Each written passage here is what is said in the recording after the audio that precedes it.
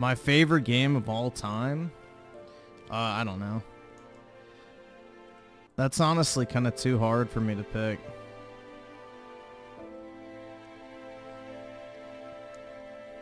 Like, this year is honestly shaping up to be a very good year for gaming, all things considered.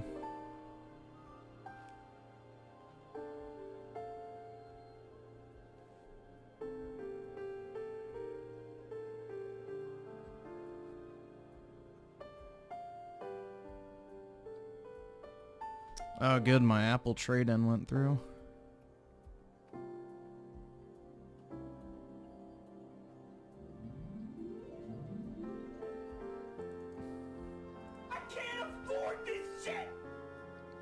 I don't know, this year's been full of pleasant surprises. That's the music if you're looking for it. I think overall it's been a pretty good year, man. Like, the Silent Hill game just came out this week. People seem to like that. The Metaphor game turned out to be one of the best games this year. And then after that is, whatever the fuck it's called. Oh, what else came out? That fucking, shit, almost another thing. Dragon Ball Z. I almost said my name for it, which would get me banned, but yeah. And then, you know, there's that other game made by the Final Fantasy dev coming out. Fantasian, or whatever the hell it's called. I think there's one other thing, too. Oh, the Dragon Quest III remake. Like, there's a lot of good stuff.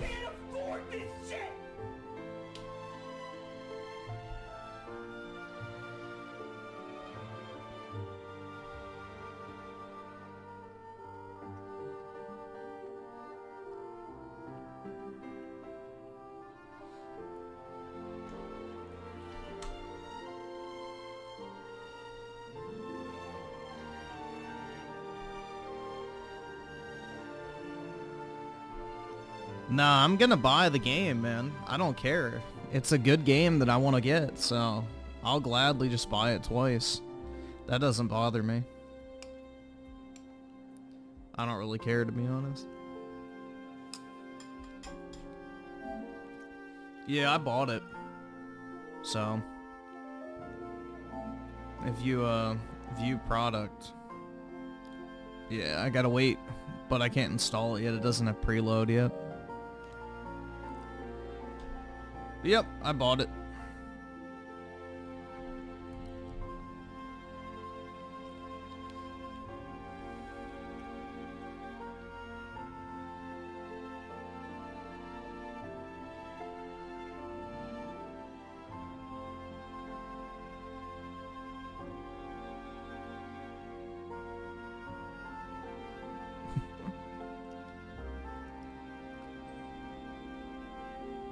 Let's see, so DJ Aftershock with the 5, let's be real, Halo Studios didn't switch to UE5 for productivity alone.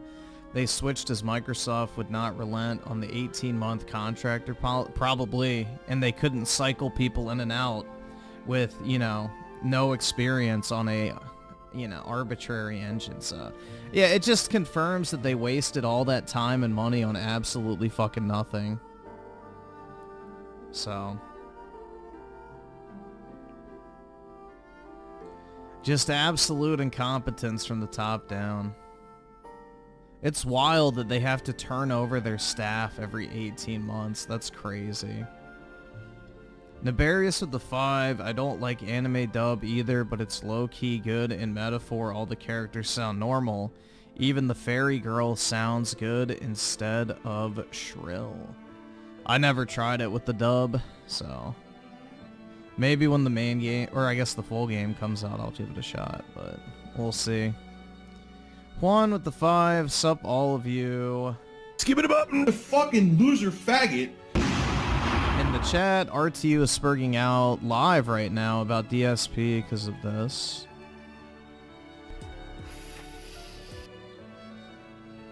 Oh, because he's talking shit about him. We can take a look later. DJ Aftershock with the 2, now every game is going to have the Unreal slot. Yeah, every game is going to have that fucking garbage photorealism sim look to it rather than having a unique art style or something along those lines. So, yeah. Modern gaming, man. Let's go. Every company is obsessed with photorealism nowadays.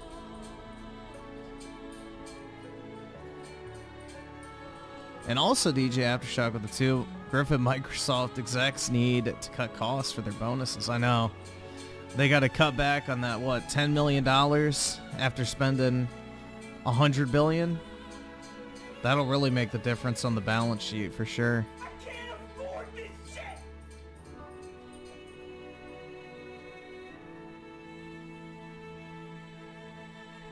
All it took was for the new Aerith Hulkenberg to come and win you. Oh, yeah, no, I don't really like that chick. She's weird looking. She's a Xeno, dude, so absolutely not. I have to purge the Xenos. All of them will die when I ascend the throne. I'll execute every single one of them. Hearing someone call Griff an Apple fanboy was so randomly a funny thing. Yeah, I'm a fanboy of everything, man. I'm a G Fuel fanboy. I'm a Final Mouse fanboy. I'm a Razer keyboard fanboy. I'm an Elgato Stream Deck fanboy. I'm a PlayStation fanboy. I'm an Advil fanboy. I'm a Samsung monitor fanboy. Like, you name it, I'm a fanboy of it, bro. Apparently. That's how it works nowadays, right?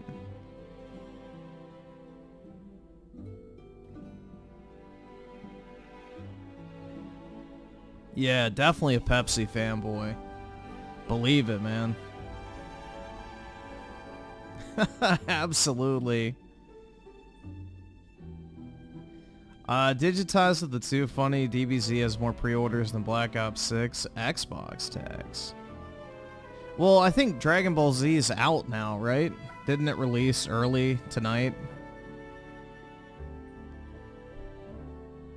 So I don't think it's technically a pre-order anymore, so that makes sense. Fucking Trump psychos, you're cheering for fascism and you don't even know it. Great job. No, I'm cheering for fascism because that's what I want. I want people like you in fucking concentration camps on your way to the fucking chambers, bro. That's exactly what I'm cheering for, dumbass.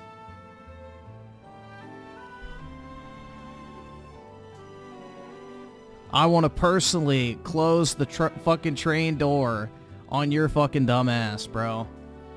Off to camp with you, boy. Good riddance.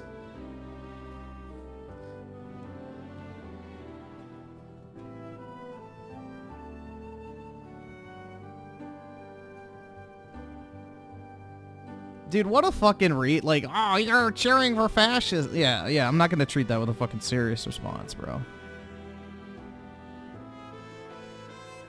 That does not warrant a genuine response.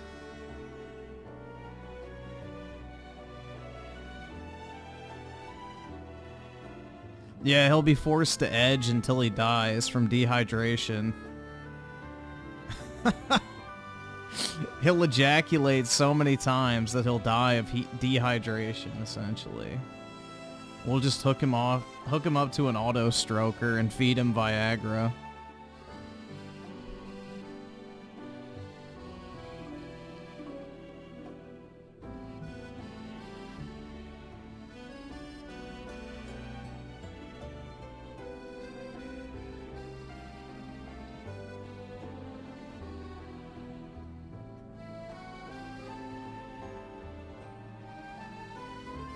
They don't even know what fascism means. Exactly. Because they're fucking retarded. You know, I guess I missed it the first time when Trump was in office, him loading up everybody onto the fucking trains and sending them to the concentration camps. But maybe this time I'll get to see it, so, you know.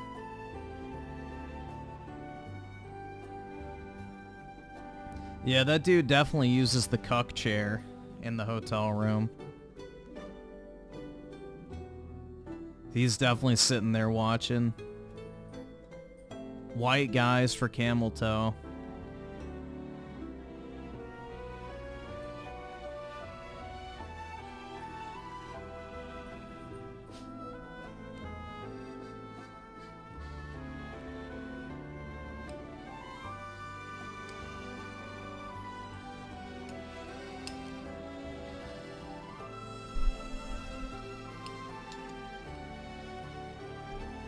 Yep, get out and fucking vote, man.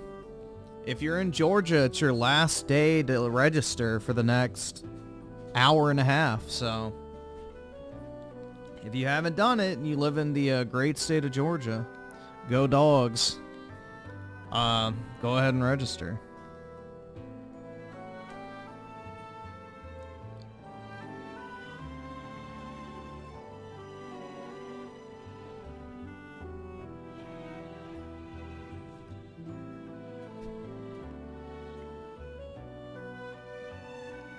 Well, that's the thing, is Canada and the UK basically are borderline fascist states now, so that's the irony. They became what they, I guess, claimed to fear. But yeah.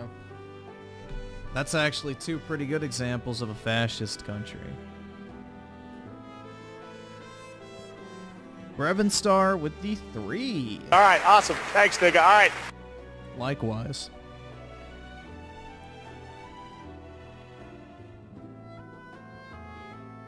I can't afford this shit! It's gonna be my first time voting. I'm gonna save our constitutional republic. Hell yeah, bro. Pretty girl on the screen? I know, the prettiest girl.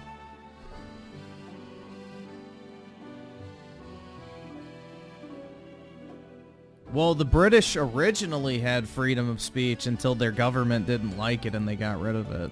They used to.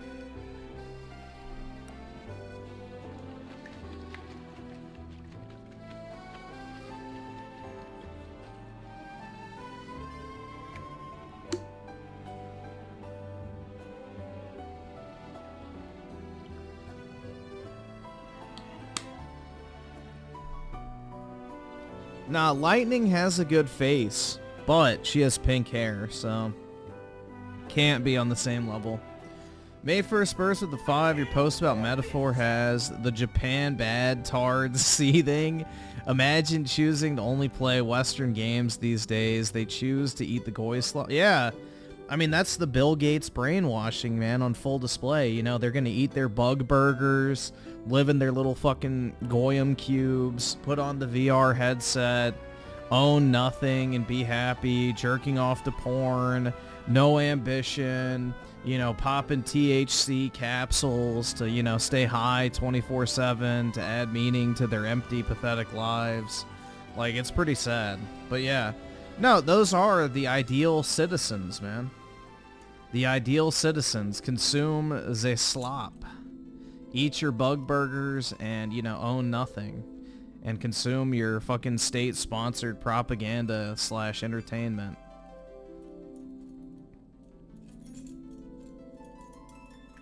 Maximum with the 2, be proud of your history unless you're white. Yeah, then you should be extra proud. Because the only reason the world is a nice place is because of you.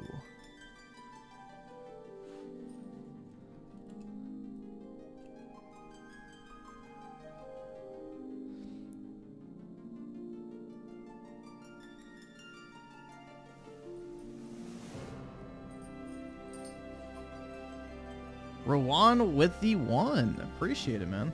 But You're broke! You're fucking poor!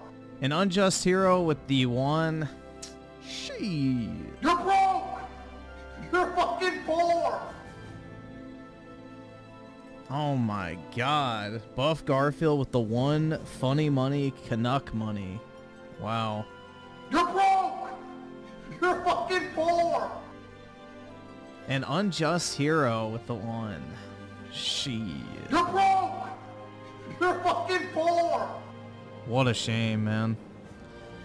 What an absolute shame. Tim Pool had this video today about a white fat chick who's upset a man just flat out dumped her to... Oh, yeah, I saw that, fatty. She was mad that he didn't waste her time. It's like, yeah, I don't know. Like, did you want him to just sit there awkwardly throughout the date and, you know, waste your entire evening? Like... At least he was upfront about it and was nice. He didn't say, "Get out of my sight, you disgusting fat hog." I don't know. Like, I'd rather somebody not waste my time. If they weren't feeling me, I'd rather them just say, like, yeah, no thanks. I'd be like, alright, whatever. Better than having to pay for a meal or sit through one that's just awkward. So, yeah, I don't see an issue with that personally.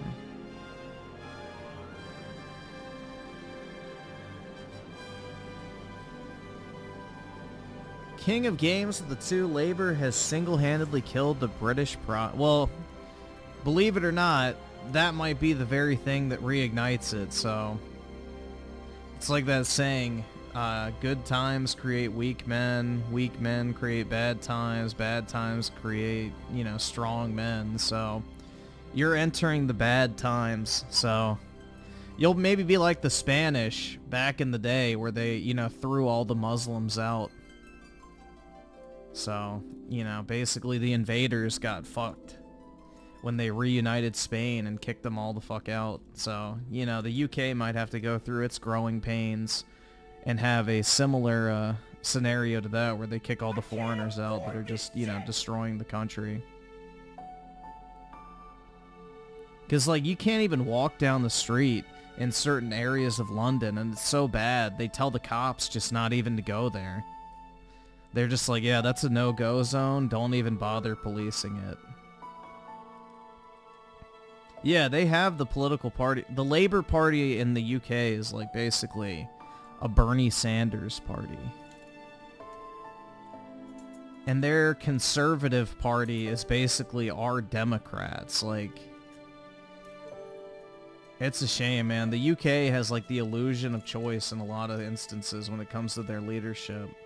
I think that I forget what the new party is called, but they have like a more right-leaning party coming up now, which is gaining popularity. So we'll see. Yeah, Reform, I think is what it's called.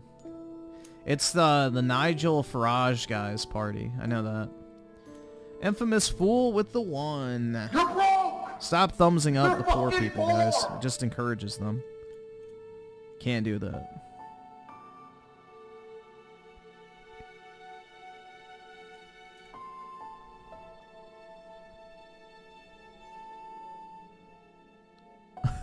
Nah, the UK is cocked. At least they don't speak German. Well, they don't really speak English either.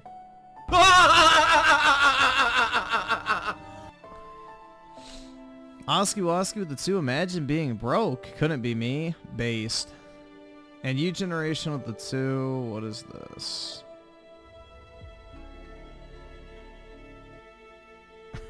Oh, fuck. Paul Walker dies in a car crash. Alright, I'll pull it up later. I can't afford this Let's see. Prince Smith with the two. Nobody killed masculinity in video game. Let me see what it is.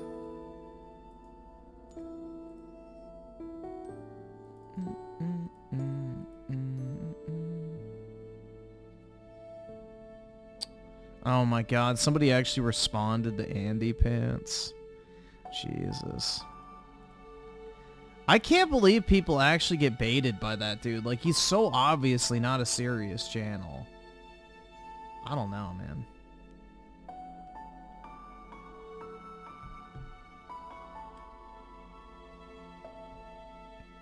Paul Walker dated a minor when he was alive? Like, what, was she 17 or something?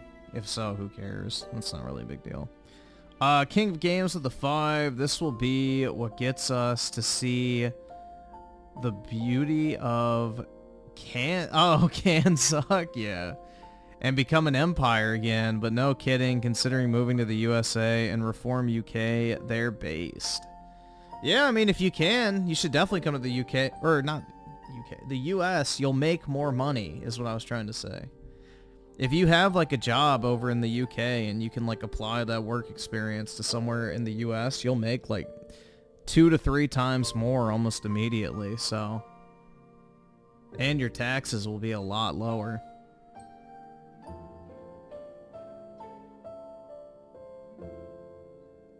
So if you have the opportunity to, I mean, you could always do that. Just please don't go to a battleground state. He should definitely go to a battleground state. Move to like North Carolina, Georgia. I mean, North Carolina's really nice. I like I would actually move to North Carolina. The Charlotte area is really cool. I like that area. I've never been to Raleigh though.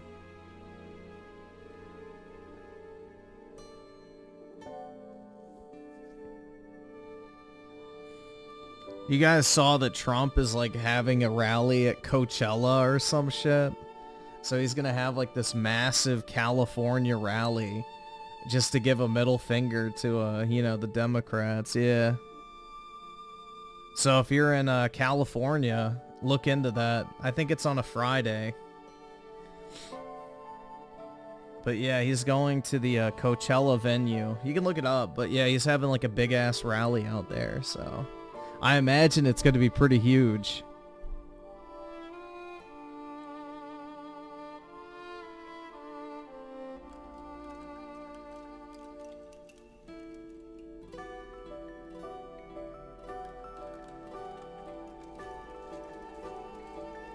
You're in California? Well, if it's close to you, man, you should maybe think about going if you can.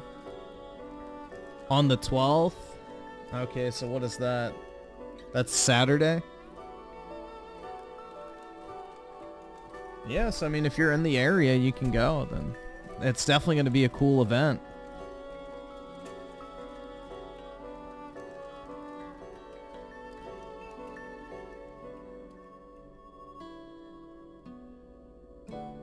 I think Elon will be there again. So.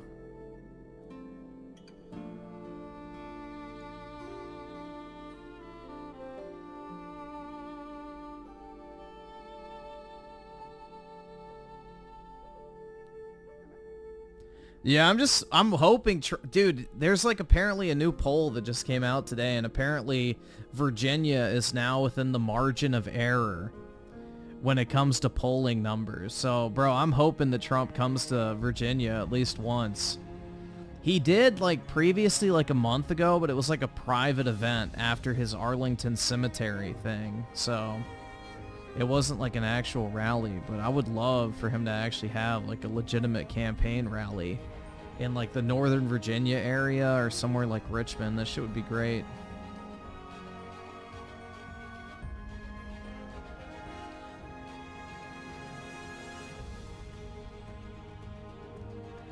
I think Virginia honestly is in play, personally. The early voting has been incredibly strong for Trump this time around, and it's like very similar to when we elected a Republican governor, so it could very well happen. But it's kind of a pipe dream, but it would be cool. Nah, Arizona's not a swing state at this point. Trump's been polling like 5 points up there, so that's pretty much, you know, checked off.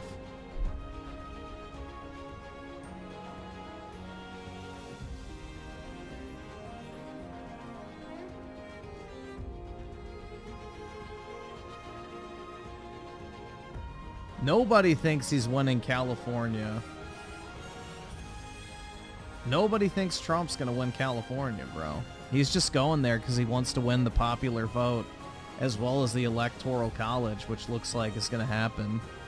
So he's just going to like rally some more, you know, popular vote type things to help down ballot Republicans in congressional districts. So that's the reason why he's going to California, is to help House members win their races.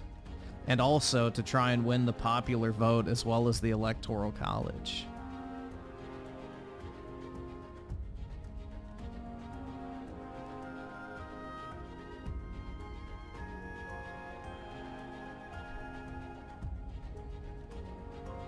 Trump will win Georgia, North Carolina, Arizona, and Pennsylvania. Nevada will be close, Michigan will be very close, and Wisconsin might go Trump. That's what it seems like at this point. And Virginia is kind of a wild card. So, That's at least what the recent pollings looked like.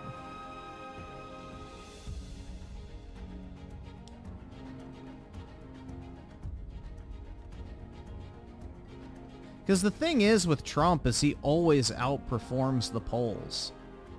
So, for whatever reason, pollsters like weight their polls like +5 Democrat, even though the Gallup poll just came out and said that that's not actually accurate.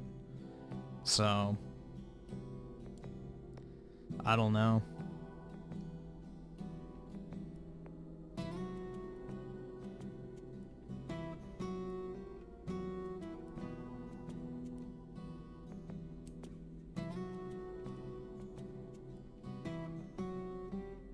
Yeah, but a midterm election's not the same thing as a presidential election. Everybody knows who's running for president. Most people don't know who the fuck's running for House or Senate. Most people can't even name their senators, so that's not really the best judge. It's more so you look at not Republican, you look at presidential election to presidential election, not congressional to congressional, but yeah. Not really the best judge. Midterms have a very different voting demographic, because most people don't vote in midterms that vote in presidential elections.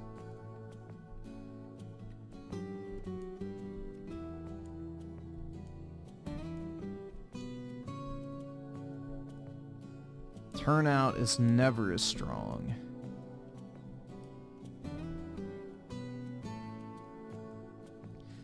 Yeah, the Republicans are fucking horrible at running for anything, man. They suck.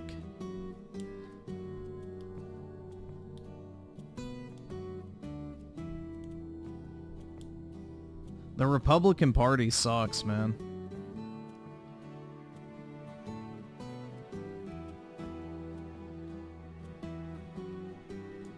Do we have any early turnout numbers? Yeah, it's shifted heavily Republican this time.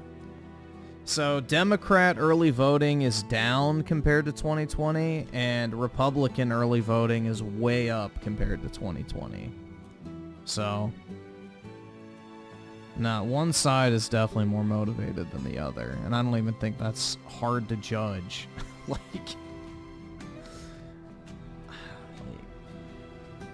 I feel like that's just kind of common sense.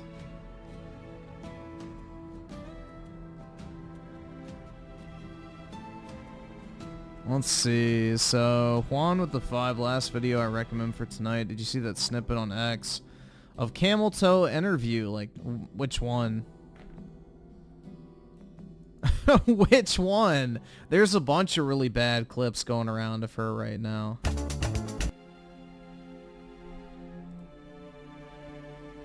Like her on the cocksucking podcast. I can't afford this shit. And then her 60 minutes interview was a disaster. They actually, like, I can't believe it, honestly, but they actually fact-checked her on shit. It was kind of crazy to see. Which, that did not go, I don't think, how they wanted it to. But yeah, that dude was, like, actually asking her questions.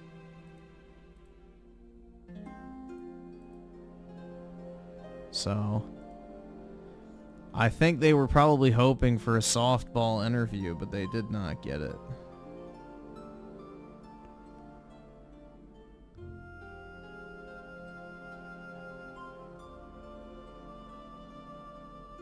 Well, it's not about Trump winning California, dude. It's about helping the congressional races in California. Because California actually elects a lot of Republican House members. Like, the previous Speaker of the House was a California Republican. So, the Republicans have a lot of seats in Congress from California. Because they have, what, like 54 seats or whatever in the House? So, you know, there's actually a lot of areas of California that are very conservative, especially in, like, the farming areas. It's just Los Angeles and San Francisco and those urban areas just drastically outweigh them. But yeah, they have like pockets of California that are very conservative. So my guess is that Trump's going there to help those people and, you know, get Republicans enthusiastic to go vote for them so that they can win those races, even if he doesn't win the state. Also, if a bunch of people vote for him in California, it would also increase his chances of winning the popular vote, which he probably just wants to do for the lulz, just to say fuck you. But yeah, that's basically all it is. He's not actually going to win California. I don't think he thinks that for a second. So, we gave Trump the House and the Senate in 2016 and nothing. Yeah, they did. They passed the tax bill. That was the biggest thing, man.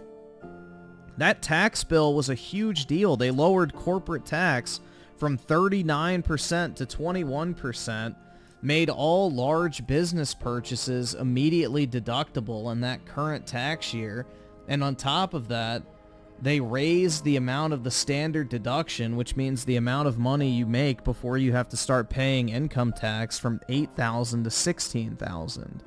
So basically, they doubled the amount of money you could make before you have to pay tax, which saves probably about, you know, $2,000 to $3,000 per person. So yeah, no, that's actually a really big deal. The problem is they had Paul Ryan in charge of the House, so he won't be there this time. And Trump now has his fucking foot on the throat of the Republican Party, so.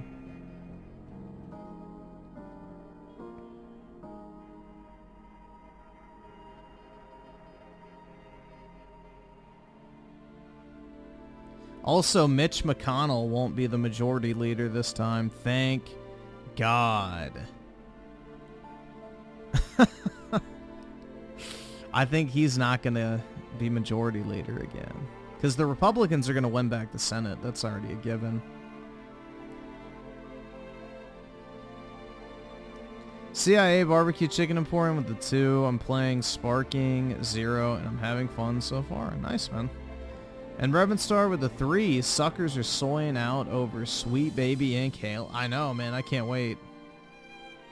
I hope we get some more gender ambiguous Spartan designs. New Jersey, I don't know. I mean, that would be like a Hail Mary play if he actually won New Jersey. I mean, it's possible, but I don't think so. It would be fucking awesome if it happened. Maximum with the 2. I'm still on my Catholic Arc chat. Nice, man.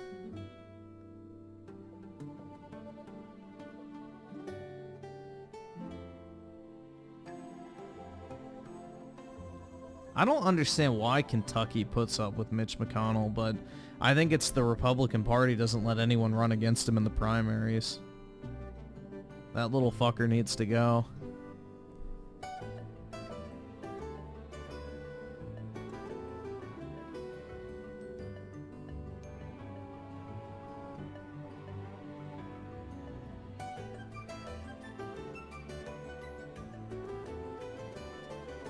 Oh, I'm very excited for Talo for a modern gaming audience, man. I'm even more excited for Indiana Jones. Hell yeah. When does it even come out? Does anyone even care about that game? I don't hear anything about Indiana Jones at all. Like, there's no excitement for it. There's no marketing for it. Like, it's literally just dead. No one talks about it at all. It's like it doesn't even exist. I haven't seen a singular post about it on social media. I haven't seen a single ad for it on Twitter, like nothing. And typically I see people talking about all the various games coming up. But I've seen nothing.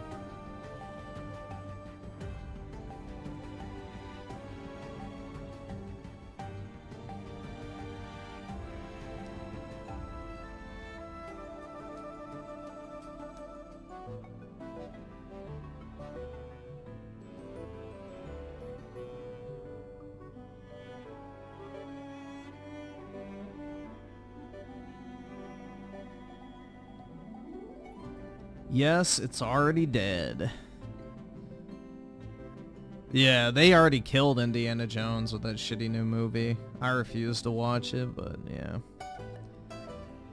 Everything Disney touches turns to shit, bro. That's how it goes. Indiana Jones is a dead franchise. Pretty much, yeah. Just wasted potential, which is, you know, the entirety of the Lucasfilms acquisition.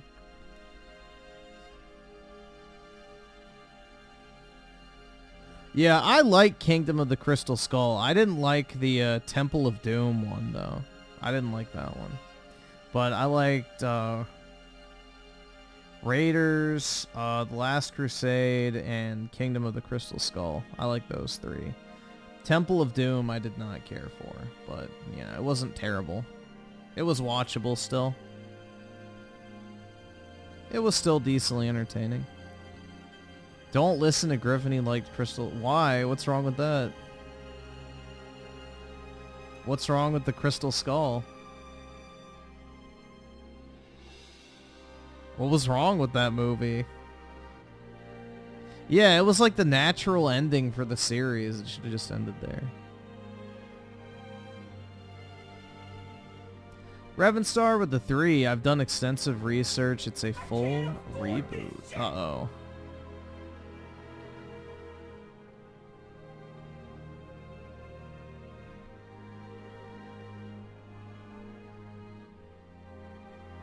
Yeah. Gee, imagine that. Yeah, they're gonna Disneyfy Halo, essentially. That's what's gonna happen. They're gonna turn it into fucking Master Queef, and Cortana is gonna be a Spartan. Who knows? The future is female. Shia LaBeouf... I liked Shia LaBeouf in that movie. I don't know, dude. I have always liked Shia LaBeouf. I like his fucking crackhead energy he brings to roles. He's entertaining. I like Shia LaBeouf's crackhead energy, personally. I love wasted time at Why I Play Games. I liked him in the movie Disturbed. I never saw that. Oh yeah, dude, the Transformers movies fucking suck after they got rid of Shia LaBeouf. Mark Wahlberg is not the right fit for that type of movie. I mean, his daughter, if I remember correct, well, not really his daughter, but, you know, his character's daughter, if I remember correctly, was pretty hot at least. Prince Smith with the 2. Get this fucker. Spectacular Umbria. Alright, but only for a minute.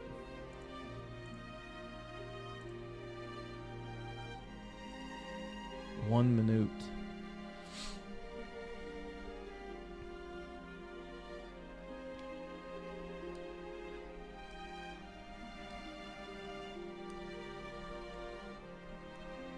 Search that up. For real? What? The chick? Let's see. Transformers 4 girl.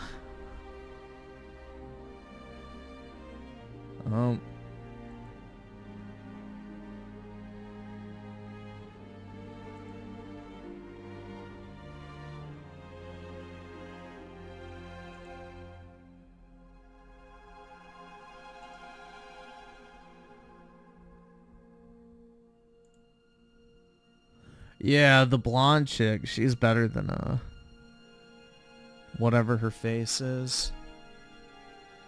Megan Fox for sure. Oh fuck, dude, the stream dude, I fucking hate this shit. It's just this tab too, so it's definitely YouTube fucking up. Pop out.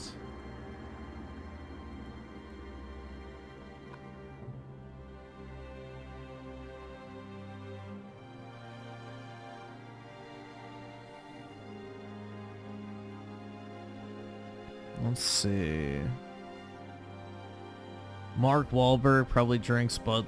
From my understanding, Mark Wahlberg's pretty based. It's just he has to keep it under wraps in order to, you know, maintain connections in Hollywood.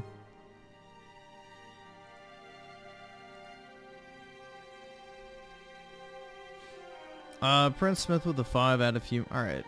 Yeah, I can.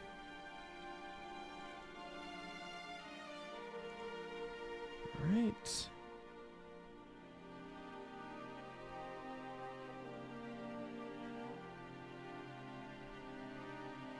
Ugly ass screensaver. Yo, watch your whore mouth.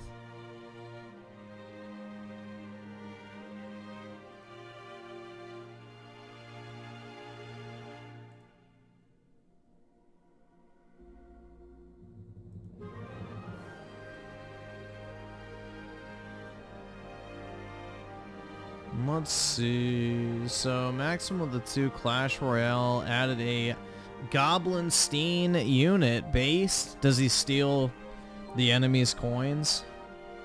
Oops. May 1st burst with the 10. Women writers ruined the Master Chief. And many other things too. The Chief is a self-insert that represents duty, honor, and masculine competence. The whole point of the Chief is that he's quiet and doesn't show his emotions. Nah, dude, he's got to be torn up about his holographic girlfriend dumping him. That's what gamers really want. Is a man who's upset about his holographic girlfriend ditching him to go on a genocidal rampage. I can't afford this shit! I can't afford this shit! Tim Marco the 7, bruh, another stronger hurricane about to hit Florida. What is happening?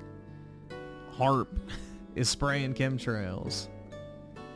Possibly. But the good thing is it's supposed to hit Florida, which Florida is very good at weathering the storms. No pun intended. But yeah, DeSantis is on top of that type of shit, so I don't think it'll be as catastrophic as North Carolina, because that hits so far inland that they're not used to hurricanes. And also the mudslides are what did the most damage, not the actual hurricane. It was the mudslides, so.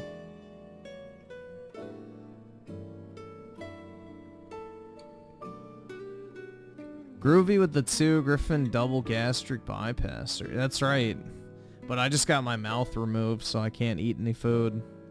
Because they already cut my stomach out, but that didn't stop me. I kept ordering 18 McDoubles every time I drove past a McDonald's.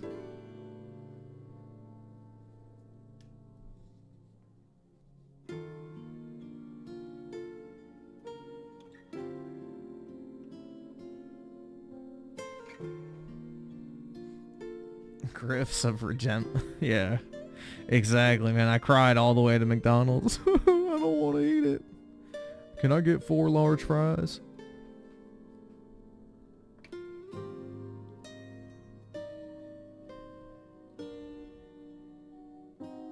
Jesus Christ, dude. What a fucking miserable human being. Ron DeSantis' presidency would be insane. Yeah, he really made a mistake trying to run against Trump in the primaries. That was stupid. He should have never done that. All the Republicans that tried to do that shit were fucking dumb. Like, they just embarrassed themselves. Like, everybody knew Trump was going to be the nominee. So, what a bunch of ass clowns, if you ask me.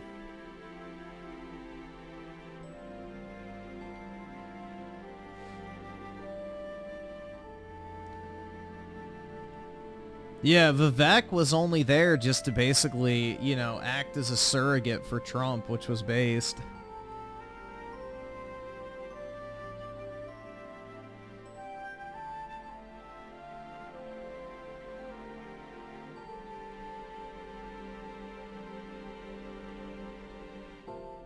Griffin the type of guy to secretly want a goth Dami mommy? Nah, take away the goth part, and then you're right.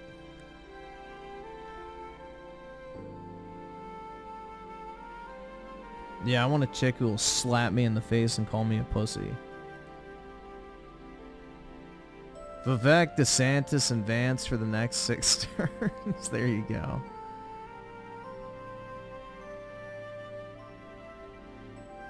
Yeah, I think a Vance-Vivek ticket would be fucking goated, personally. I think that would be a great combo. But we'll see. We'll see what happens. They would be a good team.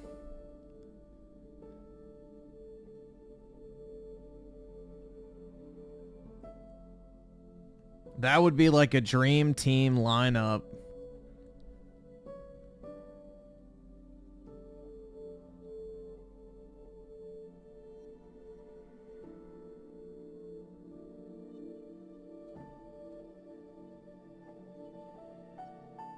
You think Vivek would want to be VP to Vance? If he gave him actual responsibilities and duties, then yeah, definitely.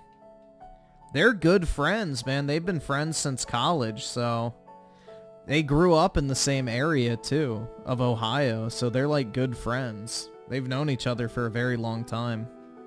So my guess is that if they did run together, it wouldn't just be like the vice president that just sits there in the cuck chair, like Biden did to Camel Toe, with everything except the border, essentially.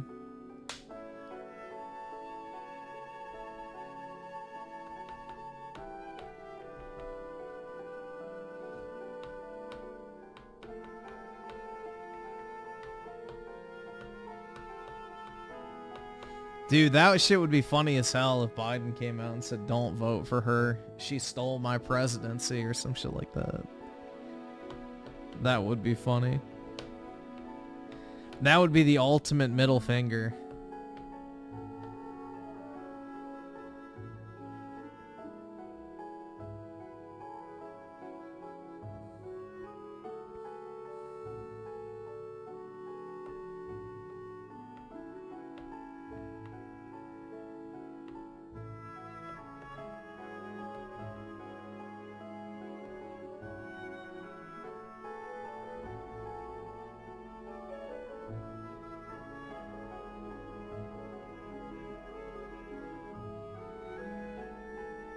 Prince Smith with the 2. Andy Pants likes to bait, but he was on target in his last... Yeah, for the most part, I would say so. He just over-embellishes everything, so... To like a comical degree, which is why I don't think he's 100% serious. He's definitely hamming it up for the content.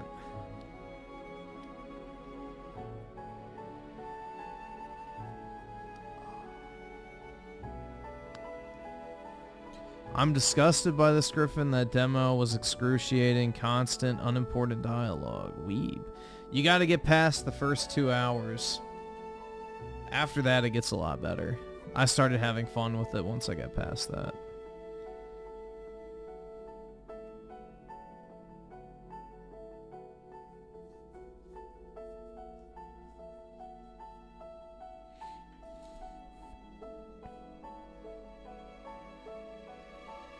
I'm disgusted by this... Oh, wait, no, I read that. We're good.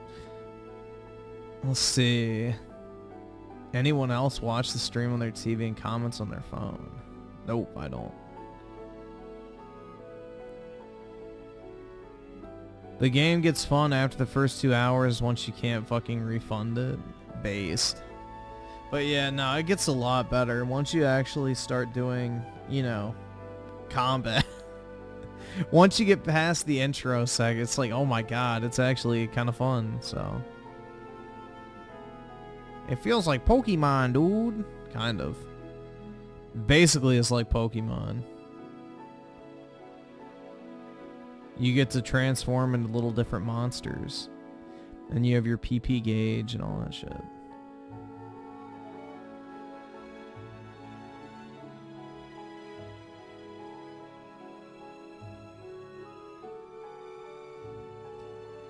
No, I have way more storage, so I have a... See, I have an SSD, so I'm good. I got plenty of storage, man. We good. I guess I could clear some of it off, though.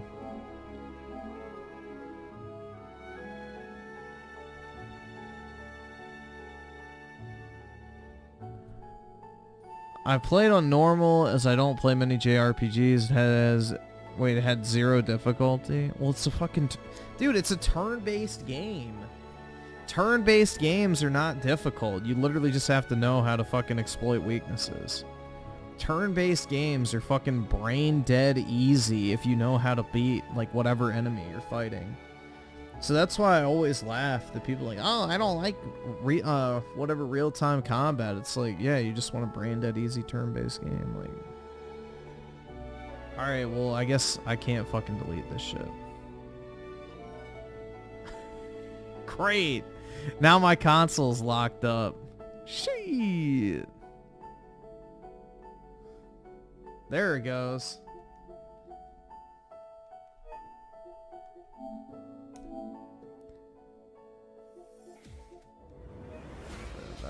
2. I got a bunch of stuff I need to get rid of. I don't really like to have a bunch of stuff on my console. I don't really have that much else. Alright, that's fine. Those are okay. I don't know what game to play, honestly. I kind of... Dude, the thing is like the demo ends right at a good part of the story. And they just kind of like fucking leave you blue-balled. So I have to wait. I don't know.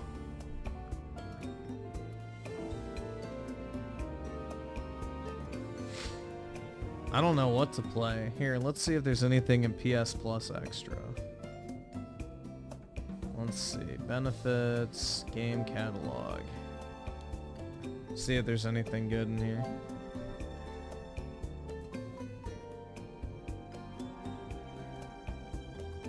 I don't want to spend $70 on Silent Hill, man. I'm not a big... Like, if it was like 30 or 40 bucks, maybe, just to stream it, but... I don't really want to spend $70 on a game that I'm most likely not even going to enjoy.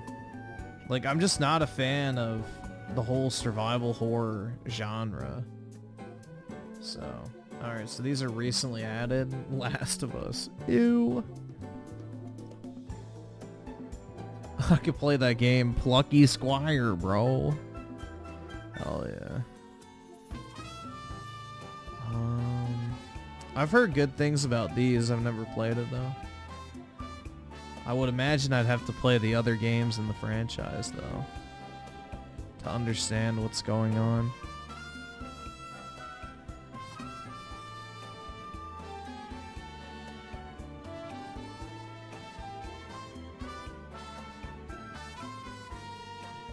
Let's see. Oh, this shit, I remember that.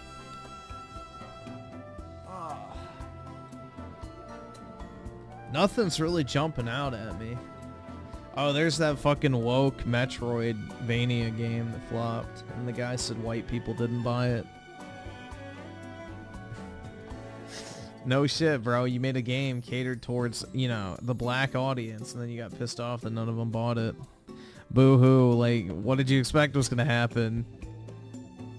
What is this? Miasma Chronicle? Is this Soul Slop? I don't even know what the fuck that is. I don't want to try it.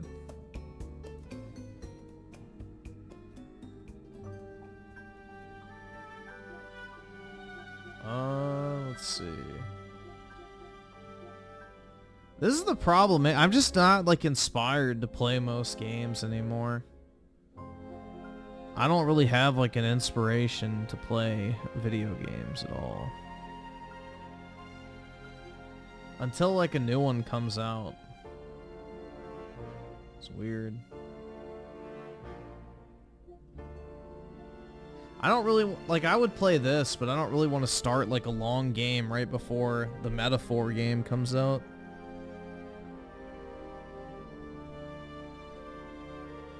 I don't really want to start like another long JRPG right before I'm about to start a long JRPG. Actually, several long JRPGs, because there's a bunch of them coming out. Yeah, dude, that's the thing, is like, that's why now I just like play games and I just like zoom through them, because most side shit feels like a chore. Like, as soon as a game starts feeling like a chore, I just fucking rush through it and just do the fun stuff.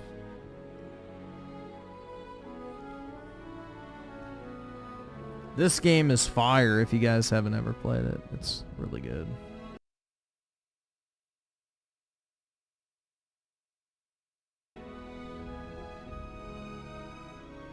Oh, this game was pretty good back in the day. Eldest Souls. Could have just called it Elder Souls. Or Elden Souls. There you go.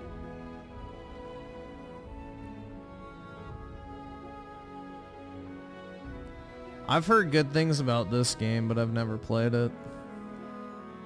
What else?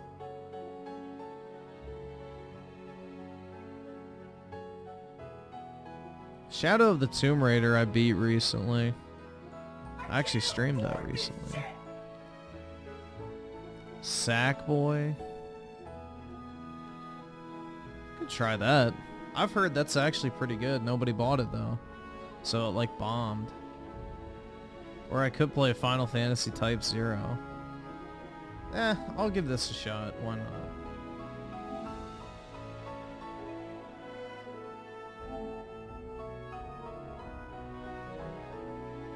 Oh, it's 67 gigs. Shit. Alright, well that's gonna take a while. See what else is in here. We'll just keep looking while we wait. Sackboy is a better mascot than Astrobot. That's what I heard. Like, I saw people on Twitter saying that Sackboy is actually a better platformer than Astrobot. It's just nobody played it. So it was like super under the radar. Because it came out at the very beginning of the, you know, PS5 generation.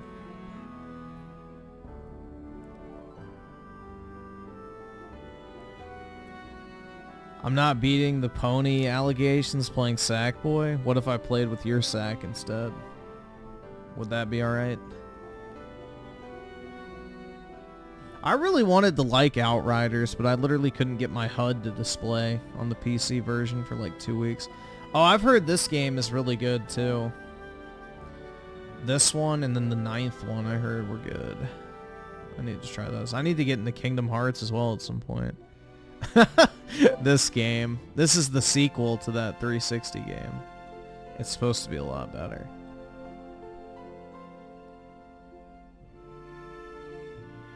Oni Chambara.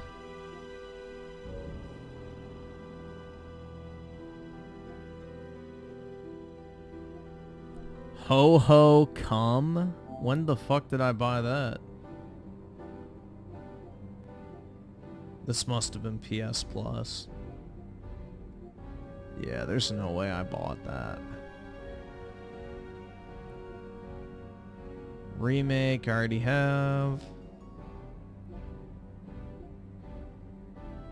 Ghost of Sush, I purchased? Yeah, I don't.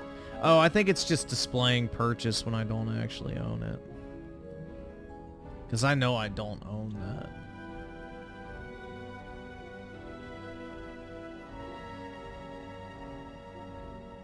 Tetris Effect I heard is good, but that's not really a good game to stream.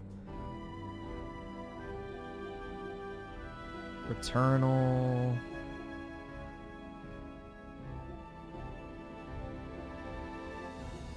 That's supposed to be good. I mean, this is a pretty good library of stuff, I'm not gonna lie. Knack is a banger. Knack 1 and 2 are really good. I never really played this. Deathwing. I heard it was kind of bad. I never played this. It's kind of like Vermintide from what I heard, but it's like way slower paced. So I never played it.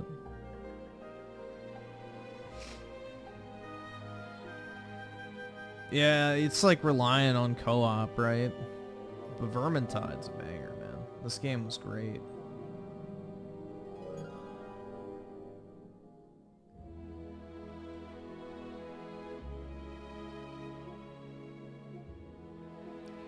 Yeah, there's more stuff in here I would play than Game Pass, personally.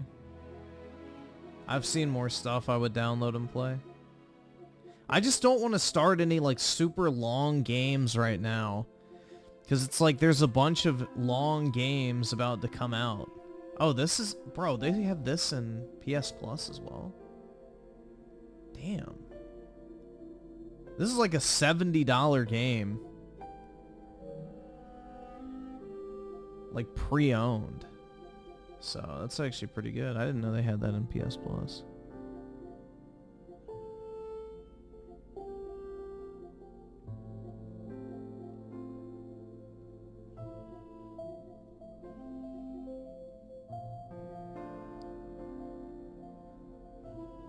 More Japan slop? Yeah, there's some Japan slop.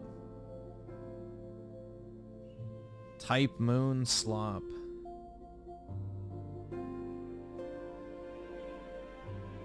Every single one of their female characters has one of 3 faces. It's funny.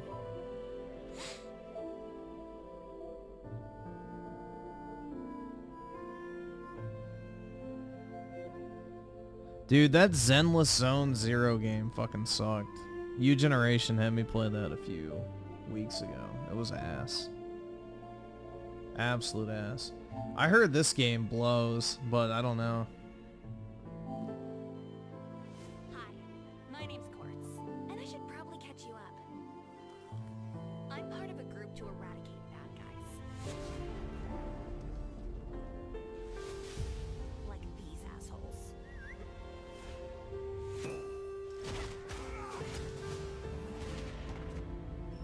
I think this is a Korean game. Yeah, I heard this game's terrible. Bungie. Dr. Aso, he's our mad genius.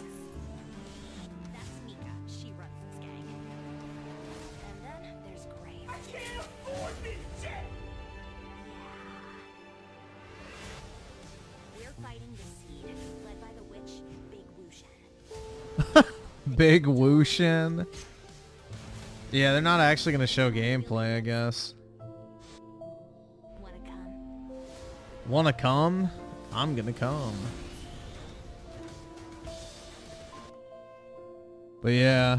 I can't afford this shit! I heard this game's like really bad.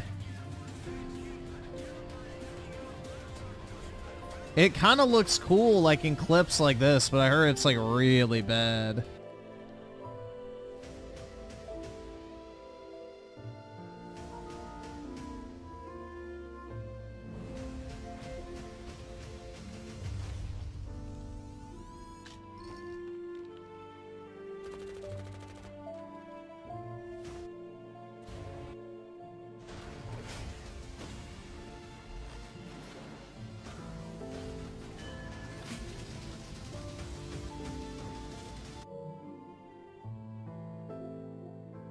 Yeah, 3.4 out of 5, which is very low for a game on PS Plus. Nobunaga's Ambition. I wonder if Yakubian samurais are in this.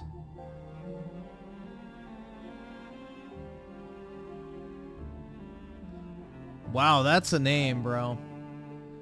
Mobile Suit Gundam Extreme versus Maxi Boost on.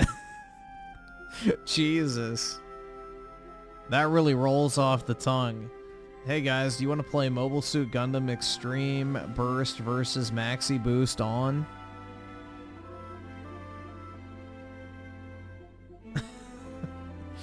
Be like, yo, get that Gundam game on PS4. Which one? Hold on, let me get the title real quick. Mobile Suit Gundam Extreme versus Maxi Boost on. Jeez. The Japanese always have such weird names for their games a lot of times.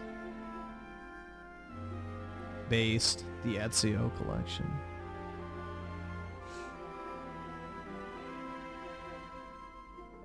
Good games. Bro, Sword Art Online! I should play that, dude. So I can play as my favorite character, Kirito.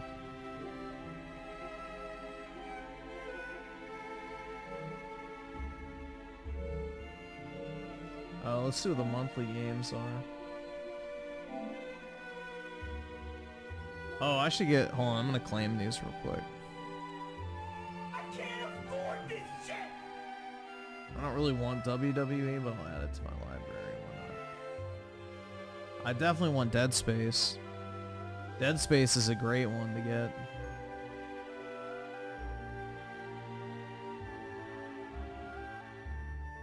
So, that's a dub, man.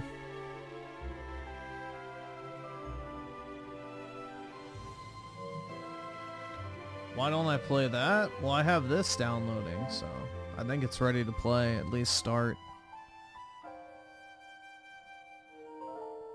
Doki Doki Tranny Club? Hell yeah, dude. Lift up their skirt and find the surprise inside.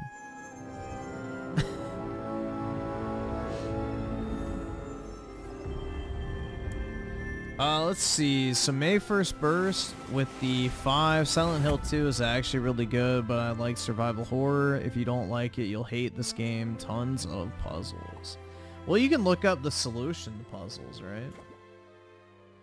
So, It wouldn't be that bad. I just don't like the gameplay of survival horror because it's like intentionally clunky half the time.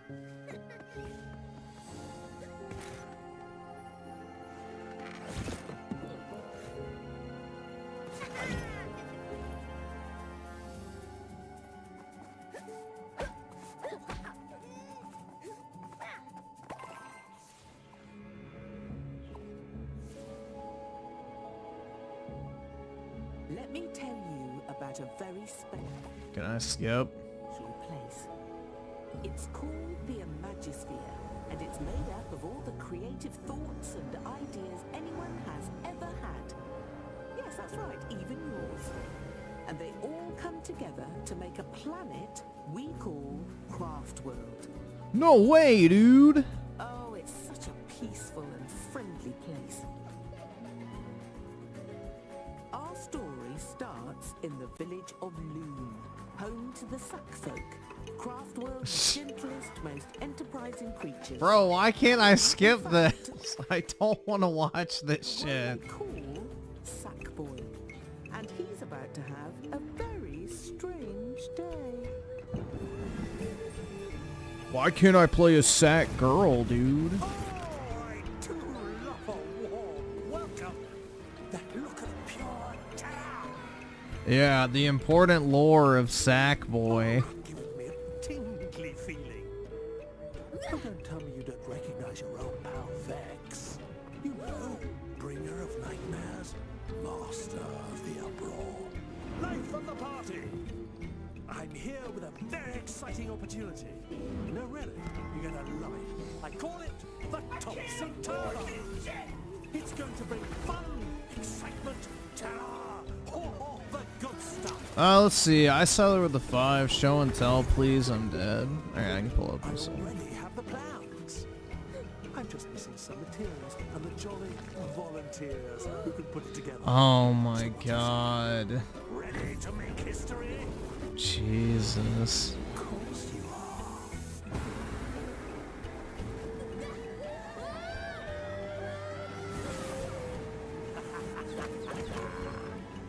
Yeah, that's some massive bot coat. Hold on.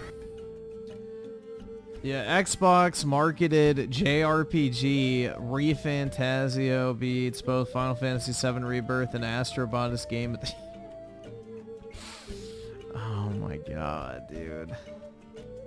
How many copies do you think it'll sell on Xbox? 3,000? Oh wait, it's in Goy Pass. It won't sell any. But yeah. There's only like 20 something reviews for this. So it'll probably come down a little bit is my guess.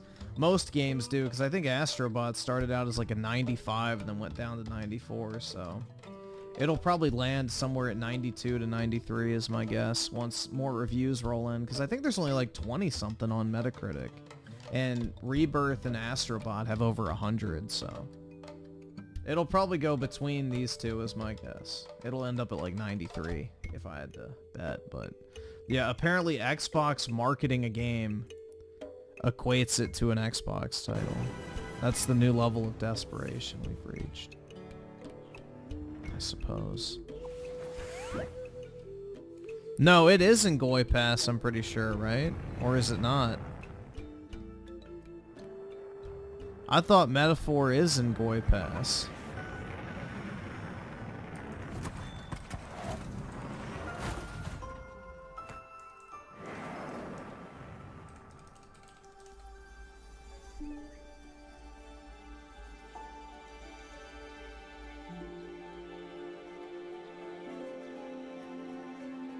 Oh, it was incorrectly said. Oh, interesting. Because I've seen that all day today, people bragging about it coming to Game Pass. Interesting. Very interesting, man. I guess Pedo Sona 3 didn't really move the needle for him.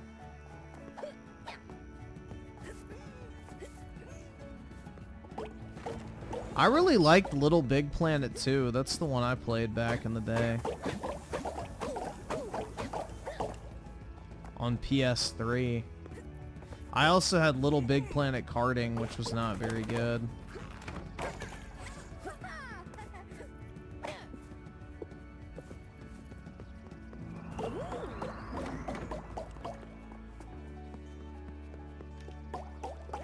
But I bought it mainly for my PS Vita.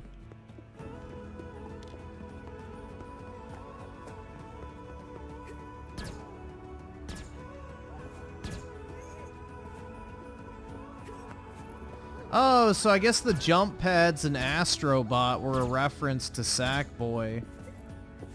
Interesting. Because it's kind of a similar icon.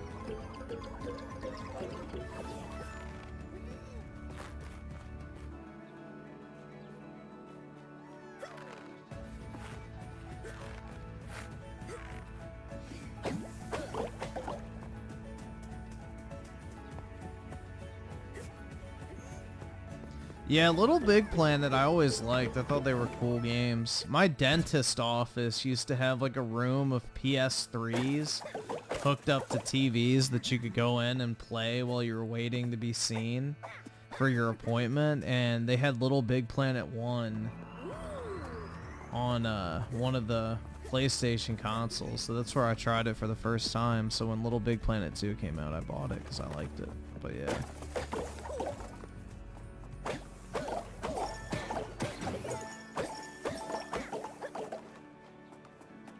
That was my introduction to the series. Base dentist office? Yeah.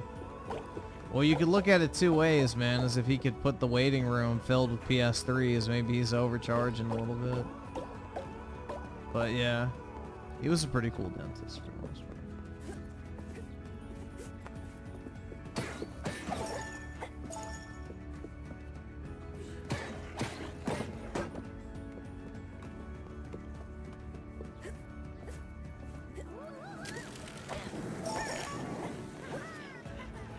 Oh yeah, dude, a new Fortnite emote.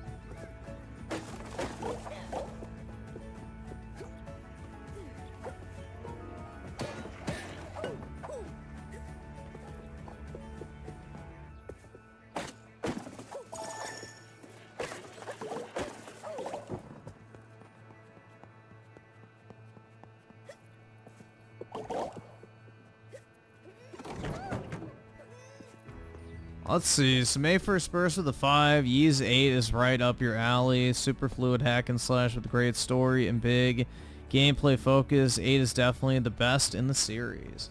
Yeah, I heard 8 is like the best, and then 9 is a better combat experience though, but 8 is better overall.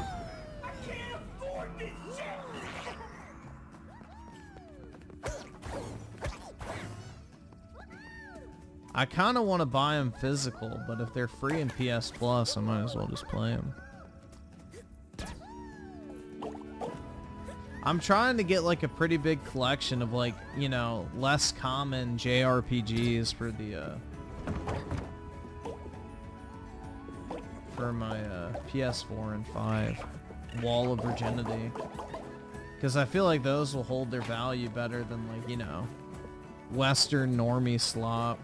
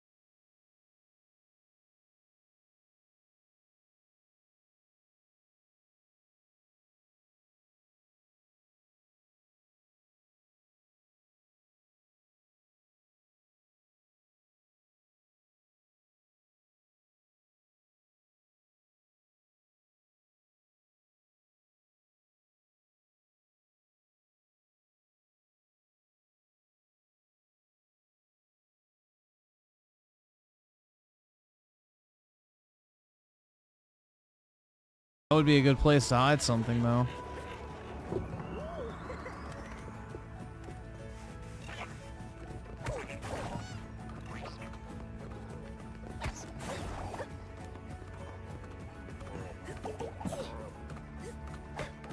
Oh, what was the button to hold on? Okay, R2. That's it. Yeah, I remember grabbing on the sponges in the previous games.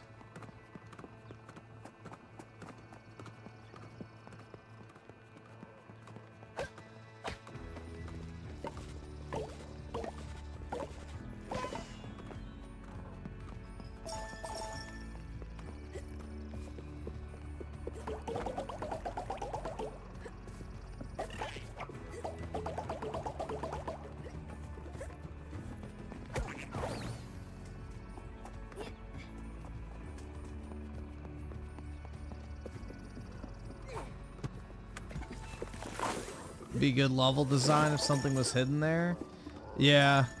I love game devs that hide stuff in like places like that because it's like they reward exploration, which I like personally.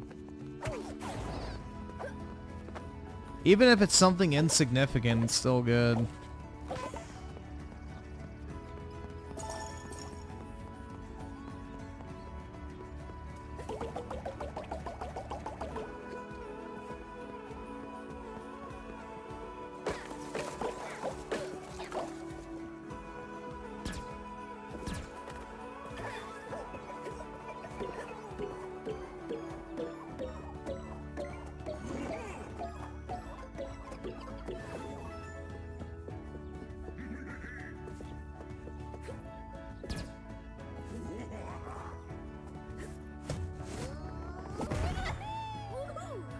Whoa, dude.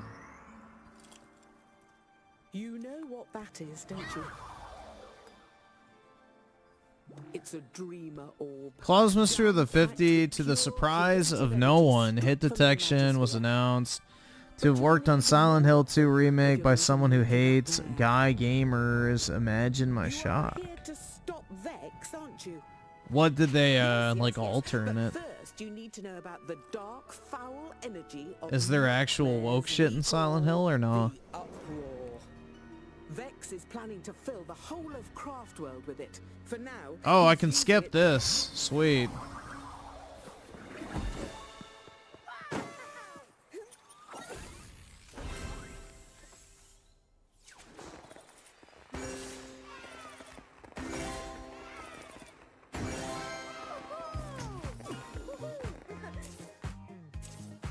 Hell yeah, dude.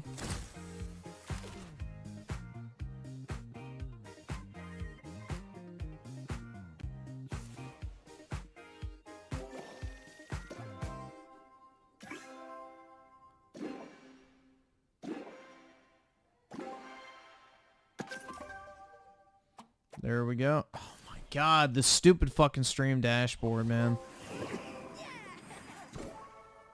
I got a trophy. No way, dude. Oh my god, I'm gonna fucking cream.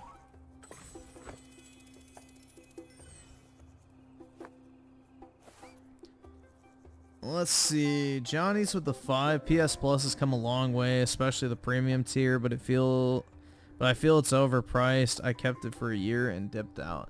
Yeah, I think Extra is very fairly priced. It's like $10 a month and you get a pretty decent catalog. I think it's well worth the extra $5 a month, personally. So I did that one. So I guess this one now. Yeah.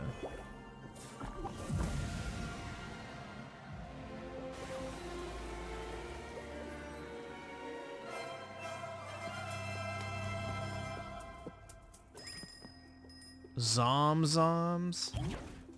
Hello, I am Zum Zum. Go away.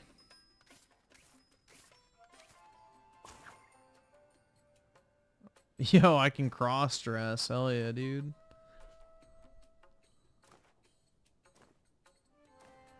I could be British.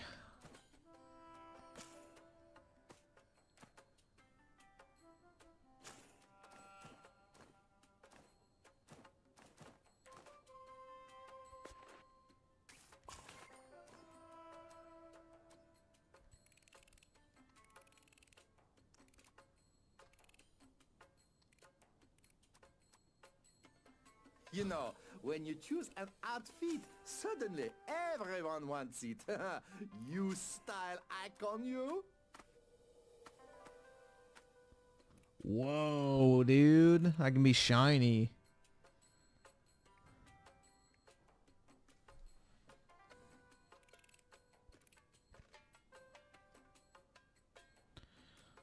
They made the puzzles more for babies. That sounds good.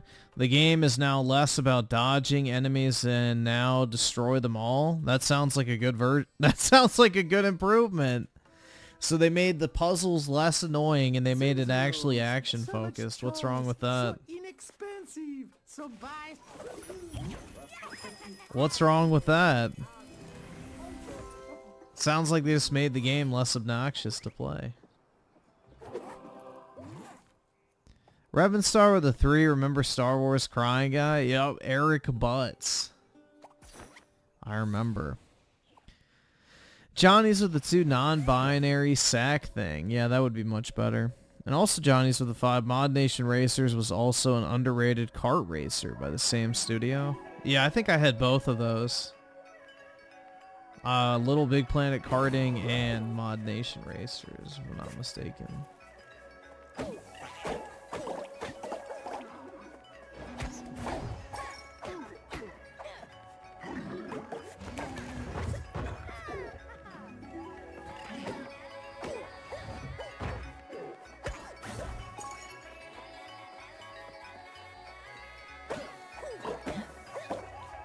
Yeah, the soundtrack fucking sucks on this level, dude.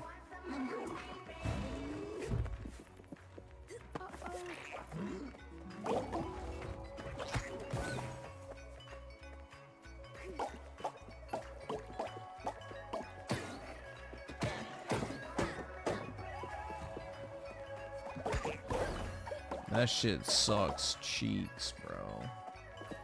Alright. So I don't think I can... Oh no, I didn't miss it. There we go. Oh, I'm still missing. Oh, fuck off. Really? It fell. Some of the Astrobot levels have a very annoying soundtrack too, so it's not...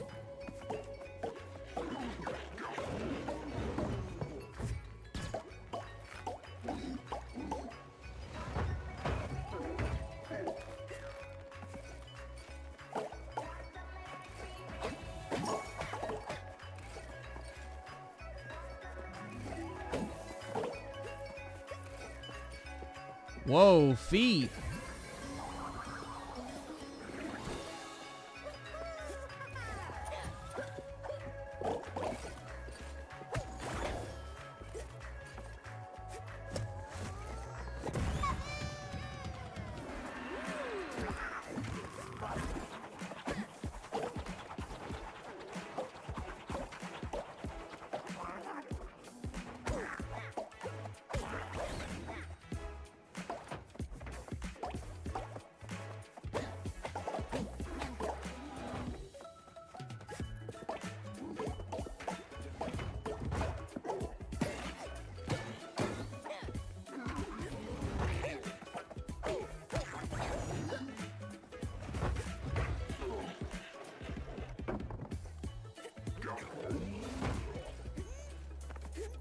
Oh shit, I almost didn't make that jump.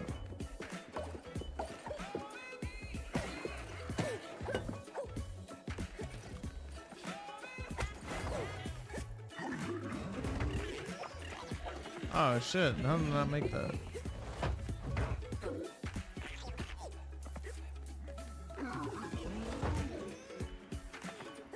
Alright.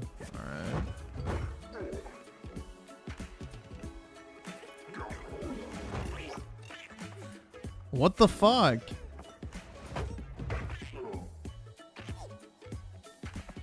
I'm assuming that's what you're supposed to do. There we go. Shit. I just guess I didn't get the timing right.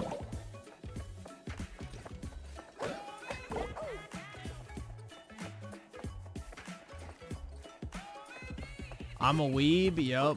I am, man. Apparently.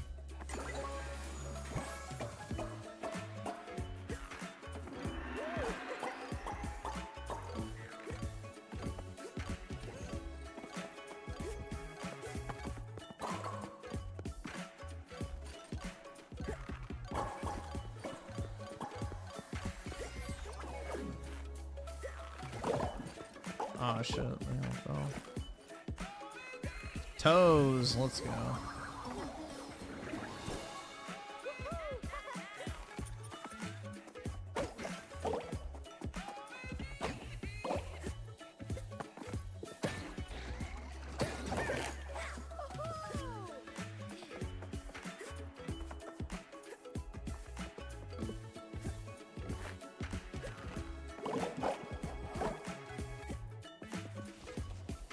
Alright.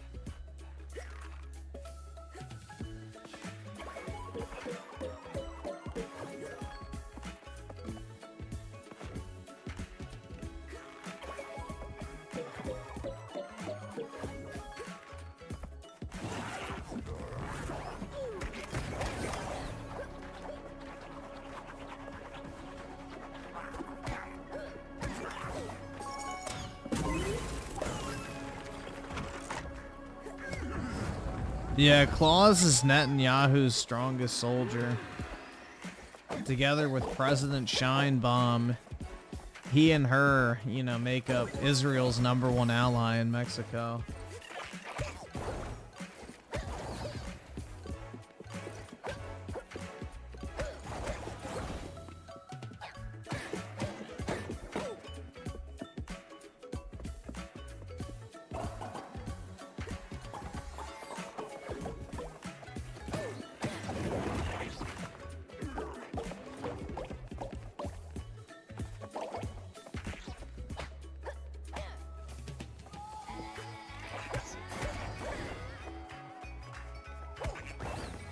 Hell yeah, dude. Feet. Oh, I guess I missed one at the very beginning. Oh well.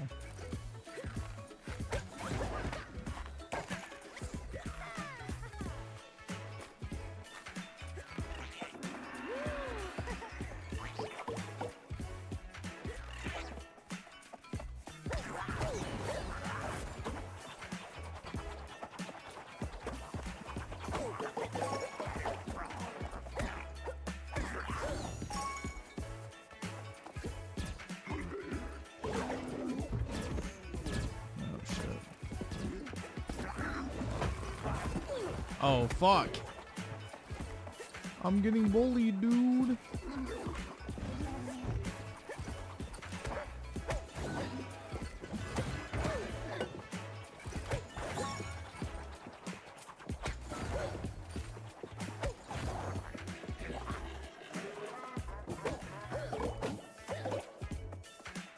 Can you even die in this game?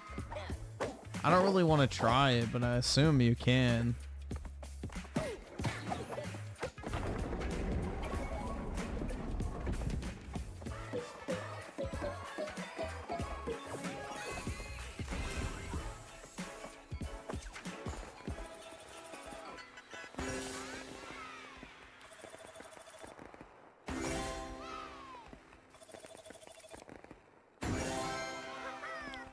Whoa, dude. Chat's extra toxic tonight? That's right, man. They've got teenage angst.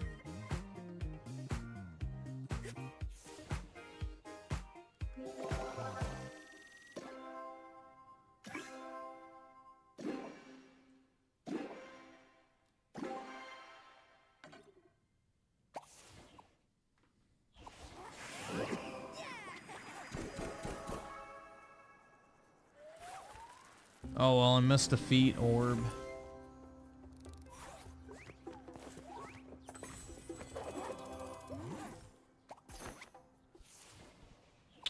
Prince Smith with a 2, time clause, alright.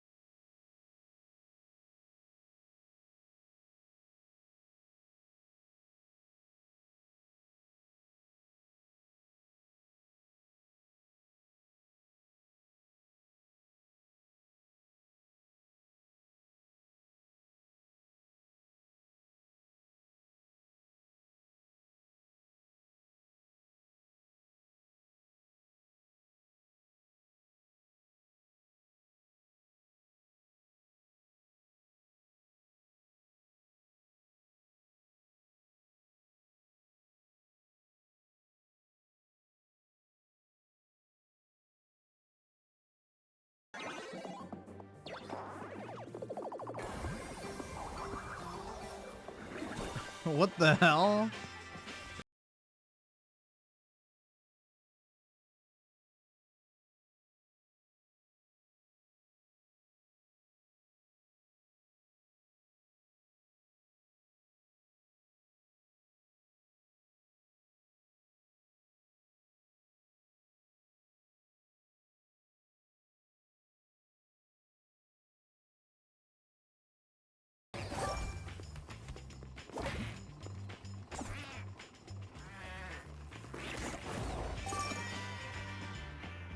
What? Well, I guess that answers my question if you can die. I don't really know what the fuck happened, but there I go.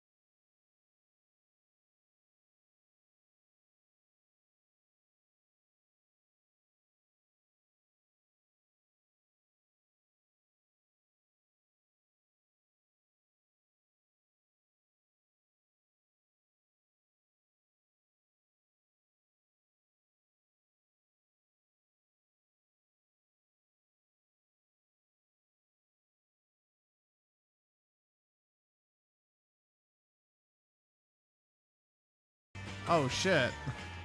Fuck. I let go too early.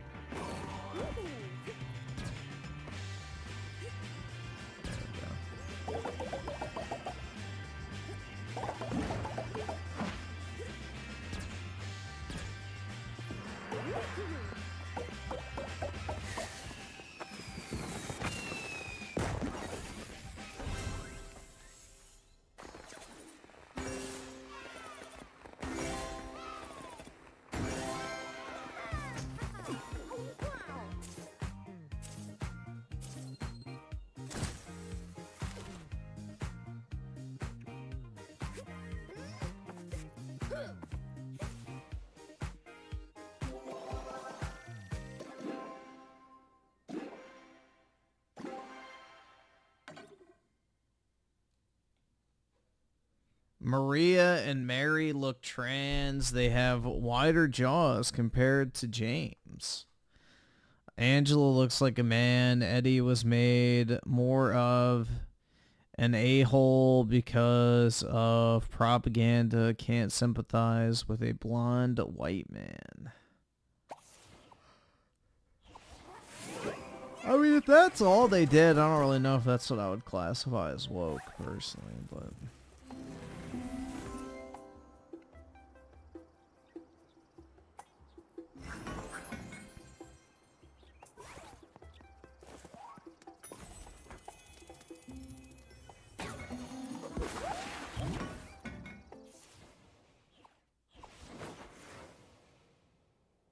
Get ready for a cornucopia of collectibles! Oy vey.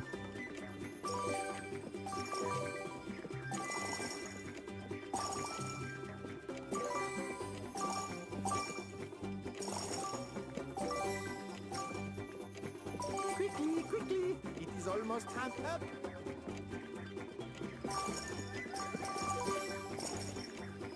Time is almost gone!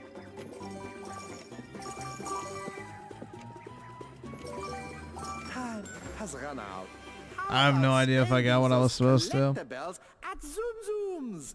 You deserve a treat, and I deserve to be paid.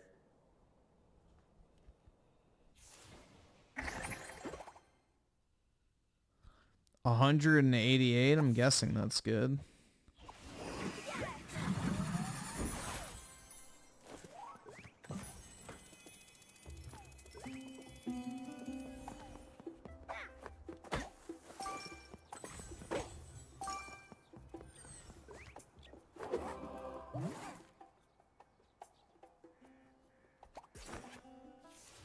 See, Isaac with the 2, what do I think of the new Halo Studios game? I don't really have any thoughts on it because it's literally just the exact same studio, just a brand new engine and logo. That's it. So until they actually have a game out, I don't really have any thoughts, to be completely honest. Gaming.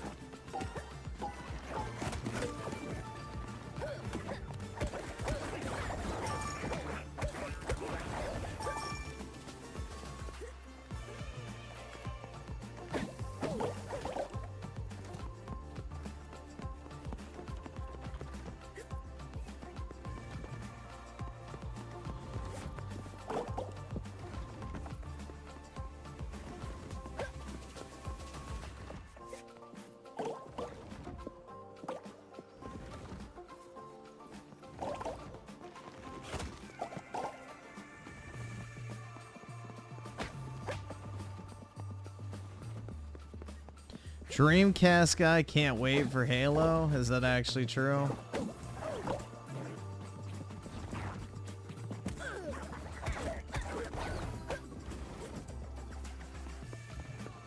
I didn't think Dreamy was a fan of Halo.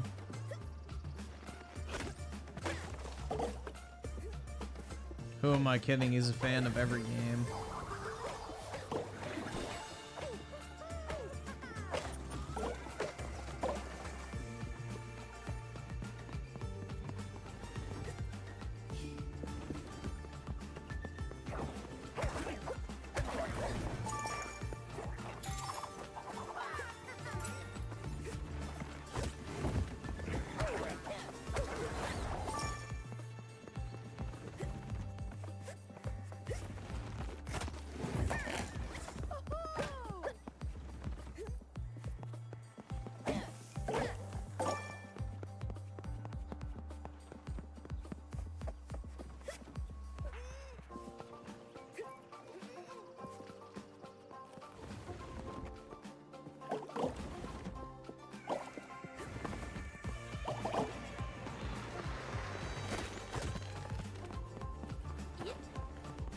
The heck?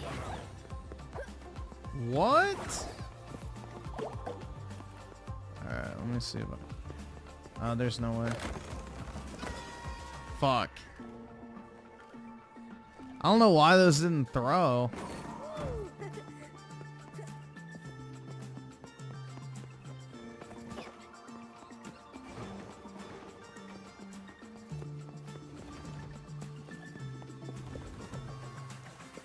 Oh, it stays open.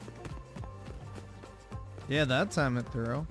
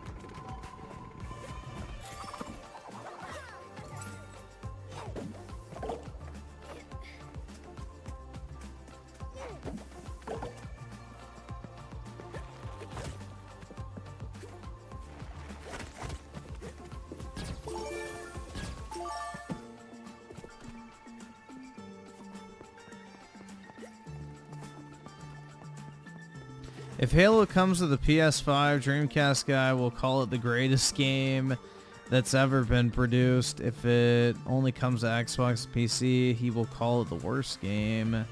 So, I don't know. Because he was chilling for Starfield, so we'll have to wait and see.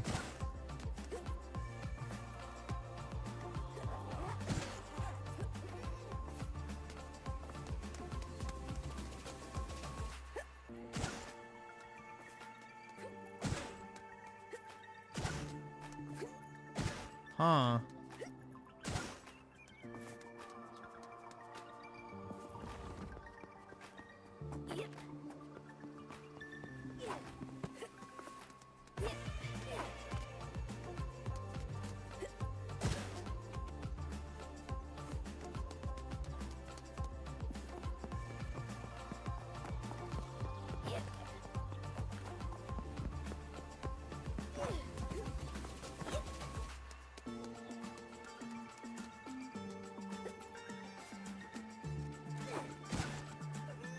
Yep, I was right.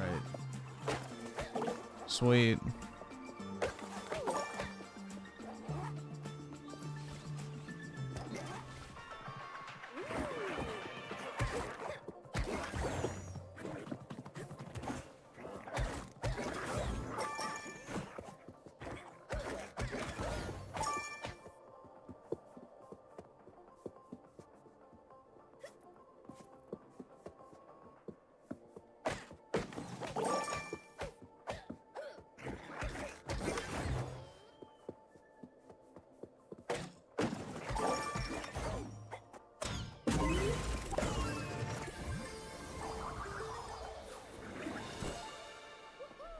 Yeah, I missed the first one again.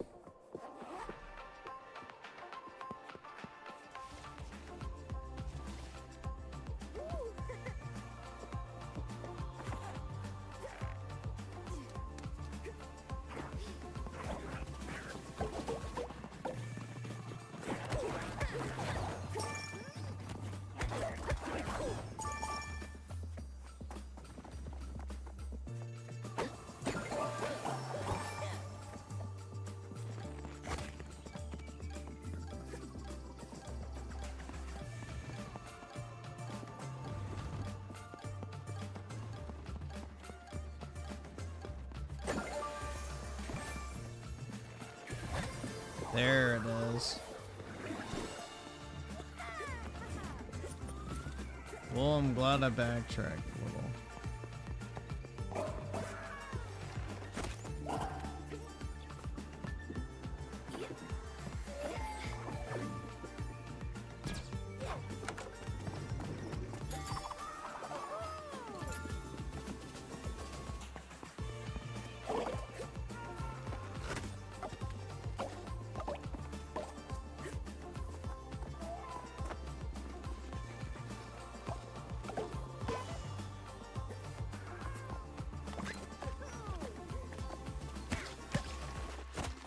What the hell?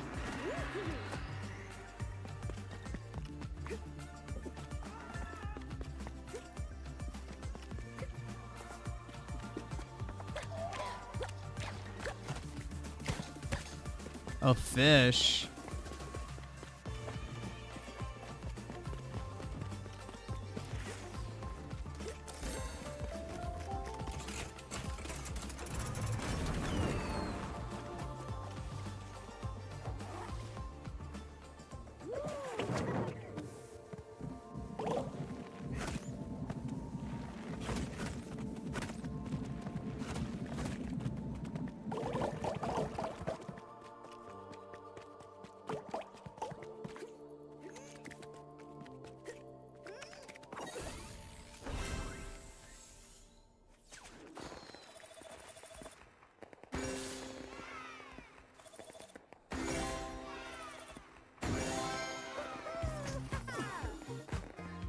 That's how camel toe smells? Probably. The fish isn't on my back. What the fuck?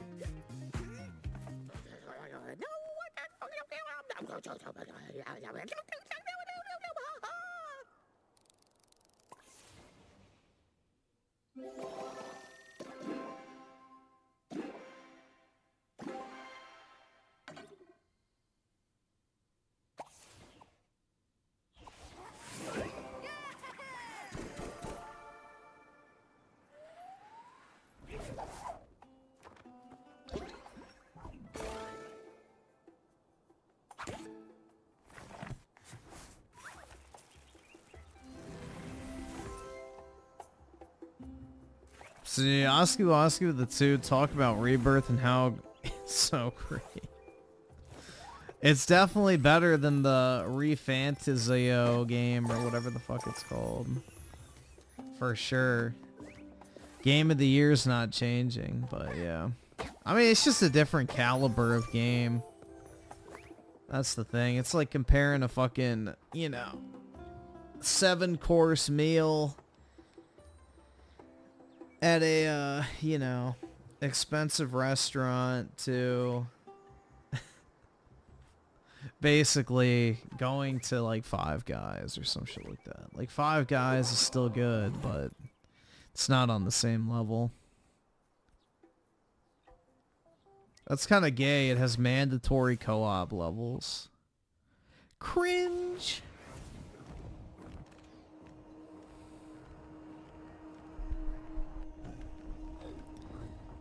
Oh my god,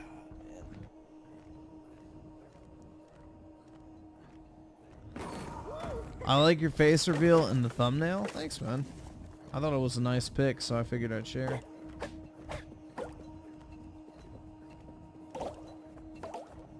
You know, for a modern gaming audience is what I live for.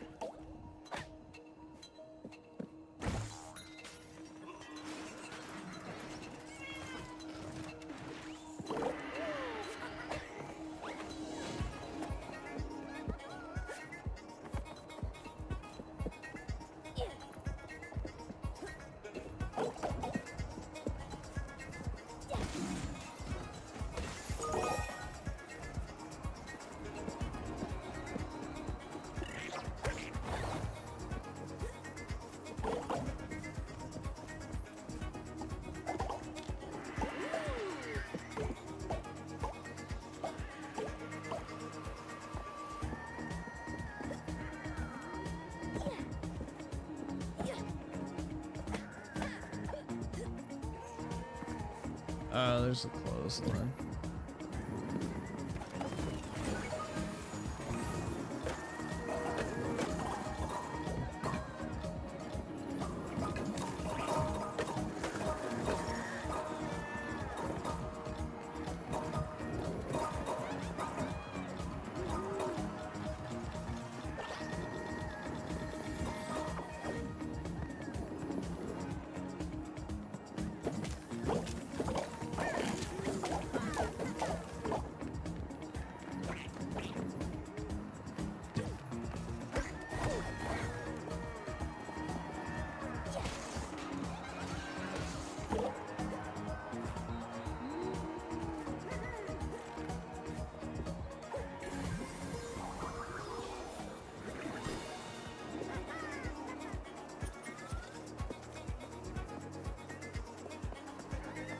I found all the cans in Stellar Blade. Nice, man.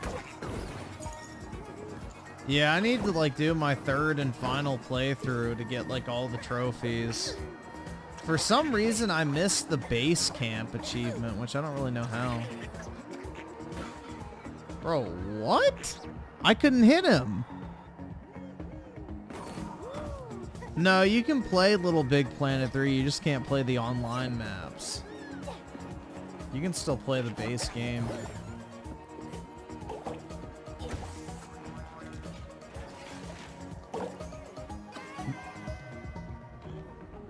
Bro, what?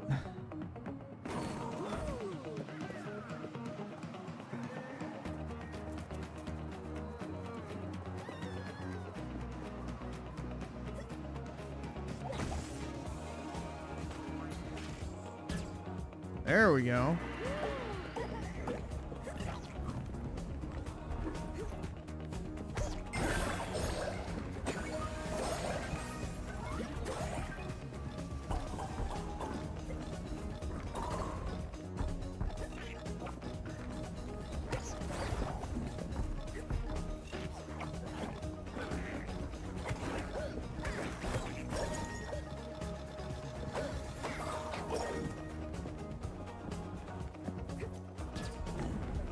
Oh shit.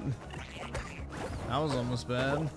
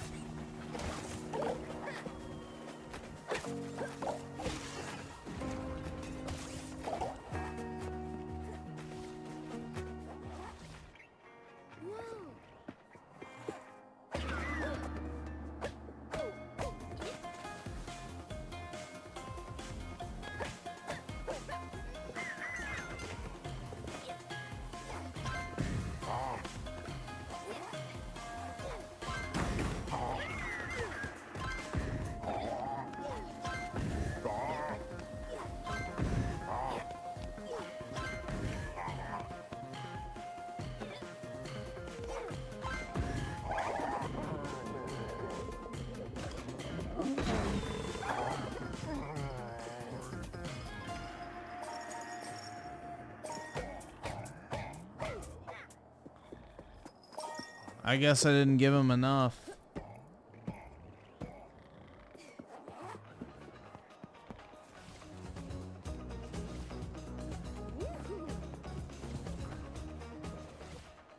Yeah.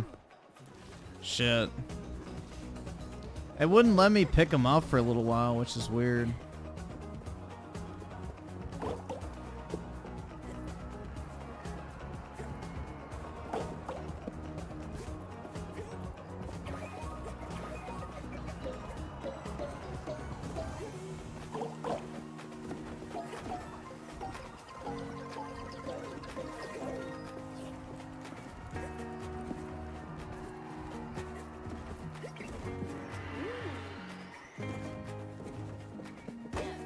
My VTuber avatar.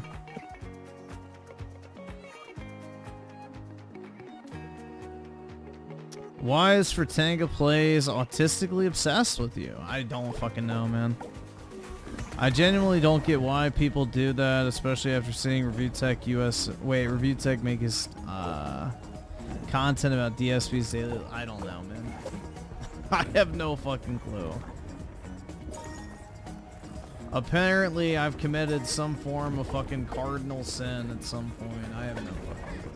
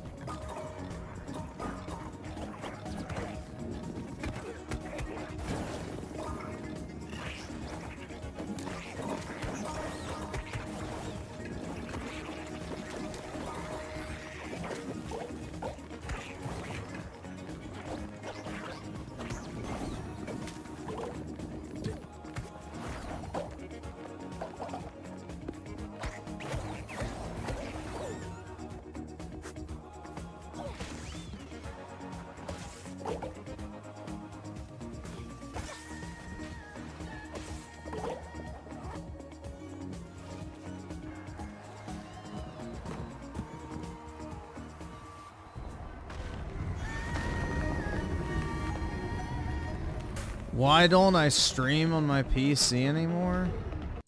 I literally am.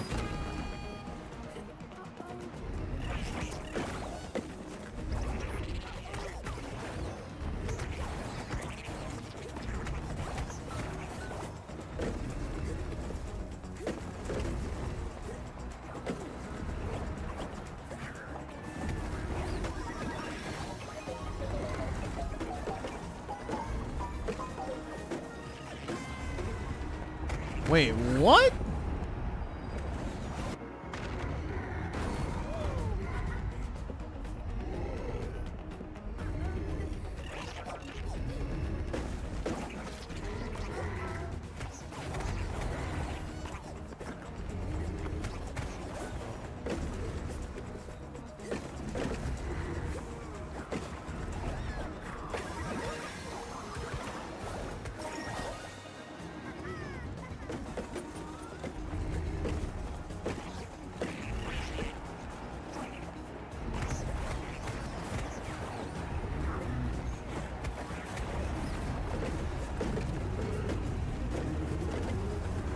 There we go.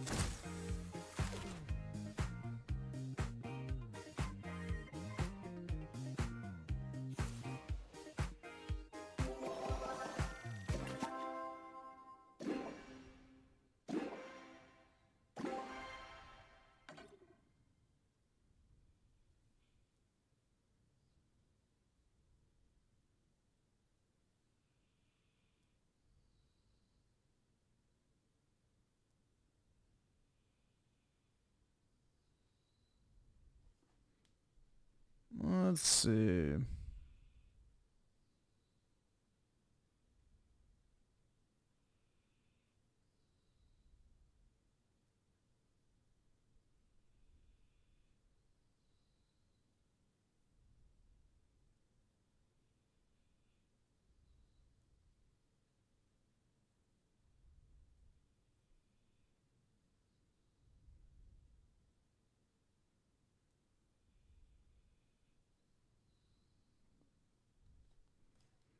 You were high with baby circumcision blood. Hey man, it's great for whitening your teeth.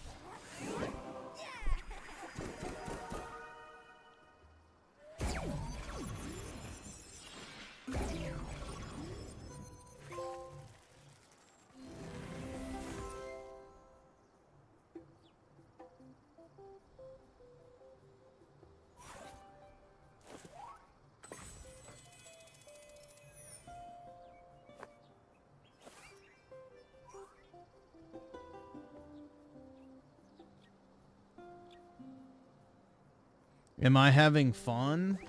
Yeah, I mean, this is mildly entertaining, I guess. It's not anything crazy good or anything like that.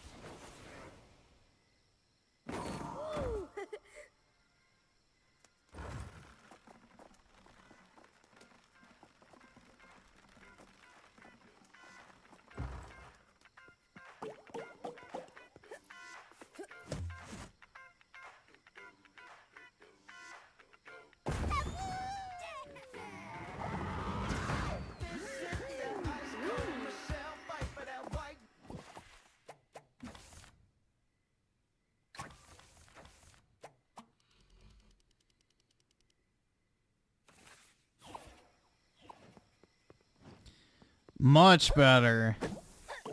That is literally the worst song to ever fucking exist.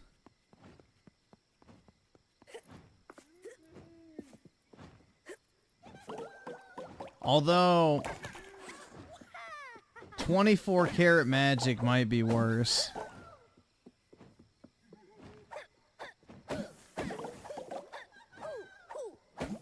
24 karat magic might actually be worse than that.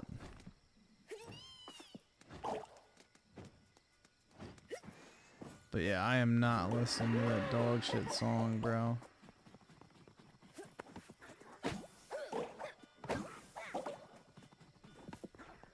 Yeah, I hate Bruno shorts.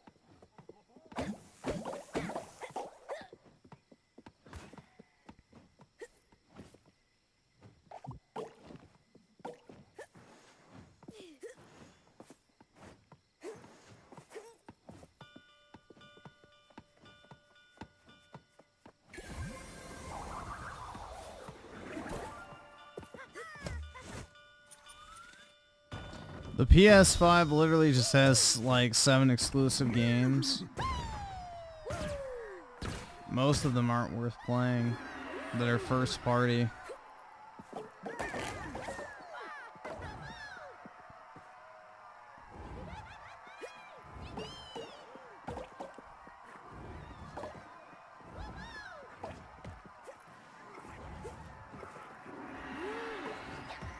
Yeah, I don't know if Silent Hill's woke, Claus. Based off of what you said, it doesn't sound woke. I mean, yeah, it might have ugly characters, but that doesn't necessarily mean it's like completely fucking woke.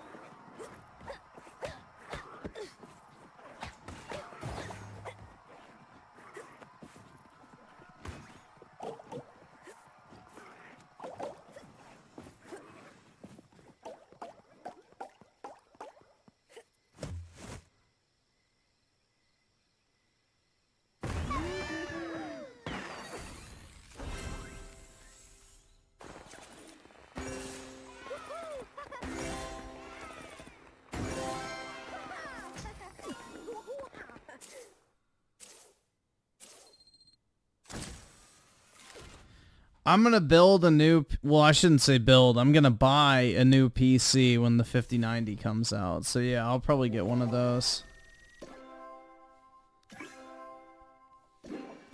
I'll definitely probably get my PC when that happens. I'm holding off for now until the new GPUs come out, because there's no point in buying a 4090 at this point if the 5090 is about to come out.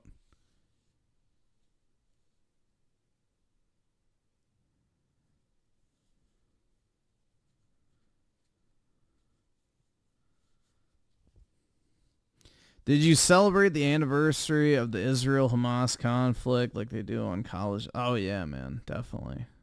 I wore my fucking headscarf thingy and screamed Allahu Akbar, death to America, down with the colonizers, even though Islam is a religion of colonialism.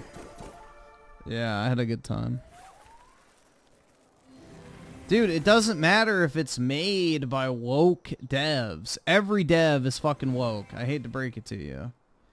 The important thing is whether or not the game itself is woke or not. Every single game is made by woke devs. Only leftists go into game development. Do you go to liberal arts school and get a fucking graphic design degree? I didn't think so.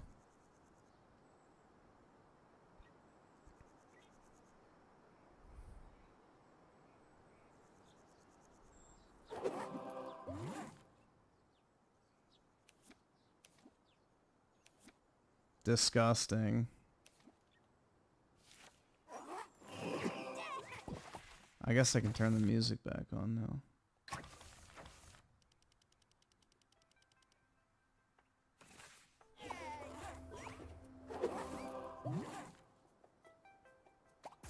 Silent Hill 2 runs like dog poo also.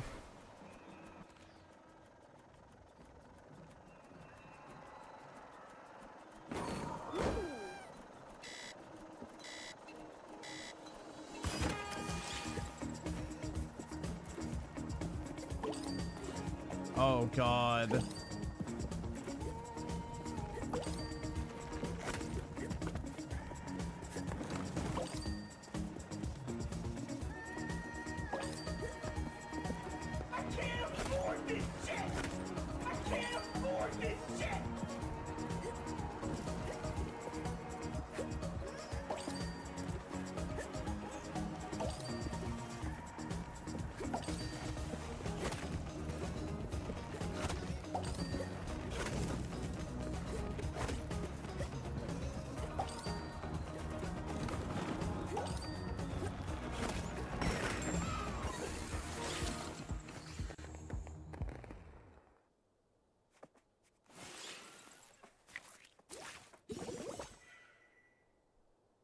Oh wow, I fucking cooked that shit.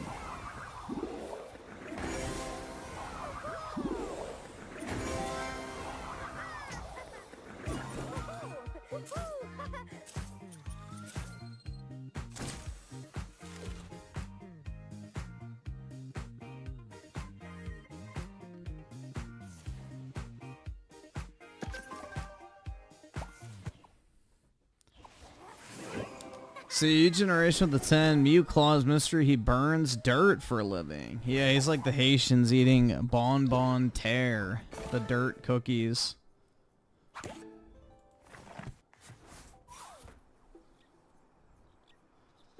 And Oski Woski with the 2, you're hurting his feelings, Griffin. I know, man. Yeah, just because a game has leftists working on it does not mean the actual game is woke. I don't know, like, unless it's got, like, actual political messaging, it's not actually a woke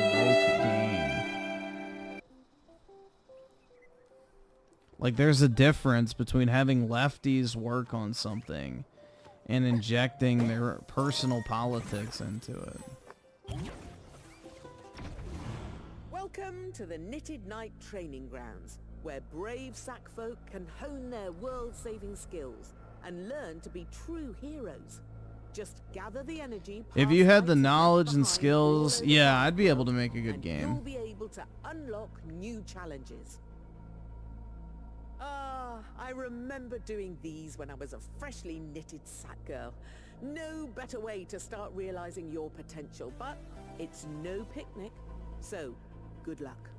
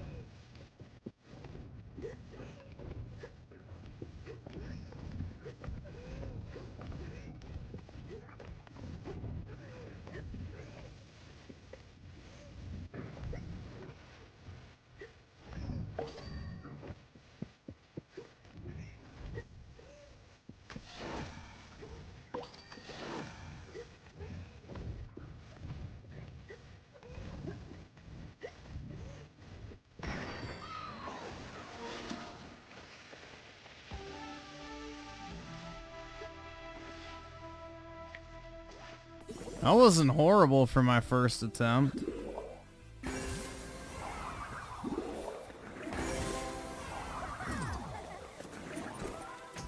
Sackboy had such a nice art style. Sad those days for game devs just going away. Yep.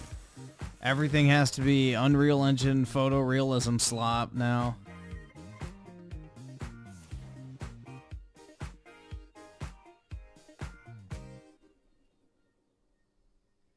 That's it. No creativity allowed anymore.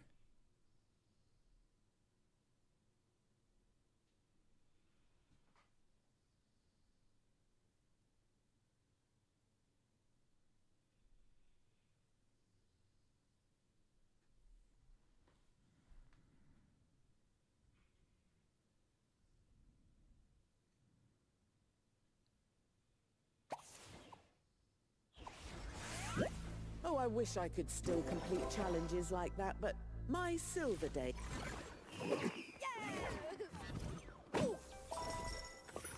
Spider-Man Shattered Dimensions is the best. I never played that. I never really played any of the Spider-Man games. I should have joined the military. Was that?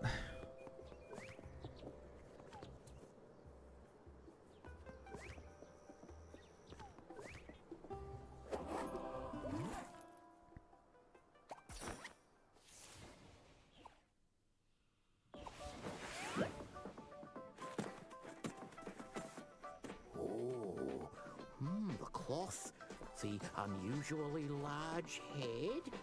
You must be a sackling. So rare to see one out in the wild. The name's Gerald Strudelgum. G'day, Craft World's top wildlife expert. The influence of the uproar is having all sorts of animalorious effects on the local fauna. Well, I think Yoshi Woolly World took inspiration from Little Big Planet, but I don't know. They'll thank you for it, you'll see. Go on, get as many of those scootles safely into their pens as you can.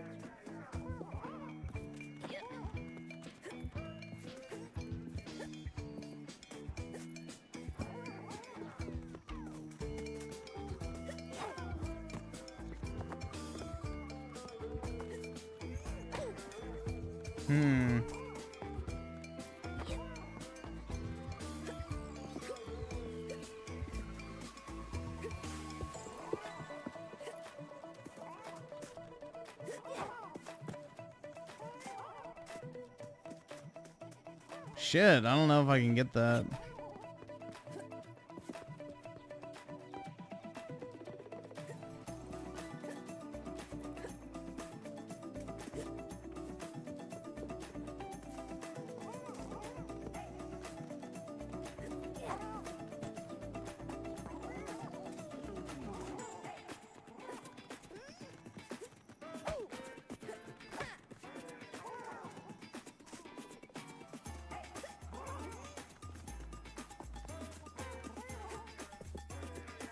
Really? They're not gonna knock that thing down? Jesus, really? That's so homo.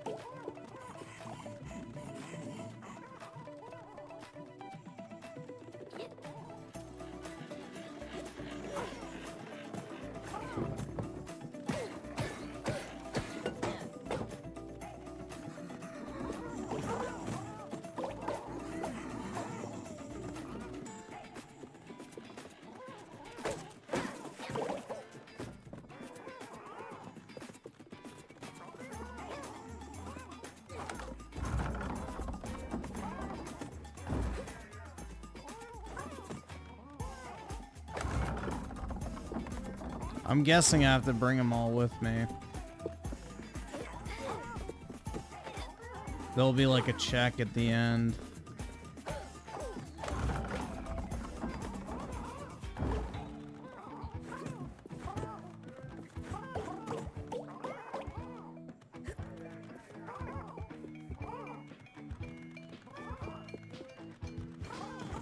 Yeah, I'm playing Sack Kang. I don't have a sack of my own to play with, so I have to play the video game. Yep, I had a feeling there was going to be a check.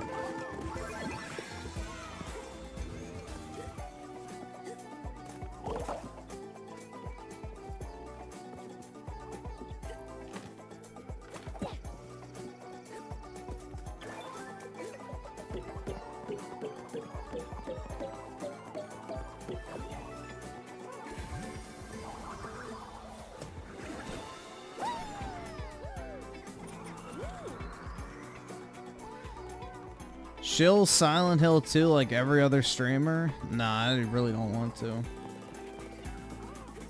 I'm not a fan of Silent Hill.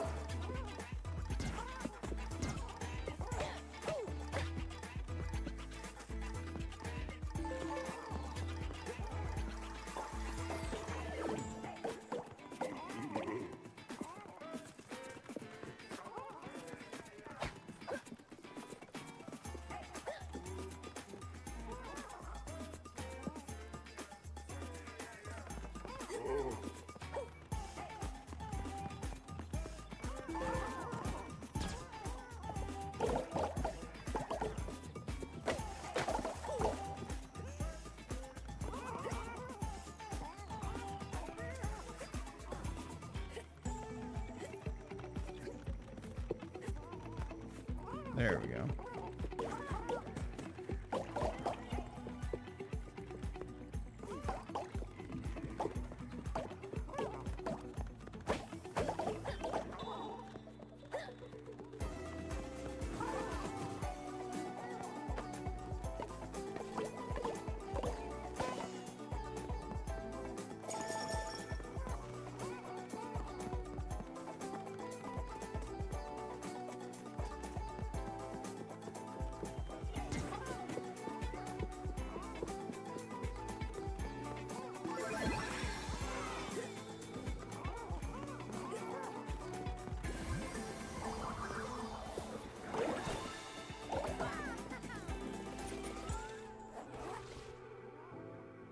A truly tremendous feat of shepherding prowess. I will make a note of it.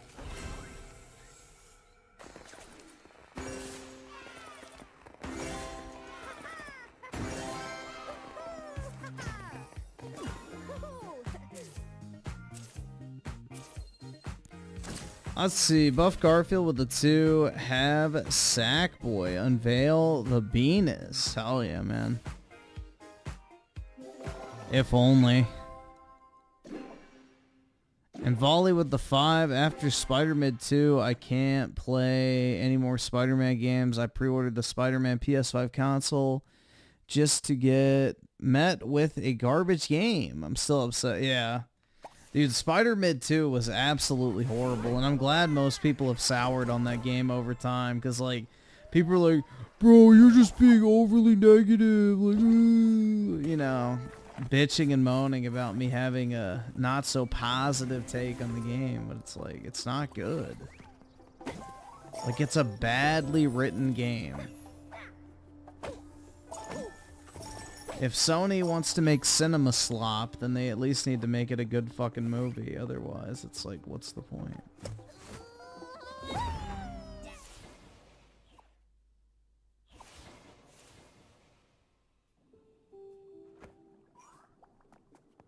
What the hell?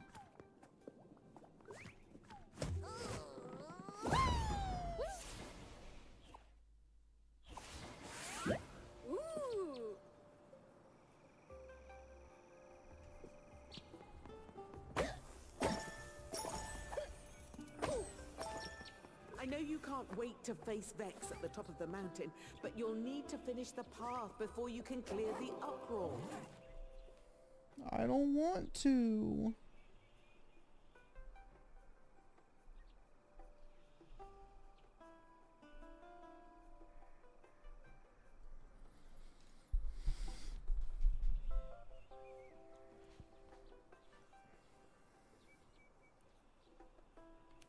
Oh, hell yeah, dude. I can play as a whatever the fuck that is.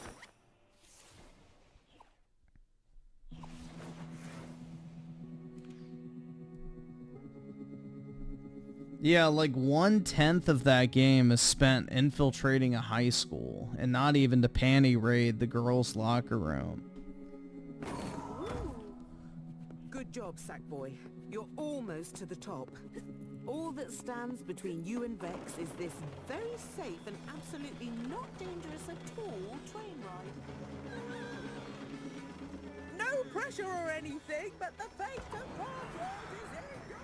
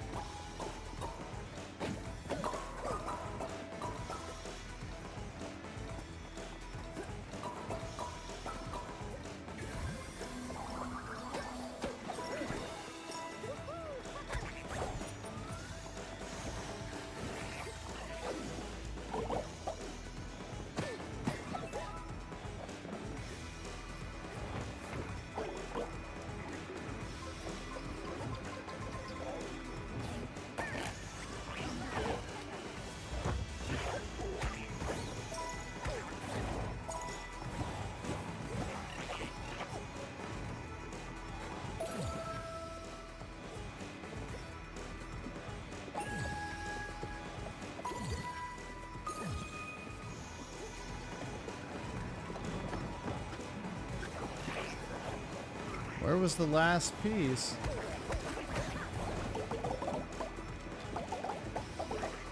Oh well. I guess I missed it.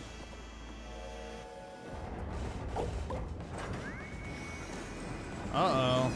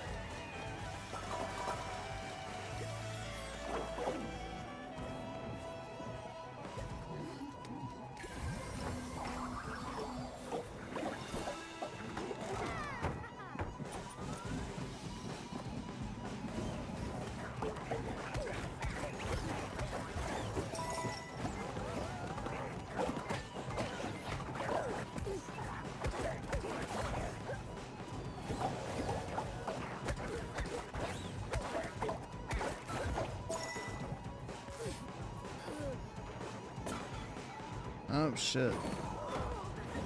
Oh, that's nice. The checkpoints.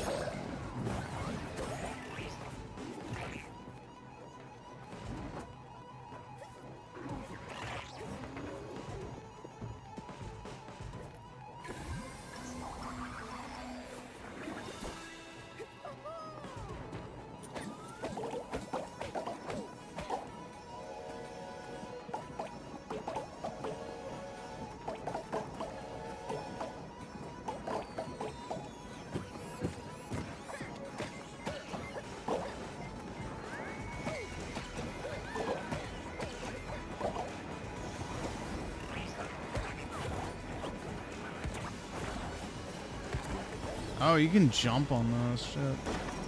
I did not know that. Uh-oh.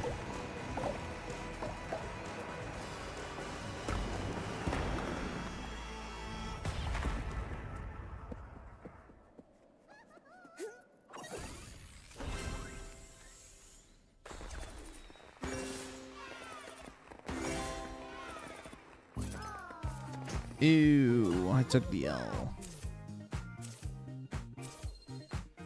Thanks, Leo, with the 6. This level reminds me of the 3rd Skylanders game. I never played Skylanders. But yeah, a lot of games took inspiration from Little Big Planet. It's a pretty, I would say, innovative game. Like Mario basically kind of jacked it and made Mario Maker.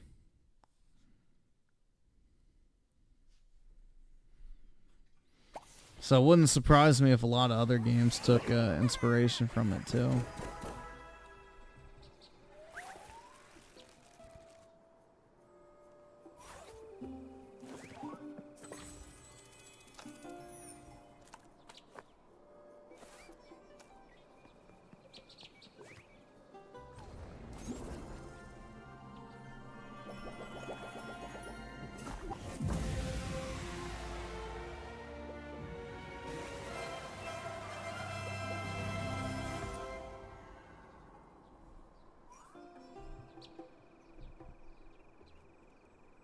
They should have poured the PS2 Spider-Man games to PC.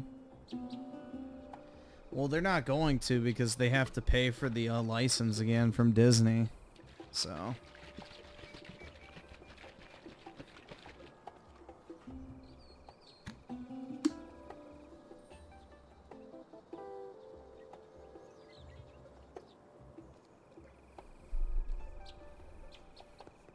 You'd have to pay to relicense the games from Disney, which I would imagine is not cheap.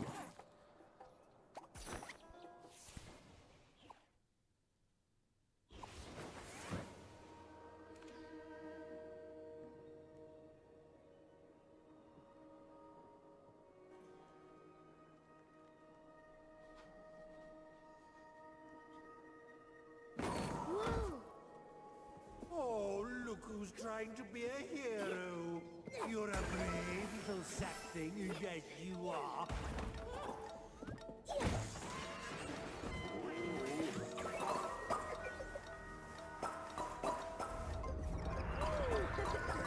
They just don't make mountains like they used to. This place is falling apart.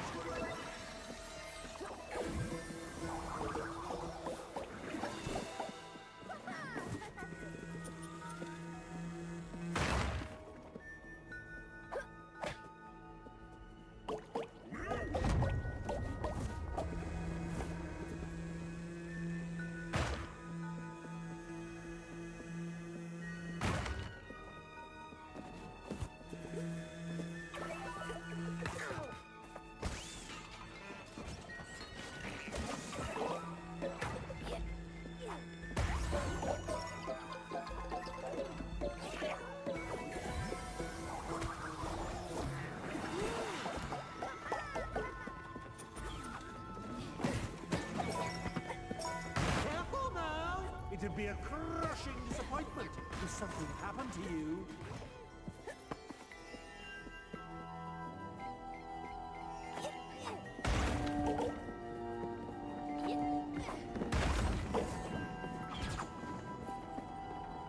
Oh, I gotta take one up with me, I guess. Yep.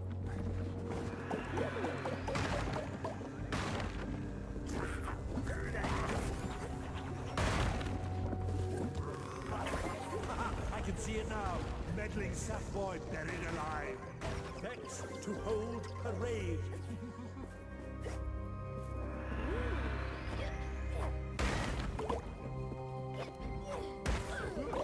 Oh, come on, really? Better hurry up, Sackers. I'm almost done here. I can't afford this shit!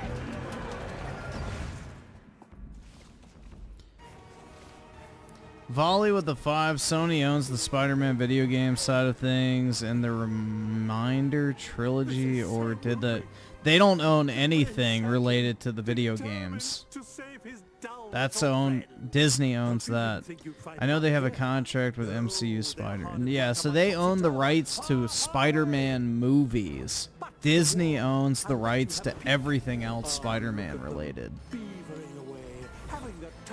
Hell yeah, dude. Slaves. Some coolant before they can make it work. And nothing cools like crisp mountain air.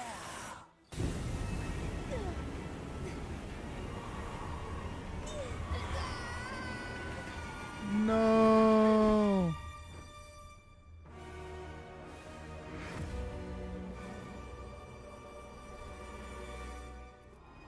How do you like my new look?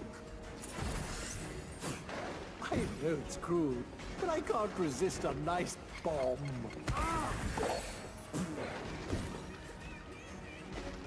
Hold on to it.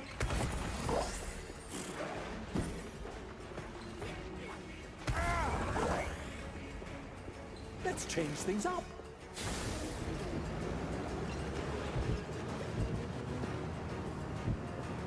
Oh shit. Wait, what? Oh, that's good. Who knew sack folk could cause so much trouble? Not me. Oh great, the master hand. Hope these don't cause an avalanche.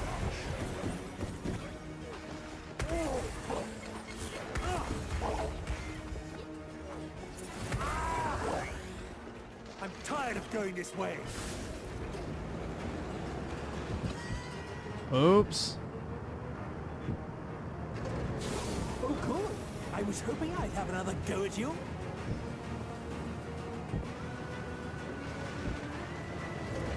That's it.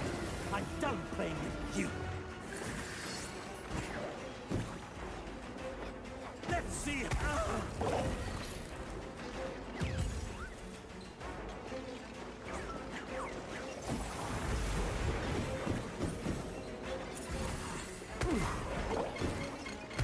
I'll strip this world to the bone, Sackboy, and have nothing you can do about it. No doubt about it now, Sackboy, my lad. You've got the right stuffing to be a knitted knight one day. This is just the start, though. I'm not sure why Disney would charge too much for a license, since they gave Capcom their license to re-release a bunch of Good thinking. You better any. look after him. Good Well, luck out there. the thing is Capcom. All right, so this is where it gets complicated. Is Capcom purchased the license to those games pre-Disney? So they could have done it in a way where they own the license in perpetuity, whereas Activision just licensed it for a few years. So it depends on the type of contract they signed back in the day. So if Capcom signed a contract where they owned the rights to those games and the publishing and distribution in perpetuity, then that's a very different thing than if you licensed it and you can, distribute the game for like 5 years, let's say. Which a lot of Activision games work that way. They would just purchase like a temporary license, shit out a bunch of crappy licensed games, and then move on to the next one. They didn't want to have to pay to have it forever. So it just depends. I don't know. It depends on what the deal was signed.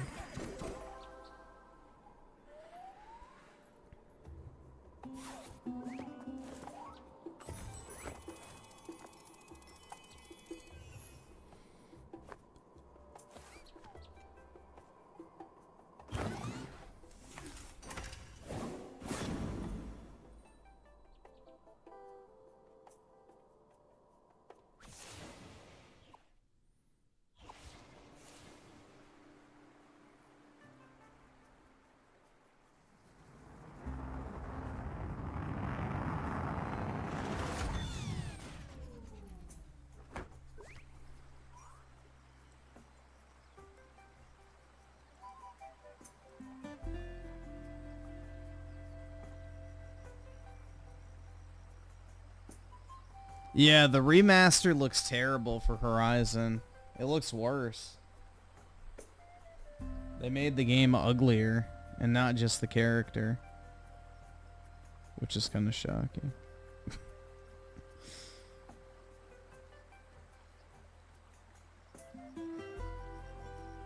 But yeah, they fucking butchered it, man. It looks bad.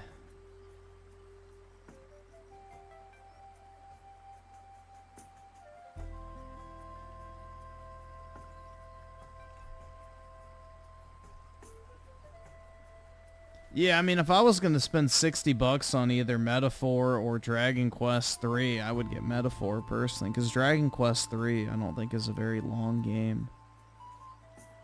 So, yeah, if I had to choose, I would probably get Metaphor.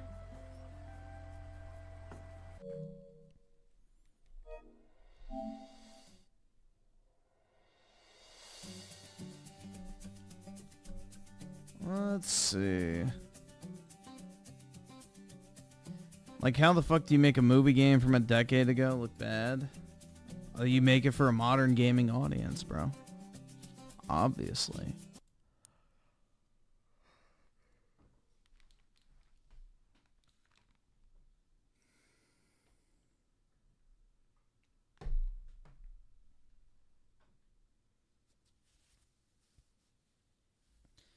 Uglifying video games is annoying. Yep.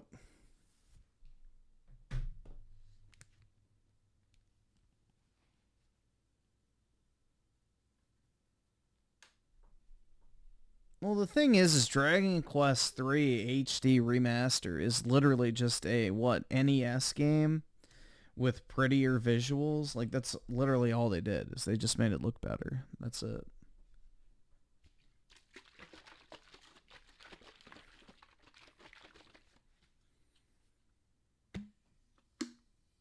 Who's calling me a weeb? Everybody in the comments section on my community post that I said I liked Metaphor's demo or whatever. Because I beat the demo earlier.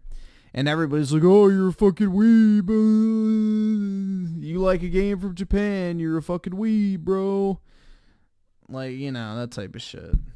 Meanwhile, they probably unironically have fucking, you know, child porn hentai edition saved on their phones.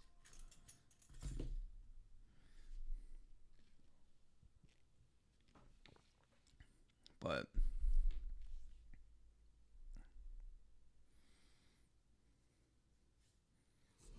I'm not a closet weeb. I don't like Japanese culture or anything like that.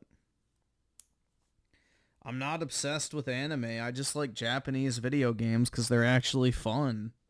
Like, that's it. I don't have this deep-rooted desire to engage in Japanese culture aside from playing video games. But I mean, bro, think about it. Japan has been cooking this year. I mean, what? They had Final Fantasy Rebirth, that Unicorn Overlord game, Dragon's Dogma 2, Astrobot, Shadow of the Turd Tree, now Metaphor. We're getting Dragon Quest HD. What else? Silent Hill 2, I guess, is technically Konami.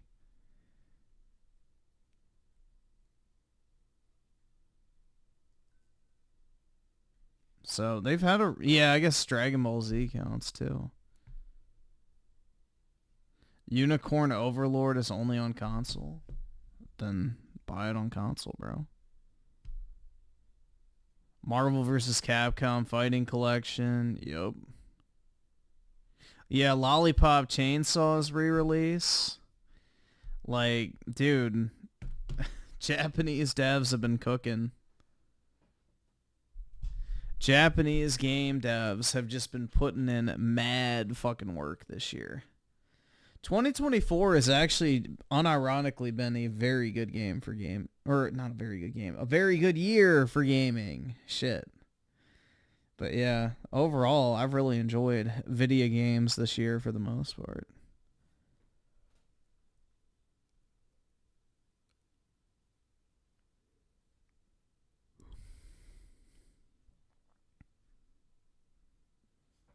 The only good game developer out of Japan is FromSoft. Absolutely not.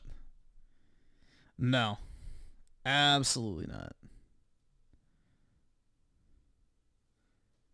Yeah, 2023 was not a good year for gaming. I don't care what anybody says. It was pretty mediocre for the most part.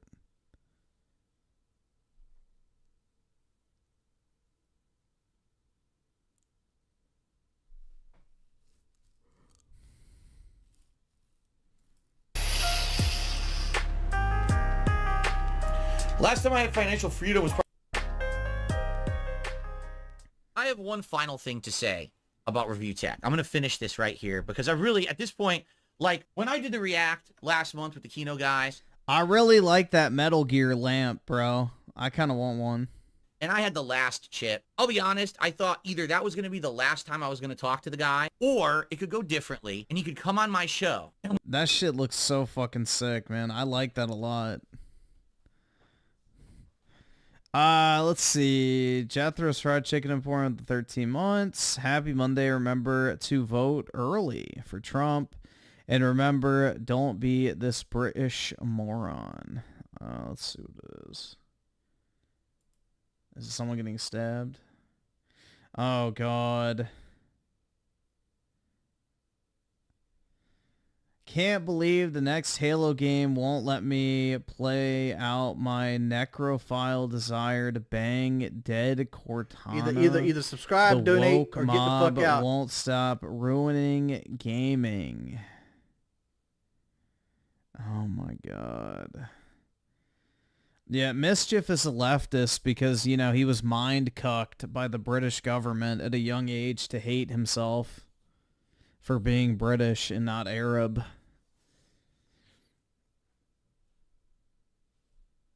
So yeah, I guess that's Fertanga's account. Okay, we're not getting attractive Cortana back. Yeah, exactly. And she's in charge of hiring everyone too. That's what's crazy. This is the woman that's in charge of hiring everybody, so GG. It's Jover, man. It's Jover.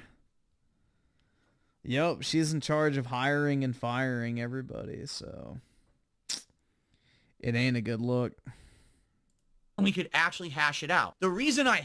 But yeah, I knew Mischief was brain rotted as soon as I saw that he was raising money for that fucking Trevor project shit that, you know, transitions kids.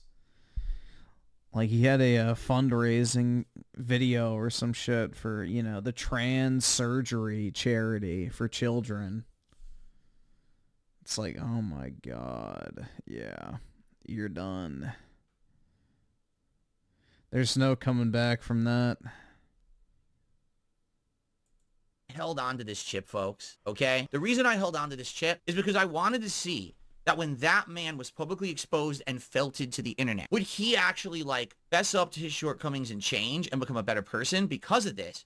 Or would he continue to spiral downward? It has now been a month and a half since this, and Rich has continued to spiral downward worse and worse. He's not getting any better. When he sees a glimmer of hope, I'm going to do a sober stream, and the stream's actually better. Then all of a sudden, boom, he's high again on the next stream. This man, sadly, needs an intervention. He does. He needs a big brother. He needs a father. He does, bro. He really does need an intervention. He needs a relative. He needs someone to jump into his life to help him, because it's obvious he has no self-control whatsoever, and he's not going to get better, because I have no fucking self-control unless he has an intervention. And in truth, the real reason that I still have this chip is because what I really wanted to do, now I'm going to spoil, guys. You ready? Because he's not going to be on my show ever, right? He's not. He's never going to be. He just admitted it. He's never coming on. I was going to have him on my show, and I was going to talk out some topics, and it was going to be a little bit heated. By the end of the show, all right, I was going to tell him that I forgive him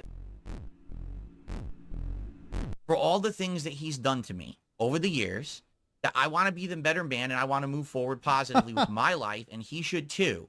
And we could agree to be respectful to each other moving forward. And I was going to tell him that if that's the case, I was going to take this chip and I was going to give it to him. Okay? It's not true. No one believes you. You're an idiot and it doesn't work. Okay? And that way he could say he has it and that he can make a better life and he can turn it around for the better. Sure. What the fuck? Because I don't want this. You understand? Yeah, this is pot calling the kettle black. Neither one of them is in any sort of superior situation from each other at this point. Dan, I don't want this chip. The only thing I will say about Phil is at least he has his life together. Like, at least he treats, you know, his career as a job, makes consistent content, live streams regularly, uploads his YouTube videos, does his own thing. So, to Phil's credit, he actually has a work ethic, unlike Rich, that shows up on a live stream once every week, high off his fucking gourd, barely able to read the chat without giggling every 10 seconds and belching into the mic. I want to feel like this guy can be a better guy and that he can change for the better, but he's shown no way to do that at all. Like, I've tried so hard. I stopped talking about him for a month and a half. I tried to have him on the show. I just wanted to have a nice moment with the man. And I can't. He won't let me. Totally gay. You understand? He just won't let me do it. So, sadly, this chip will never go back to Rich. I guess I have to keep it forever. I don't want it. I literally wanted to help the man and show some respect and be like, I wish you the best in the future. Now we can be, let's move forward and forget everything that's happened in the past, like it never happened. And let's just, you know, whether it means that we forget about each other and we don't mention each other ever again or whatever. But sadly, as you can see, he can't do that. This guy is in an endless downward spiral. He can't change for the better. He can't improve. Okay. So since this is the last time that I'm going to talk about Rich, all right, I'm just going to say a few things. I'm going to vent a little bit. All right, Rich, Yeah, DSP is in the right when it comes to Review Tech USA, but, you know, DSP is no fucking saint overall. To tell you something right now, all right? The only reason that I allowed you to crap on me for the last decade is because I had an insane hate mob of people on my back, all right? If I even tried to defend myself or lash back or clap back or whatever they call, no one would care because everyone thought I was the living meme of the guy to hate. But that's changed, right? Sure, my detractors still exist, Not really. but they've been exposed as unhinged idiots. Everyone knows this. I have newfound popularity. People who want to work with me again. Things are different, right? So what happened was you worked yourself into this false sense of security over the last decade where you thought, oh, it's just an easy way to punch down at Phil. I'm a 1 million sub YouTuber. Keep punching down Phil. And you conditioned your audience to want to see that content because you knew it was an easy payday. On a day when you had nothing to offer the internet, it was crap on Phil day. Turn on a detractor video, just sit there and laugh and make fun and make money, right? That's what you did for a decade. And you might say, well, it was easy to do. It was only easy because I allowed you to do it. Do you understand me? At any moment, I could have just actually intelligently responded to you and you would have fallen a fuck apart because nothing you've ever said or did has substance. Literally all the content you make, your news, your reaction drama, all this shit, it's all fluff. Rich, if all of your content was deleted from the internet today, no one would miss you or care. It's that simple. No one would miss you or care. I have a 16-year catalog of playthroughs, reviews, and content that if it disappeared from the internet, people would be genuinely upset. They'd be like, where is Phil's content? Where did he... I don't think anybody would fucking care if his content disappeared. Let's be honest. Go. This sucks. Even if they don't like the new stuff, the classic stuff, right? If you were erased from YouTube, people would be like, oh, anyway, moving on. No one would care because you don't make any meaningful content and you never did. Do you understand me? The vile things you said and did about me and my family and shit, that's a good one. I don't have a family. He's actually said this repeatedly over and over. I don't have a family. Okay, Rich, I need to explain something to you. Just because you chose to use your dick to reproduce doesn't make you better than me. The fact that I've had multiple relationships in my life that I'm happily married and I chose not to reproduce was an intelligent decision that I made. It's called self-control. You understand? I mean, bro, he's not wrong. At least DSP didn't have children outside of wedlock. And I made the decision to not reproduce. He didn't put his children into a world where they had to be raised in a broken home. You don't have a one-up on me because you have children, right? You don't. In fact, that's some of the shit people make fun of you for the way that you've handled your family business. And that's your own fault for putting it on the internet. Do you understand? You're not a bigger man than me because you have kids. You're in fucking sane if you believe that, right? I have a family. Yeah, you're a bigger man than him, Rich, because you have seconds and thirds at each meal.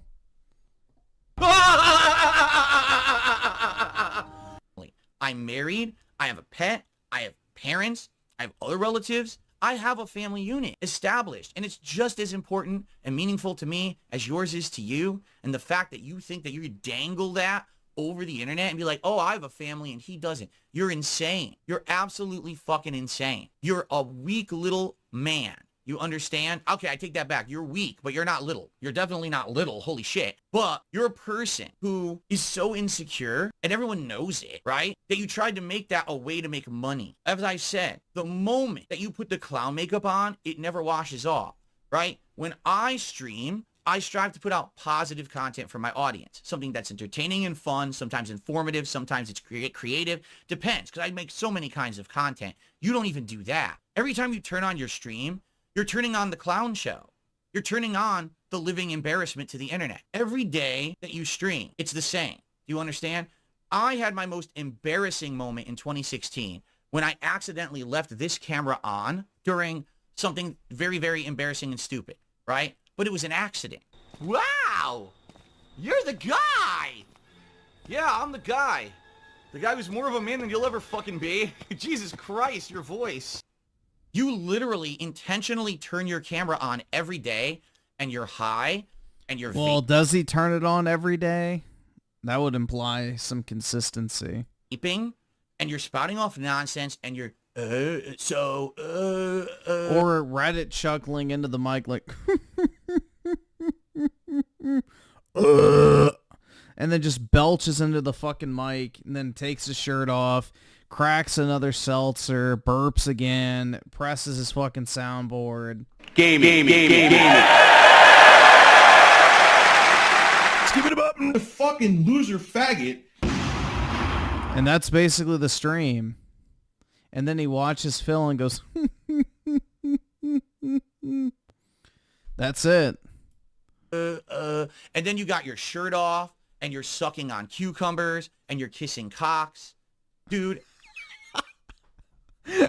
Yeah, kissing cocks. I had one embarrassing moment in 2016 I'll never live down. Literally every time you turn on your camera, it's the most embarrassing moment you've ever had. Nah, I try to turn off my mic when I have to burp, because I figure nobody wants to hear that shit.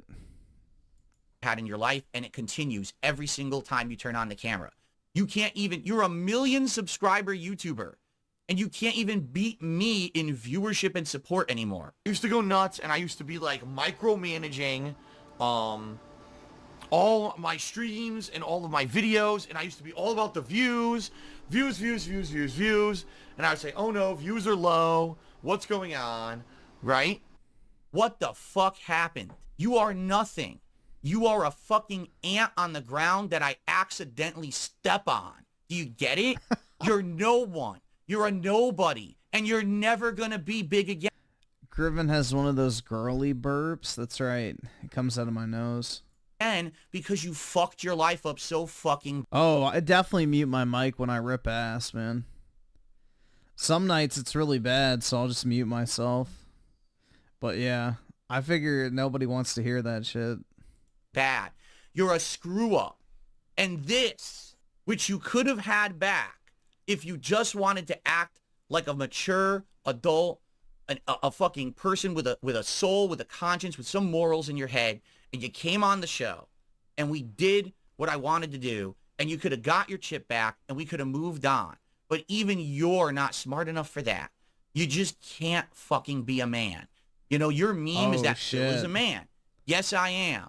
You're not. You may have a family, but you ain't a fucking man. You're a bitch. A lifelong bitch. And no one's gonna fix that for you. You gotta fix that yourself. But I'm fucking done with you. I'm never gonna speak about your dumb fucking ass again because you are nothing to me. You are like a fart in the fucking wind that you smell for a second, then it's gone, and you don't ever have to deal with it ever again. You're done.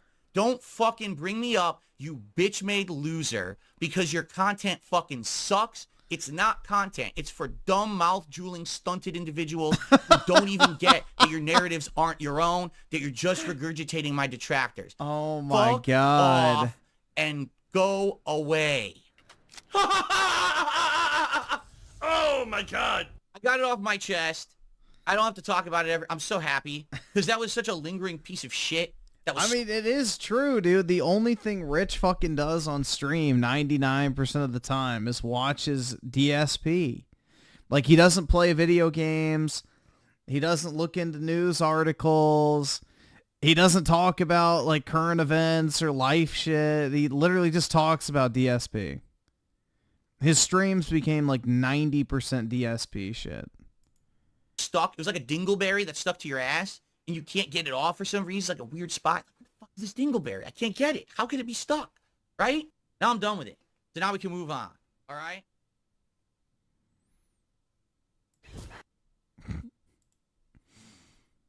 And he complains about Trump. I haven't watched him in forever.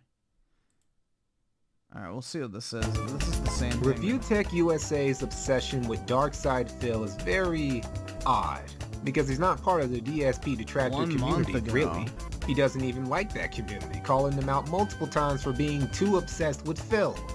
This guy is telling other people that they're too obsessed with DSP. Now, Rich acts like he's better than Phil and has it more together than Phil. Well, before we dip out, I'm going to finally dispel that Did we watch this? This sounds familiar. entirely and prove that as far as being a functional adult is concerned, Phil Burnell is lapping circles around. Yeah, we've watched this before. We've definitely watched this before. I remember this clip. This is... Oh, is this a clip from the documentary? Yeah, I think I remember that. Like the hour-long documentary or whatever. Here, let's see. Yeah.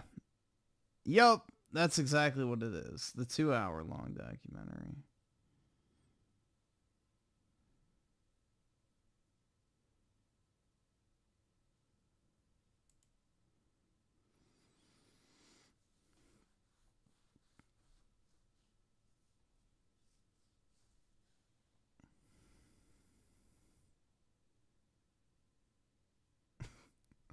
Why I was absent for a week, I went to jail. Well, unlucky. Why would you make the video? Whatever. Alright, we'll see what this is.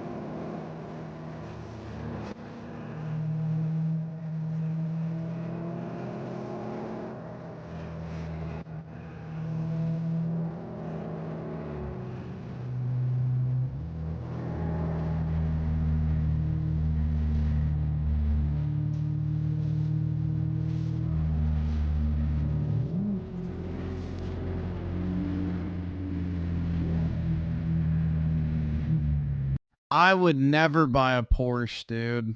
I hate Porsches, personally. I think they're hideous. Altarez of the 2, I could have survived this.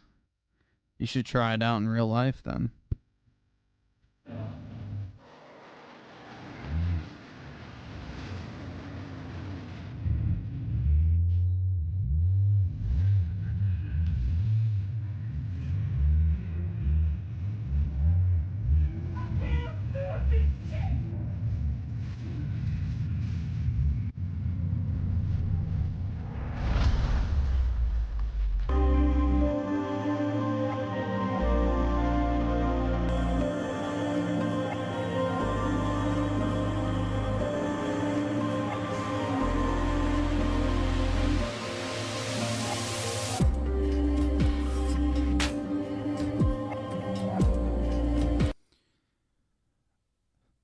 cars seldom used 9-year-old tires. Oh my god.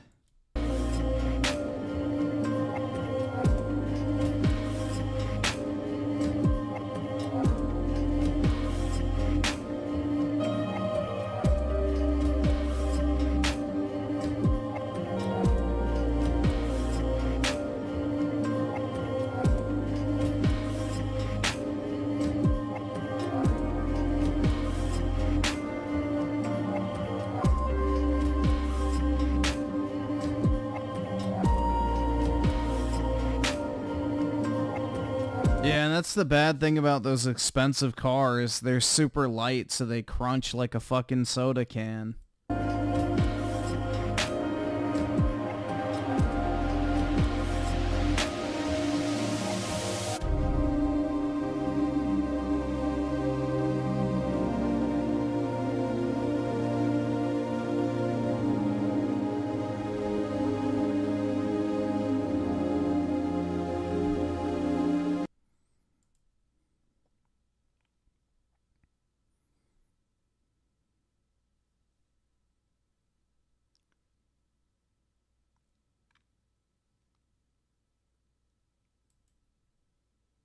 Alright, let's see what this is.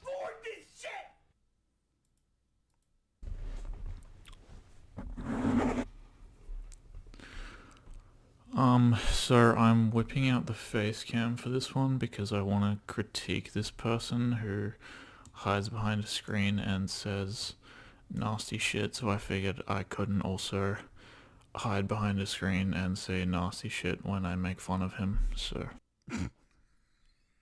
Bro, his fucking neck is like permanently jutted forward. Holy shit, he has a deformed fucking spine from years of hunching over a fucking cell phone.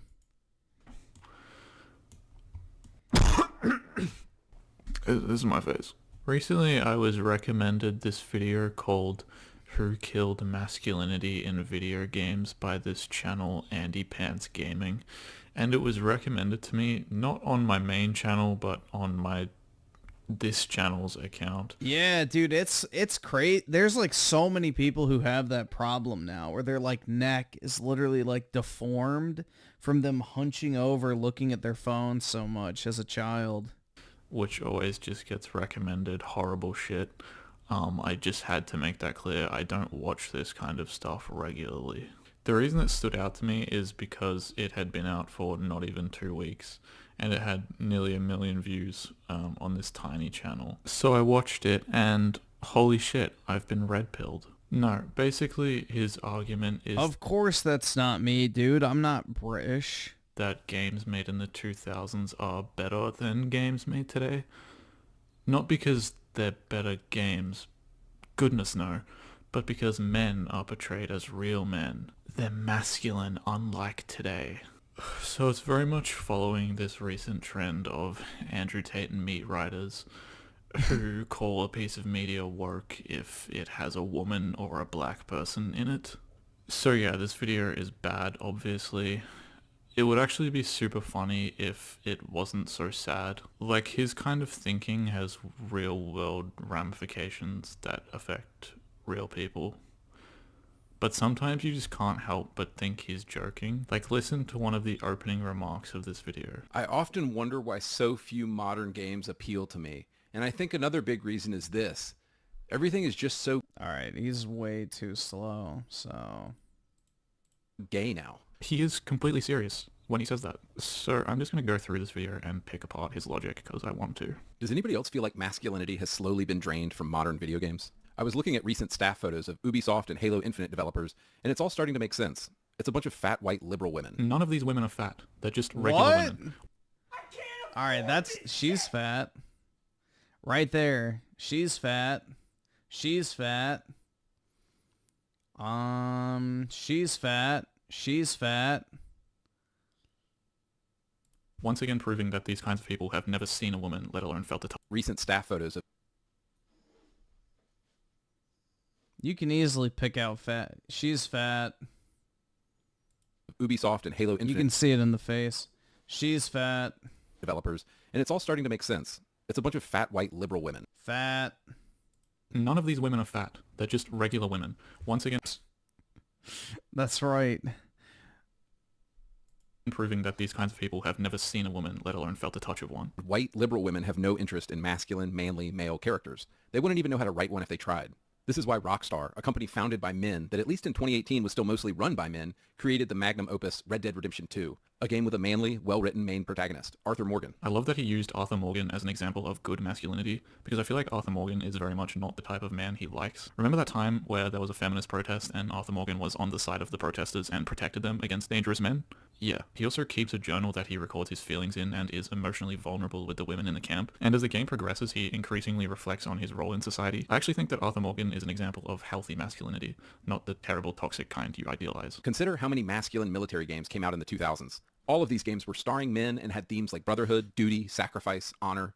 Almost all of these franchises have either been killed off, turned into multiplayer games, or went woke. Dude, the 2000s were a time of massive oversaturation in military shooters. Like, there were so many of these games, and so many of them were super mediocre. Do you really want to go back to that? And he says they were killed off as if it's like some conspiracy. Yes, I want to go back. That same point from before.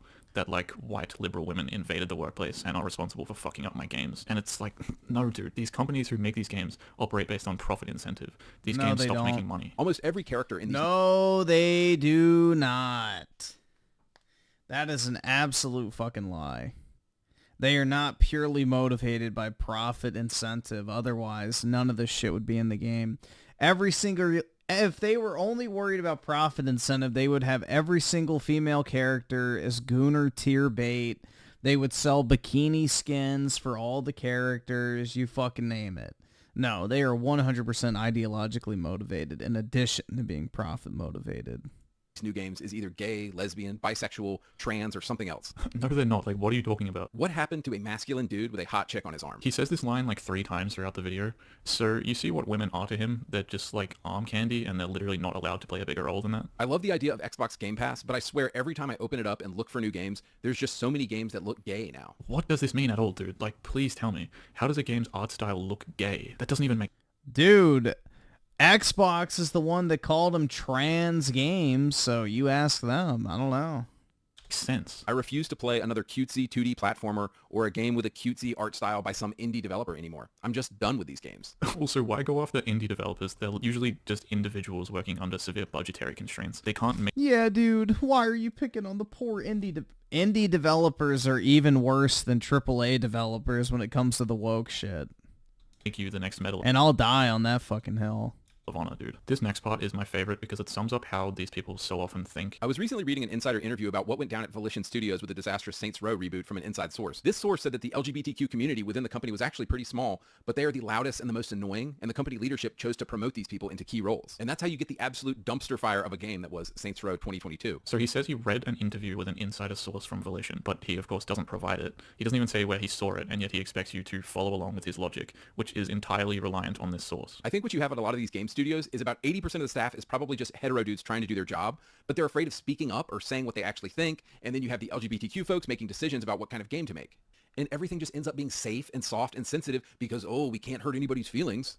So, of course, you get these shitty dumpster fire video games that nobody wants to play. So, based on this one source that probably isn't a source and that he probably just got from a Reddit thread, he applies what he thinks happened to Saints Row to just every game. He's done what alt-rights and conservatives love to do, which is to take an idea that sounds about right to them and then just apply it to everything. Even if it was only the case with Saints Row, which it wasn't, by the way. Saints Row was bad because it lacked everything that Saints Row was. It was a cheap cash grab in the form of a boring game with boring characters. He continues this trend a couple more times. Anytime a game is bad, he somehow finds a way to conclude that it's because it's woke, not because the game is actually bad, which is the case with every game he talks about. His next point is that game developers apparently hate games, which is absurd. He shows this Reddit post by a game dev. Modern game developers hate video games.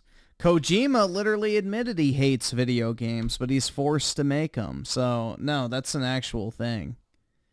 That is a provable fact that a lot of game developers despise working on video games. They'd rather be making movies or TV shows instead.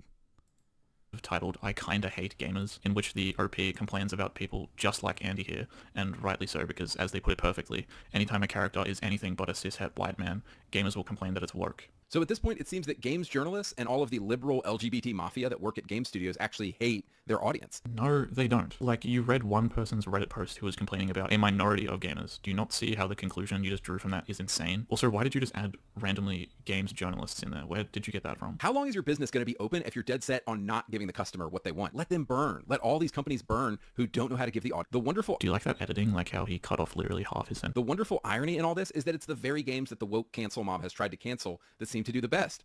Remember Hogwarts Legacy? Yeah, men who dress in women's clothes tried to get it canceled. Instead, the game sold 25 million copies.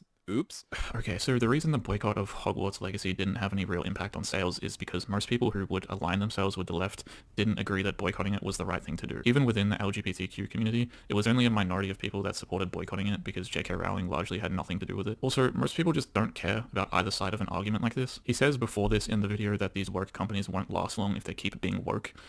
Trust me, the general public does not care that you alt-right weirdos think something is woke and want to boycott it. And they also don't care about a fringe boycott from the left. These kinds of things just generally aren't. That is not true at all. If they didn't care about a fringe boycott from the left, then why do they cater to them so fucking much? Also, there are plenty of cases where boycotts do work, but mostly on smaller scale shit. Not that effective when it comes to gaming. People just want to play games. You don't have the power you think you have. So he points to how Hogwarts Legacy sold well to make his argument as well. A game with a trans character in it. I don't know, that's pretty woke. The next part is really boring. He just yaps about 2000s games that were manly. I don't know why he values a game being masculine over it being simply a good game. Like, why on earth is that more important? But he, thinks that it can only be good if it's masculine. It's stupid. Cyberpunk 2077, for example. That is, by his definition of the word, definitely woke. But why would you forego playing such a perfect game just to instead play made-up identity politics? Bro, he just said, oh my god. Why would you forgo playing such a perfect game? Cyberjunk? Yeah, absolutely not.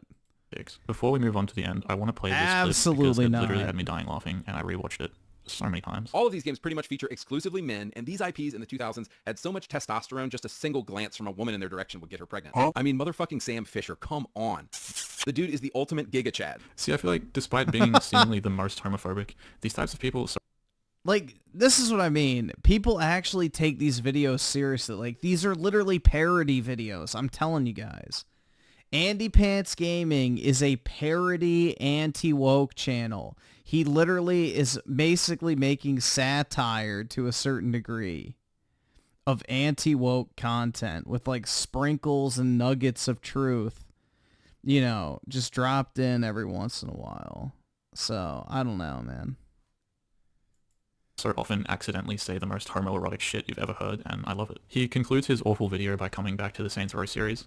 Now, I used to love this series, so obviously I hate the way this dude talks about it, even the entries he likes. Saints Row spent 10 years building up characters and building up a very distinctive and edgy and male sense of humor. It's the kind of stuff you and the guys would laugh at. Yes, just me and the guys. No women allowed because they don't understand what's funny. I love my boys. I want to kiss them. Also, it's pretty universally agreed upon that these last two... What in the fuck? Dude, I honestly...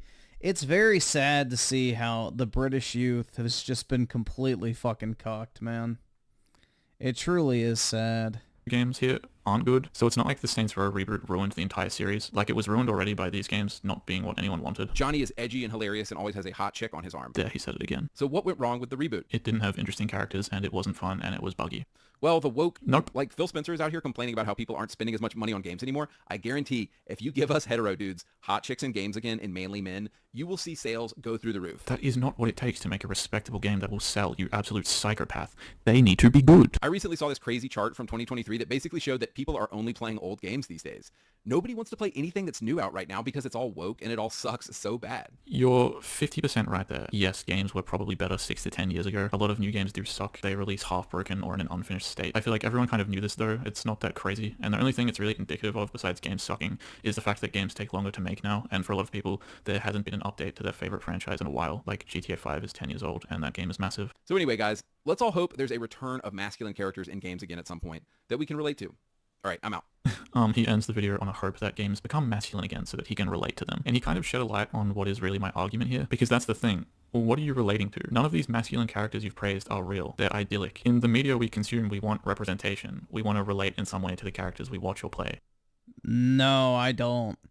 That's a sign of low intelligence, FYI. Leftists can't possibly imagine themselves in like the shoes of another person unless they can directly relate to them. That's like literally a leftist low IQ trait, is the inability to relate to someone that's completely different to yourself. And like it or not, women exist, and gay people exist, and trans people exist, and not for long. They deserve representation because no, they don't.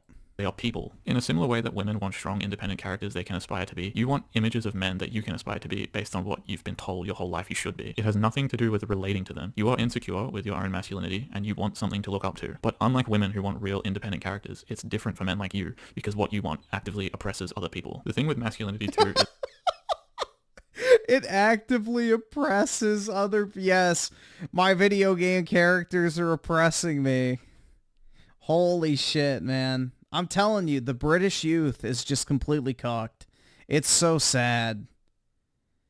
They have destroyed generations of, you know, the British, essentially.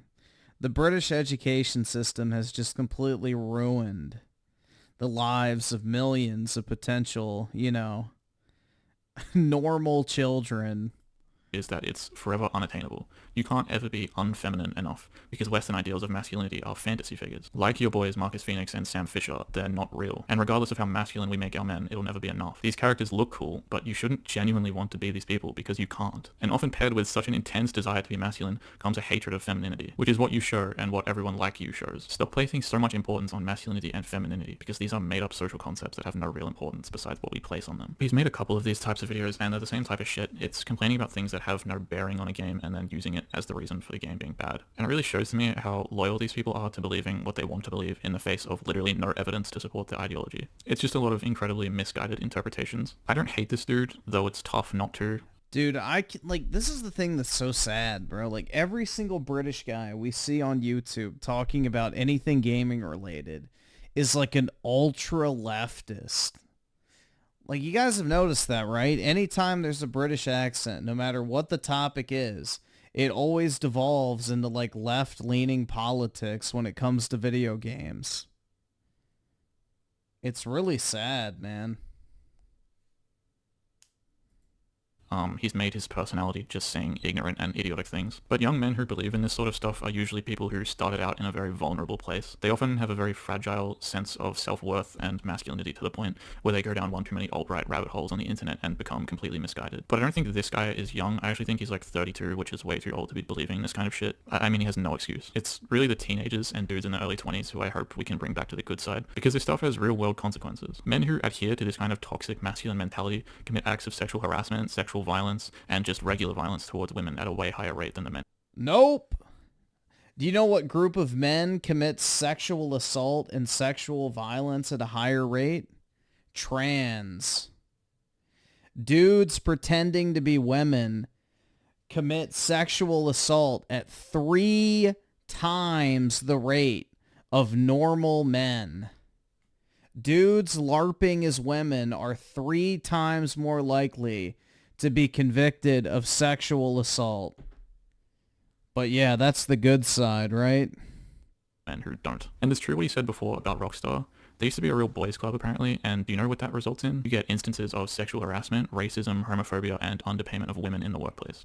So yeah, that's really all I have to say. I hope this guy figures out his life, I guess, and if you watch this kind of stuff and think that these people are like onto something and have some inside information, they don't. If you do watch it, like, at least do so with a very critical eye and, like, actually question what you're being told by absolute randoms on the internet. By, I guess, what are you looking at? 亚伯兰年99岁的时候，耶和华向他显现，对他说 Oh my. Quite sad, isn't it? Quite sad indeed.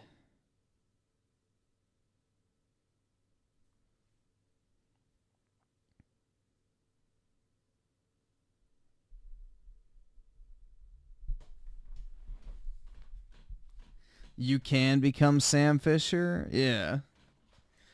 Technically, dude. You could also become Batman.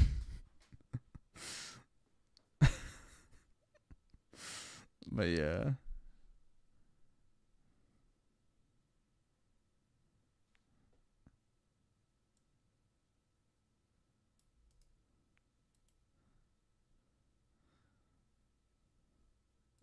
Let's see.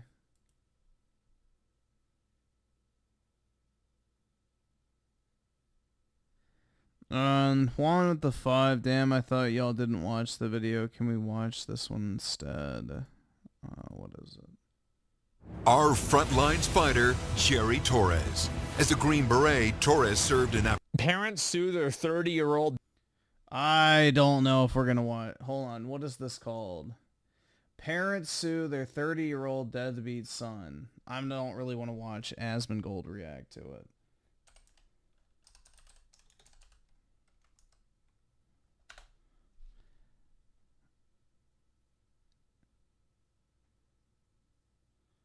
Yeah, there we go.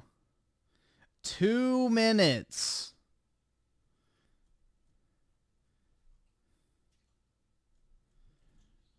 I'm not watching a 30-minute reaction to a 2-minute video.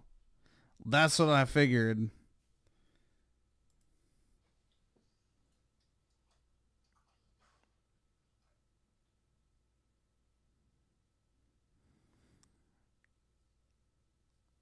All right, Fluffle Nugget with a 2. Hunch neck of Haystag Lame.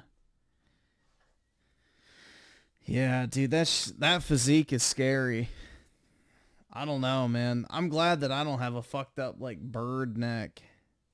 Cause luckily I didn't grow up in the. I mean, I grew up with like Game Boys and stuff, but I don't know, dude. I've always had good posture for the most part. I have always hated like being hunched over, so I've always just lifted up my screen to not be like hunched over. But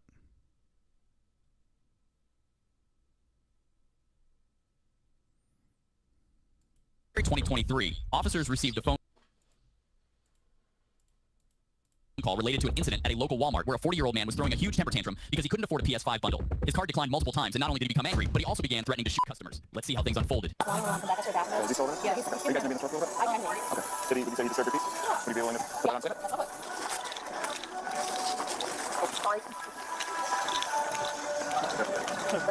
Uh-oh. Here we go. You just click this link and you're wondering who Silky Smooth Melodious voice is speaking so eloquently over the body cam footage. You now reach the Heavy Game channel. It's for you. Also called a call. You agitated the customers. You agitated associates. A customer actually went to the front end. No, you call me back here. Let me just explain. Now that I got them here, you started agitating my associates. You got a customer uncomfortable, and you literally was upset. Like, my man, you gonna stay digging your nose like that? Are you the manager? You want to trespass? Yeah, okay, let's go. Oh, okay, wipe it off on his hoodie like a God. trifling child. Let me see already. Oh. Have an idea what's your name? Okay, well, you're being trespassed. Okay, then. What's your name? It's a react video. What is the actual thing called? Ugh.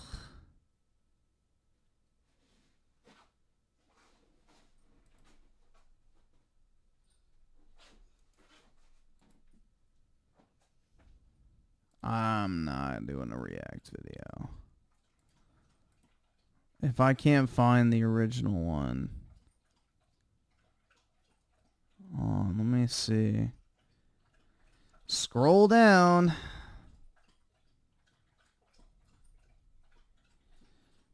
Maybe that's it.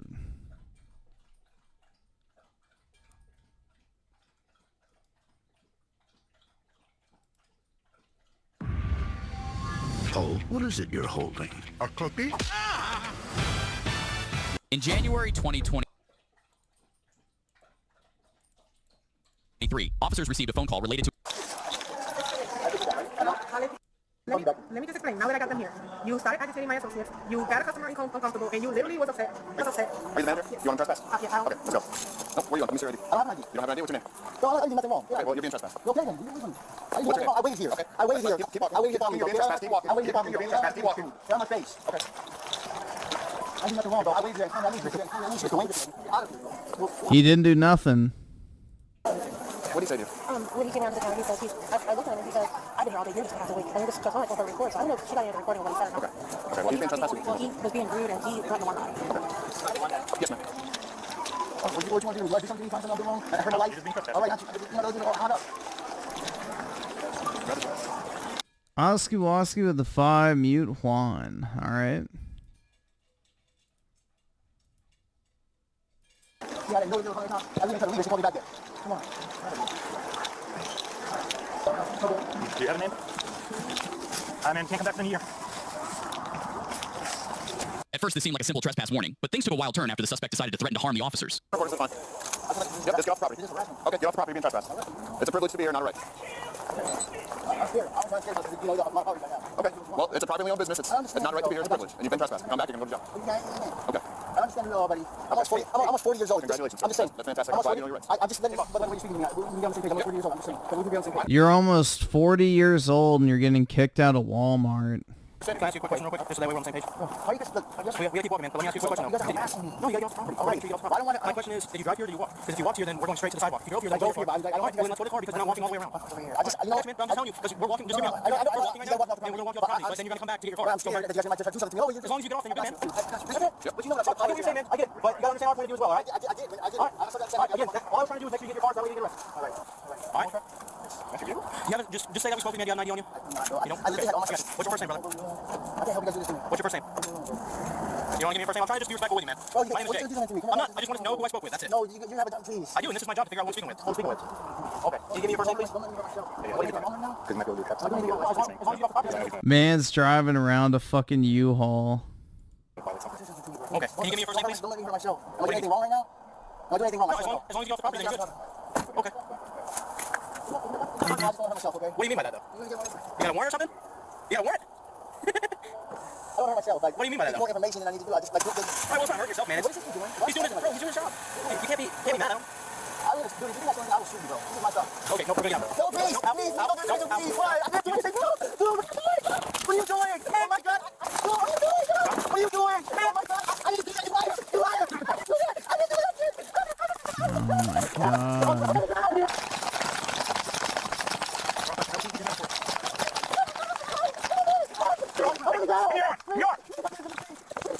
You can't say that. You want to shoot us. I didn't say that. You said that you're going to shoot us. I didn't say that. Please. Please don't do this to me, please. Please don't do this to me, please. Please. Please don't. Please. I didn't say that. I didn't say that. No, I didn't say that. I didn't say that. No, I didn't say that, please. Please, I didn't say that. I don't have anything, please. Please, I didn't do anything wrong, please. Please. Get off the ground. Get off the ground. Stand up. Please, please don't do this to me, please. Please, please don't do this to me. Please, please, please, please don't do this to me, please. Please, please, please. I don't, please. Please don't do this to me. Please, please, please don't. Please, please, please, no, please, please, please, please, please, please, please. Please don't do this to me, please. Please, I didn't do anything wrong. Nothing else happened. Please, I'm sorry. They're not sending their best. Please, please don't do this to me, please. I didn't do that. That was an accident. No, I didn't. No, I didn't. I was fucking trying my best, please. I didn't do that after you liars. That was my fault. You see it? Back to Venezuela. Please, please, please. I didn't do that. You know I didn't do it, dude. You know it. Don't answer my question. We're not going to call fire. Okay, be quiet. Are you injured? No, I'm good. Please, please. Okay. Can I go? If you guys can go, I didn't do anything. Nothing has to happen, please. I just want to get paid. Okay, I got frustrated. I didn't say nothing that. Just because you get frustrated doesn't mean you get almost run over an officer. I didn't do that. You know what happened? That's when now enforcing the policy like Tyler. That we need to have our ID to tell someone on the street. Yep. And he needed to be over 17 because the PS5 was bundled with. Oh my God, bro. He needs to shave. That shit looks terrible. 04 Alphatron with the 2. Send him to Area 18. That is not a human being. Bro, like... I just don't understand how you can be 40 years old and act that fucking way. Okay, so he could not show me ID, and then he got aggravated, and he called someone to buy the PS5 for him, but the transaction didn't go through. He stood by the PC, you see that charger that's hanging out? Dude, trim that beard. Oh my God. He was charging his phone right there because he said he was slow. Okay, so he was mumbling to himself. I remember him saying something along the lines of, oh, you want to know how old I am? I'll show you how old I am. Okay. And, I don't know. So if you were here, I recommend for you to fill it because I think Darlene was in here. She was. And at any point, did he make you feel uncomfortable? Did he yell at you? Not yelling, but he was basically... Would you say disturb your peace? Yes. Okay. Would you be willing to show us a statement, of course? Sure. Okay. So, same thing for him. So for here, you can speak Walmart for business. Yeah, but I suggested he calm down, or Walmart might call the police. He said, call the police, I'll tear this place down. He just, every kind of threat, he threatened physical violence, so. Okay. Did that make you feel threatened? All right, that's fine. I taught 2 different types of combat martial arts. 1,400 missions in the Coast Guard and used as a sniper. I don't feel threatened. No worries. Except by people with guns. But no, other people, I felt they were threatened. My handwriting's really bad. That's fine. You don't have to. I can decipher all sides. It's all sorts of handwriting. It was an accident. You put the car. I was already in reverse. Can you stop yelling? He took me out of the car. Yelling right now is going to get you thrown to the back of the car. You're not going to be able to talk. All right? I did an accident. Okay, what happened? He dragged me out of the car like he didn't realize my foot was already in reverse because he was letting me go. So he tried to drag me out of the car, then he reversed. That's not what I didn't do that on purpose. And then now please, please. Like, seriously. Okay, you screaming and carrying on right now is not helping your situation. Look, this trashed my life the last time. I literally lost thousands of dollars. Okay, so your poor decision right now is put you in this situation, okay? Sorry. Please. Please. Look. Please, you know I didn't do that, dude. I just tried to run him over. Dude, you can't say that. That guy, that's something. You guys have cam, please. This is his car? Yeah, you run it? Yeah, it's 6528 in Arizona. So yeah, as you were saying, like, everything. Alpha Lima 37671 AL 37671. So you're gonna call 4 man. Please, don't do this to me, please. Please. Are you gonna give us your name or not? Please,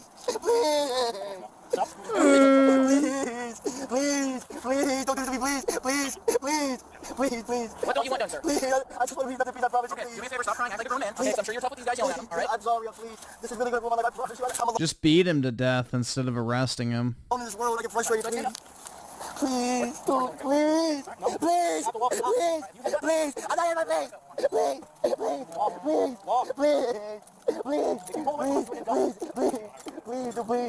bro, please. Please, can I call somebody, please? Jesus Christ, please. Please don't try to charge me with something crazy like that, please. Please. Okay, turn around like that one more time. I got my keys on my phone. Why your pants? You got money in your pocket. Please, please don't do this to me, please. Please, guys, please. Like I said, your poor actions caused it. The suspect requested EMS to check out an injury he had sustained on his knees. It was then that he realized he had made a terrible mistake. Bro, it's not even about your foot on the brake at this point. It's about you saying that you're going to shoot my altar. You have a body cam. I do, and it's I'm going to wait until that point. My life is going to trash into that point, dude. I'm not going to criminal like you should be in jail all the time. Well, you didn't say that you were going to shoot him. You were free to leave. It's on my body cam, dude. Are you on something right now? I didn't say that, dude, please. Honestly, I wanted to leave. Okay. I was like, dude, what are you doing? I wasn't going to threaten him, and I don't think I did that. You did. Last time, no, there's CETs and find out. I'll find out further. You did. No, I did. I got a very severe criminal. I was arrested 3 times and literally twice in this last week. I literally got like thousands of dollars because I'm in the middle of a U-Haul trip and ruined my life. And I'm trying to get back. I just want to buy places to fly for myself because it hurt me. I lost all that stuff. And people might have think they look into the thing, they see all these. They're trying to say I literally took that out of the trash and salvaged. Yeah, he just wanted to play the upcoming game of the generation, Final Fantasy VII Rebirth. What the stuff, and it looks like I steal things. But it looks like you were free to leave, bro. I wanted to leave, dude. I wanted to leave. I didn't say that. The suspect was charged with disorderly conduct and threatening a law enforcement officer. After being bonded out, he was charged again with trespassing for returning to the Walmart from which he had been banned. So just have to pay a fine. Or go to jail for a night.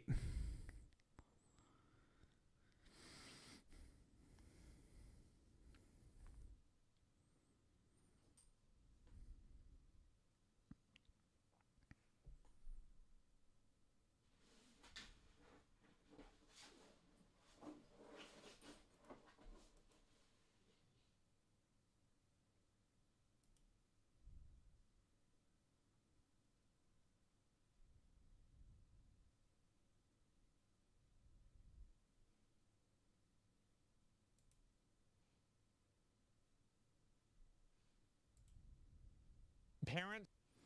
So what was it? Parents sue.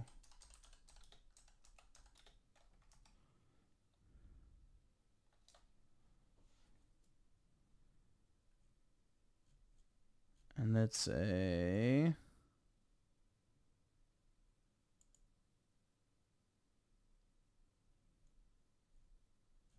Oh, is it Dr. Phil? This 30-year-old dude is facing an eviction threat from his own parents. That's just so ridiculous. Michael Rotundo's mom and dad are so fed up, they're suing to get him out of the house. I don't see why the judge wants to throw people out on the street. His parents Bums, bro. filed the extraordinary lawsuit following months of... They should do this with Tipster's parents-in-law or whatever the fuck. His mother and father-in-law should do this with him. Repeated attempts to get him Only he's 40. to leave their home in Syracuse, New York. And the story is getting lots of attention. A judge asked why he didn't just move in with his girlfriend, and the man God, I fucking hate this guy. said, girlfriend, I'm a 30-year-old man living at home. Dude, there's no girlfriend. I just think, ugh. It's the first empty nest by eviction. Yes. We are men who still live at home. Yes. It's reminding many of a real-life failure to launch, the 2006 movie starring Matthew McConaughey and Bradley Cooper. Because it's going to take a stick of dynamite to get me out of my parents' house. 30-year-old Michael Rotundo says he has no money. He's actually a dad himself, but he lost custody and visitation rights. I His wonder parents say why. he's a freeloader who never offered to pay rent or do chores. He's apparently so thrifty, he filled his water bottle with the court's pitcher. Christina and Mark Rotundo served their son 5 official notices telling him he must leave the house immediately. Inside the pleasant single-family home, things sound a bit, well, tense. Well, we don't talk. We stay out of each other's way. There's been no instances of anything. So we just don't communicate. Michael wore a suit and tie for his big day in court. His hair hung way past his shoulders. He represented himself and wasn't exactly a legal eagle, arguing with the judge throughout the hearing. I'm telling you, it's not in proper form. It's my case. I understand, but it's not in proper form. The judge seemed fed up as he issued his ruling. I'm granting the eviction because I'm concerned about what's going on in this household. So I don't want you around that household. Michael continued to argue even after the case was closed. Sir, I've already ruled. His He's a parents true had Redditor. no comment as they left the courtroom. He was raised on Reddit. 100%. Absolute fucking Redditor to his core.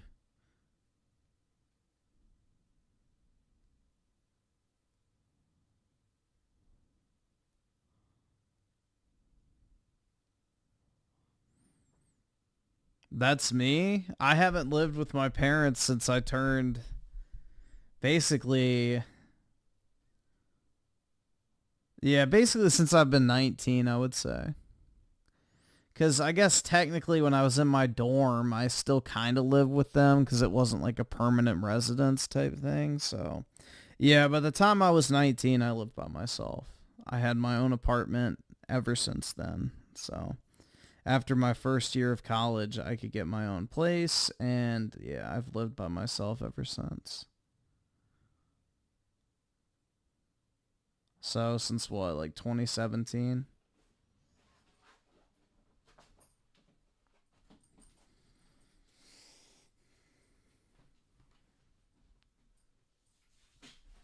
But now I don't live alone, dude. I live with my dog. Hell yeah. Average Discord user? Nah, that's a Redditor, man. Only a Redditor would think they're smart enough to defend themselves and then get fucking pissy with a judge afterwards. Actually, I read about this on a subreddit and I know my rights.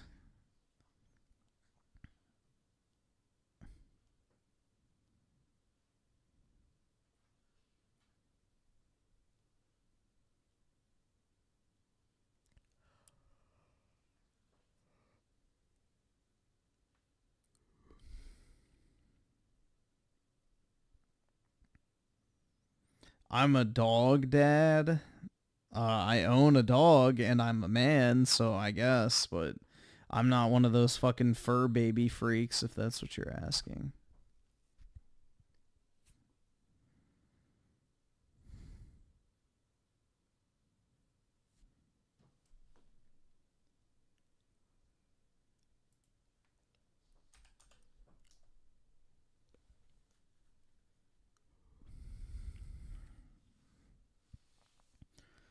I saw this. I didn't watch it yet, but here, we'll take a look. I haven't watched it yet. But yeah, Governor DeSantis nukes Camel Toe after she freaked today and attacked him for ignoring her phone calls. And we've been laser focused on leveraging all resources available, including from the federal government.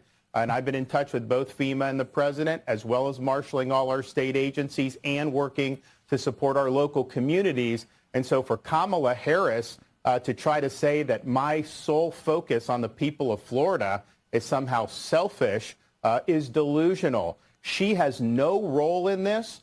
In fact, she's been vice president for 3.5 years. I've dealt with a number of storms under this administration. She has never contributed anything to any of these efforts. And so bruh, what I think is selfish Has she ever is her called trying to before? blunder into this. No, and here's Has the she ever thing. called before? She has no role. No, she has no role in this process. I'm in contact with the President of the United States. I'm in contact with FEMA director. I'm obviously managing all our state agencies. We're supporting all our local government. And I will say this. I've had storms under both President Trump and President Biden, and I've worked well with both of them. She's the first one who's trying to politicize the storm, and she's doing that just because of her campaign. She's trying to get some type of an edge. She knows she's doing poorly, and so she's playing these political games. I don't have time for political games. I've got people whose lives are on the line. I've got people whose homes and their possessions are on the line, and we are focused 100% on that mission. I'm not worried about playing her political games. And so she is being selfish by trying to blunder into this when we're working just fine. That's great. And it shows you that Biden has pushed her out of any, like, official capacity. Biden wants nothing to fucking do with her because she would have been on the call with him when he originally talked to him. So, yeah. The party of joy is not so joyous these days. The walls are closing in, that's why.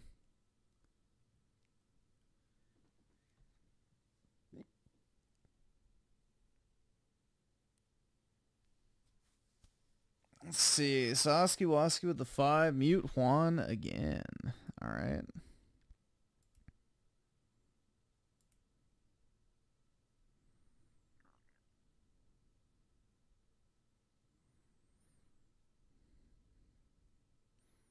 Yeah, the Trump dynasty is about to begin, man. We're on the verge of greatness.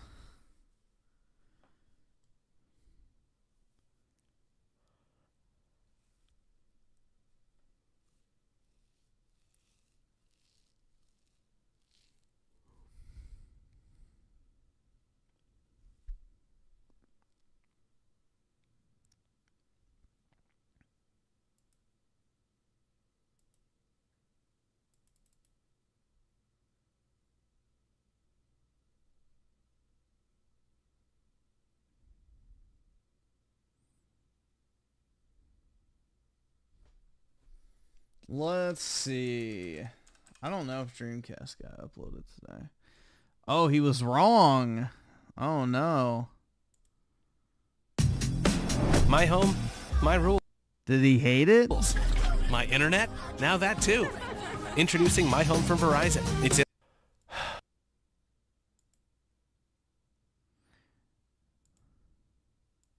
I wonder if he hated it. I don't know. This doesn't look like a face of happiness. Although he could just be baiting the camera. We'll find out, I guess. I was wrong about the Silent Hill 2 remake. When this project was first rumored, first leaked, first talked about on the internet, it was always cautiously optimistic. I thought, okay, yeah, he likes it then. It would be at least halfway. He likes it. Decent. I mean, this developer, though, is at times very controversial. This game was made by Bloober Team, and while some of their games are very beloved, some of them are... I loved it? Fuck no. I love the fact that I didn't have to play it. So, yes, in that sense, I did love it because I didn't have to play it myself. So, sure, why not?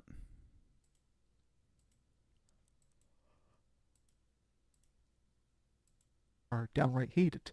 They do a strange mix of horror games and what are essentially... Because he has roommates and he tries not to wake them up when he records at certain times of the day. Digital haunted houses where you can't even really fail. They're just spooky, but giving them the keys to the kingdom. Silent Hill 2 is one of the best horror games of all time. The original was the first game I ever played that was not just survival horror, but psychological horror.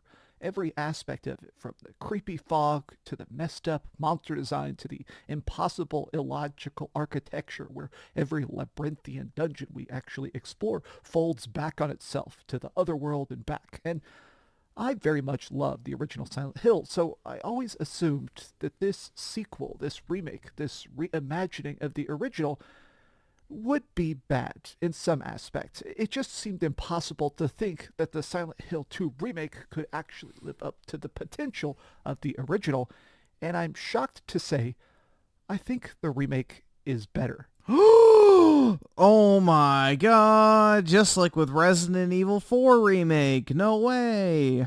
I think the remake is better than the original Silent Hill 2, and I want to explain why and how this completely changes my perspective about horror games. Let's discuss. Hi, hope you're having a great day. I'm Dreamcast Guy. Please like this video, and if you could, subscribe if you haven't already. See if we can get this video to 2,000 likes. I'm blown away, guys. This is going to be completely spoiler-free. I'm going to show clips from throughout the game, but without context. I'm not going to show tons of bosses and stuff like that, but I do want to talk very in-depth about this because I just finished beating the game, and it was a very emotional experience. So let's talk about the story, let's talk about the graphics, and let's talk about the gameplay, because every single piece of this has been... Oh my god. Very emotional, dude. Completely reconstructed in a better version. Alto Res of the 2, but wait, I thought Konami were evil? That's right, dude. They betrayed my precious Kojima. Than the original. So right before I played the remake, I decided to go back and play the original version on a PlayStation 2, and while the game is good, of course... Ew. I mean, the original Silent Hill 2 is still incredibly great. That looks horrible. It was definitely one of those things where playing it right before the remake, you can kind of see where there was room to grow. The original game, of course, has a very slow pace. It has very heady, deep, crazy moments. But I think the biggest change from the original to the remake is that in the first version of it, the version... Blast radius with the 5, the Silent Hills 2 remake stands are absolutely obnoxious, which made me not want to buy this game. I still might eventually, though, but they are the worst. Yeah, obnoxious fan bases are, you know, pretty fucking can't. I mean, this isn't really a video game, but the anime Full Metal Alchemist Brotherhood or whatever the fuck, like when I used to watch anime, I just refused to ever watch that show because of every single fucking person soying their ass off about it, so... I just refused to watch it purely out of principle because I got sick of hearing people soy out over it constantly. So I know the feeling. When we got back on PlayStation 2 and the original Xbox, it always felt desperate. In this game, we're playing as James Sunderland. He's a guy whose wife has passed away from a terrible illness 3 years ago when suddenly he gets a letter from her in the mail that says, "Come to our special place, Silent Hill, where my restless dreams lie."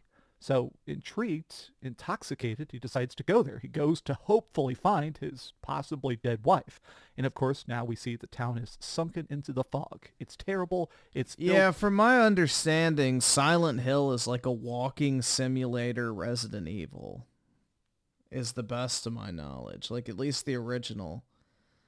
Like, it's really just heavily focused on walking and, you know, taking in the atmosphere primarily, but I have no fucking clue. I don't play these type of games, nor do I really care about them. And I don't plan on playing it. With badly beasties of the most macabre variety, but what I really appreciated about this is that in the new version, instead of being desperate, there is now a tone of depression.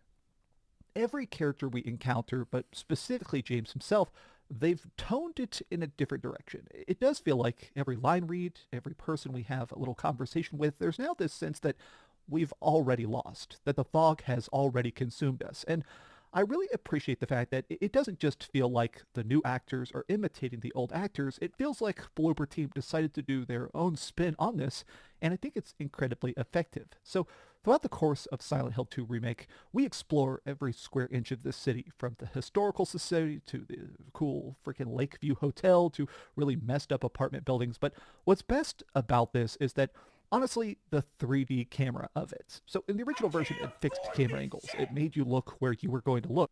I play the Supermassive Slop, though. I got paid to play all of those. I don't like those type of games that much. I mean, they're somewhat mildly entertaining, but most of them I'm not a fan of. Oski Woski with the 2. Thank God you didn't hear the My Hero Academia loser. Yeah. Dude, that show is awful. Absolutely awful. Look, whereas now you can actually just, of course, because it's a modern game, turn the right stick and look at anything you want. Being able to just actually truly look around Silent Hill for the first time, gazing at different flyers on pillars or read different signs and stuff like that, there is not just a beauty, there is a fully realized vision to this.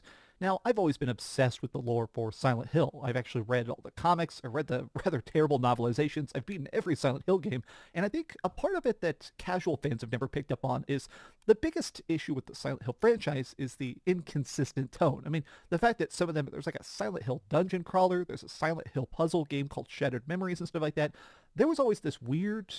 Oh, dude, I remember that cover art. I remember this cover art very vividly. It used to be at my, I think it was Movie Gallery, not Blockbuster. Tone shift between the games that a lot of times just did not make sense, especially because some Silent Hill games have been incredibly bad. So seeing Silent Hill 2 actually take the best parts of all the games and find... I never actually got it because I didn't like horror games, but I remember seeing it. That, and they had Playboy the Mansion too, which I wanted to get, but obviously my mom would have never let me get it. Finally give it a consistent vision. It's so insane to actually see it work. One of the things I noticed is actual nods to the other games. Now, obviously, Silent Hill 2 was made in 2001. It was very good then, and it's very good now. But then we got Silent Hill 3, 4, we got Silent Hill Origins, these extra games that still built on the original legend of Silent Hill. There is actually now direct references to the other Silent Hill games, to Silent Hill 3, 4, and Origins, which are games I very, very much love. I will always defend Silent Hill for The Room. And so it's crazy to see notes from Walter Sullivan, to see talk about the monsters that exist in Silent Hill 3. It's so cool to see that Silent Hill 2 is more of a complete encapsulation of what makes Silent Hill so great. But let's talk about the combat, let's talk about the graphics, and I want to end this with a very personal message. So graphically, the game looks fantastic, but you may notice my only... I own the Dude game. I don't even know what that is. Right with this game is these random frame drops. I'm playing this on a PlayStation 5. Maybe it's built for the PlayStation 5 Pro, but I did encounter pretty frequent frame drops. I played this on performance mode. I think Sony released stats, 75% of all gamers play stuff on performance mode, and it definitely is not a rock solid 60 FPS. It does seem like it kind of dips, and what's weird is that it doesn't dip in combat. It doesn't dip when I'm like bashing gooey monsters to bits. I noticed it just randomly dips when I'm running around, which is not the best. But let's talk about the graphics themselves. Every single part of this game looks so good. The facial animations especially have this incredibly realistic subtlety to it of people trying to hide their emotions while talking to each other with people that clearly are very mentally ill. Some of the characters feel like they're on the verge of Minecrafting themselves. And so... Oh my god, bro. Literally me, dude. The Guy game? I've never heard of that. What is it? The Guy game is an adult video game developed by Top Heavy Studios. It's like trivia.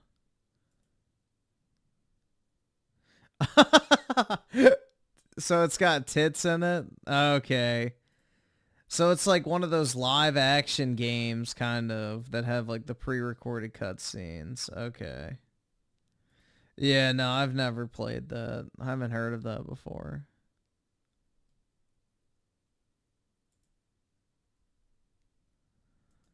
Yeah, there's one for iSiler. He's probably a fan of this game.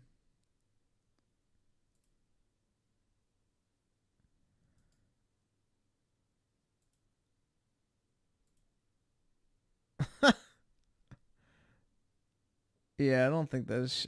Yeah. Hell yeah, dude.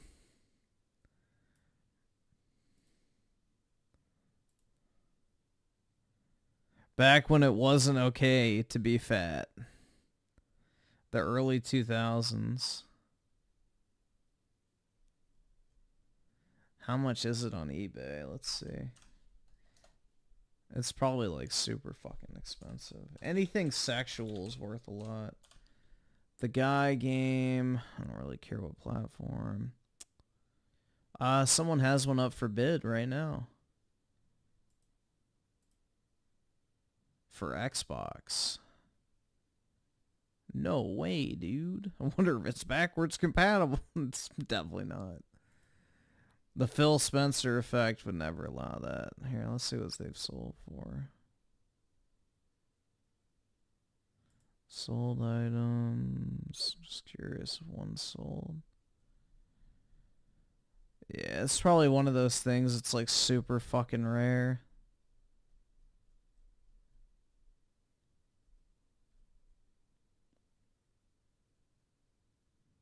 Alright, yeah, I can't find it. Well, there's one ending in 6 days. We'll see what it goes for. I don't know if I even want to bother buying it. It's kind of chewed up.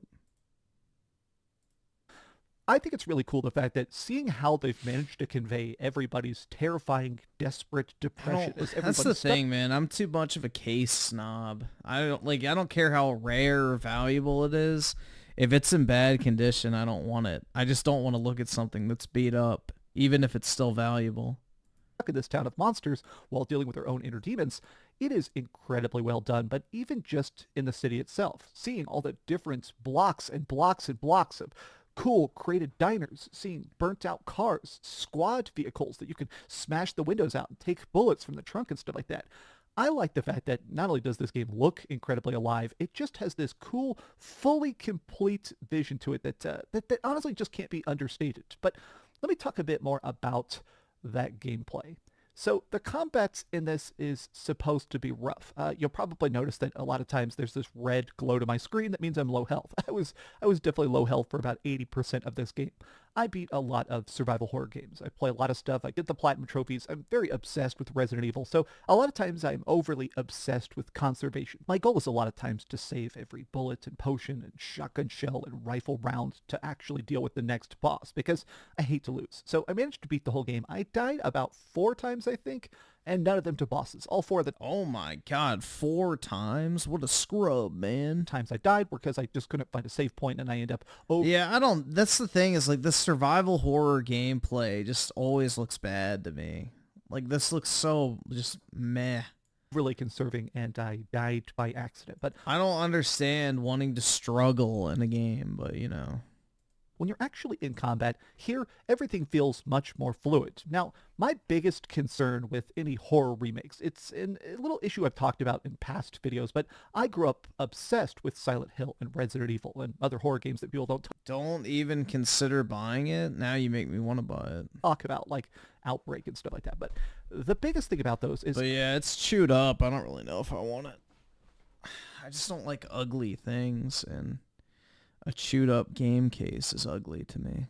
I have always been a believer that the clunkiness of those old games added to the horror. I was always kind of a bit afraid of the Resident Evil. The clunkiness of those games added to the horror. Yeah, I love purposely shit gameplay. That's so great. Another reason I don't like survival horror.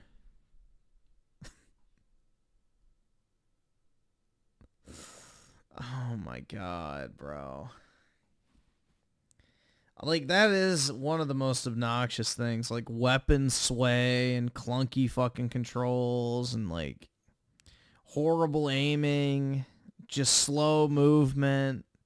I don't get it. I don't understand why you want to just feel weak, slow, and just purposely encumbered. 2 remake and 3 remake and 4 remake, because them being more playable does indeed remove the fear. So with the use generation with the 5 if you want a video about it. Hey, welcome back to Alright, I may watch it later.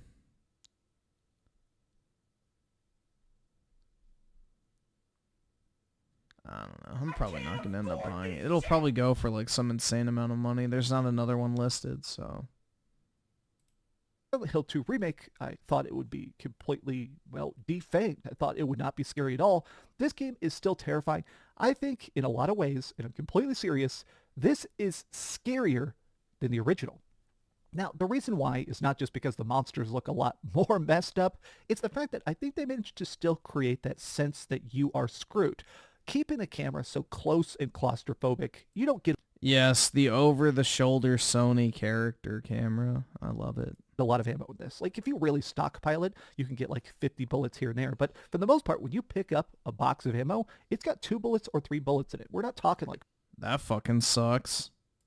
packs of 10 rounds and stuff like that. So because of it, you do a lot of melee combat. In order to shoot, at any time you can have a gun equipped and a melee equipped at the same time. If you want to shoot, you aim and you fire. But if you just press the attack button, you attack with your melee, which for the first half of the game is a board with a nail in it. For the second half is like a metal pipe. And what's great about this is that there is such a visceral terror for every single encounter, especially in the later areas when things start to really go off the walls. Trying to fight a nurse that is so messed up its face is just a blur, or weird, creepy... Yeah, hearing that it has scarce ammo makes me not want to play it, and it makes me glad that I did not buy it. Acts of acid with legs to it, or even just cockroaches and stuff like that that are abnormally large. Fighting creatures always feel scary because they can grab you, they can jump on you. There's creatures that can crawl on the ceiling and drop down on you, or the mannequins. There's these things that are just pairs of legs that will actually hide in the environment, and while you're exploring, they'll pop out and attack you. Everything about the combat is drastically improved. It's funny that, if anything, having more visibility increases the terror instead of removes it. They also added to every boss fight. Now, I'm just going to show like a clip from an early boss, but they added extra phases, That's a extra boss. attack patterns, extra ideas that improve the boss fights. And that's crazy. That looks like shit. I want to say, for fans of the original Silent Hill who might be concerned that they've changed stuff too much, that they've altered the original experience, I say this as a Silent Hill superfan. I say this as a person that actually has written viral videos about Silent Hill 2 lore. This is the exact same game, but better. It is the exact same vibe. It's the same monsters. It's the same city, just improved in the ways that matter most. But I think this game is exactly what it needed to be. It follows the exact story. It keeps the pace. It keeps the same world, but at the same time, it adds on. It creates a more cohesive theme to the rest of the Silent Hill universe. If anything, honestly, it gets me excited because we're still supposed to be getting 2 other Silent Hill games here at some point, which is Silent Hill F and then Silent Hill Townfall. So if anything, I feel like we're truly finally seeing the rebirth of Silent Hill that a lot of us have been begging for now for decades. I want to end this video with a very sentimental message. I'm trying to not cry. I apologize, but What? In the middle of writing this video, had a bad family emergency. Okay, holy shit. I thought he was going to say he was going to cry because he was like so passionate about the game. All right. That makes sense then. Fair enough. But like, I was like, what the fuck, bro? It's just a remake of a video game. Relax. But yeah, I guess I'm not really the biggest fan of airing your familial drama on the internet, but you know, whatever. At one point, I was getting a text and I set down the controller. And while I was sitting there, Maria, one of the characters that you run into in the city that looks like your dead wife, she said, "James, why are you stopping? There's nothing out there but fog." We were exploring the city and I looked out at the fog and I realized how wonderful of a lie that is. In the fog, for the Silent Hill world, there's not just fog. There's monsters. There's fear. Wow, that's so deep. The fog is confusion. The fog is loss. And while writing the script, the family emergency I had is that I've got an uncle that was diagnosed with Alzheimer's about 2 years ago, and this week he took a turn for the very much worse. His memory is completely gone. He can hardly speak at this point. And so in the middle of writing the script, I went and visited him in his care home, and he thought I was my father, which is... Is that why you don't talk about Synthetic Man? Nobody brought up Fudo, man. What are we supposed to talk about? Fine. My dad and I look a lot alike, and I could see it gave him some joy to see what he thought was his brother. And in his face, I saw searching. In a way, I almost feel like I see that he is in the fog right now. Because everybody in the fog is searching. James is searching for his wife. Oh my god.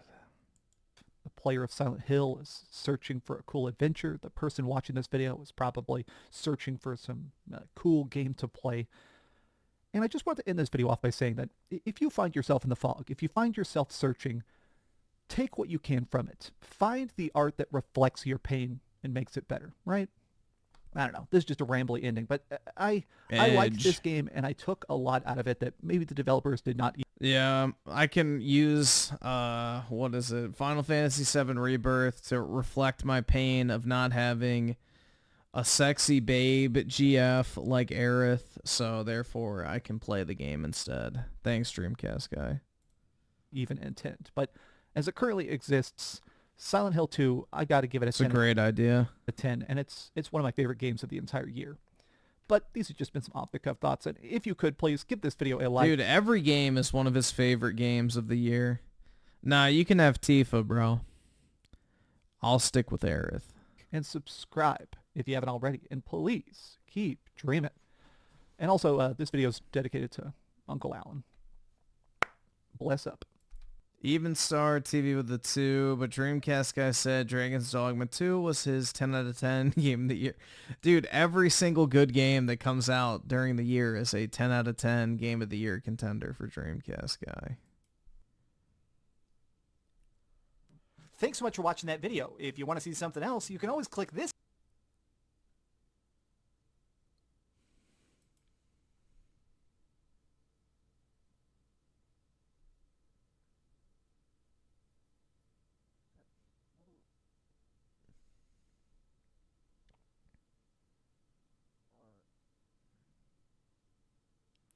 Yeah, that's the thing. He is a hype junkie. Like, he's just addicted to buying and, you know, soying out over new video games. I don't know, dude. Most new video games are super disappointing.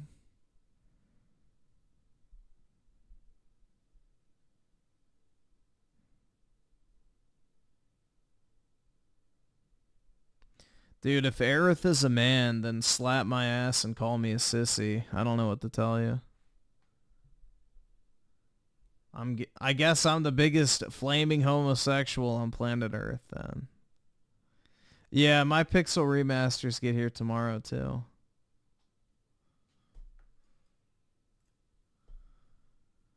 I saw her with the 5.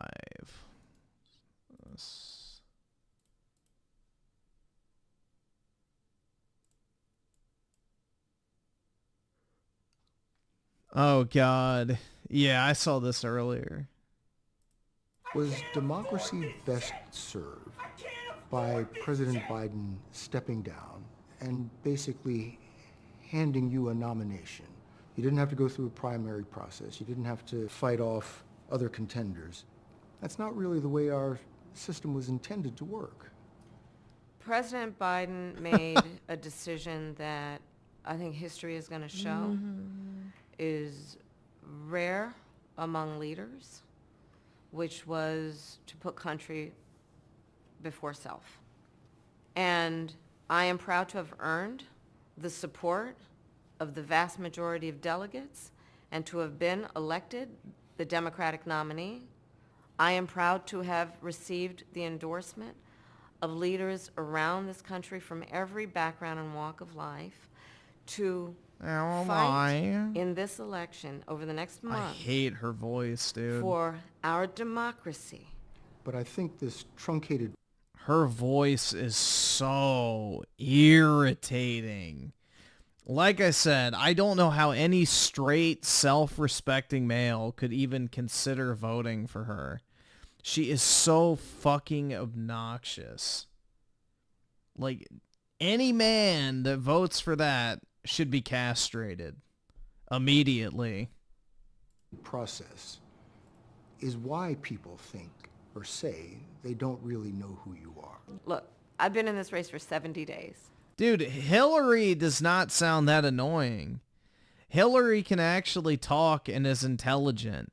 She's just stupid. Like, she's an idiot. She's an absolute idiot that just repeats the same canned fucking lines over and over again and tries to make her voice sound emotional by adding that weird inflection. Yeah, Hillary is incredibly smart. Hillary Clinton is anything but stupid. Like, She is incredibly intelligent and very articulate too. It's just, she's a corrupt, evil piece of shit, but yeah, no, she's way smarter than Camel Toe.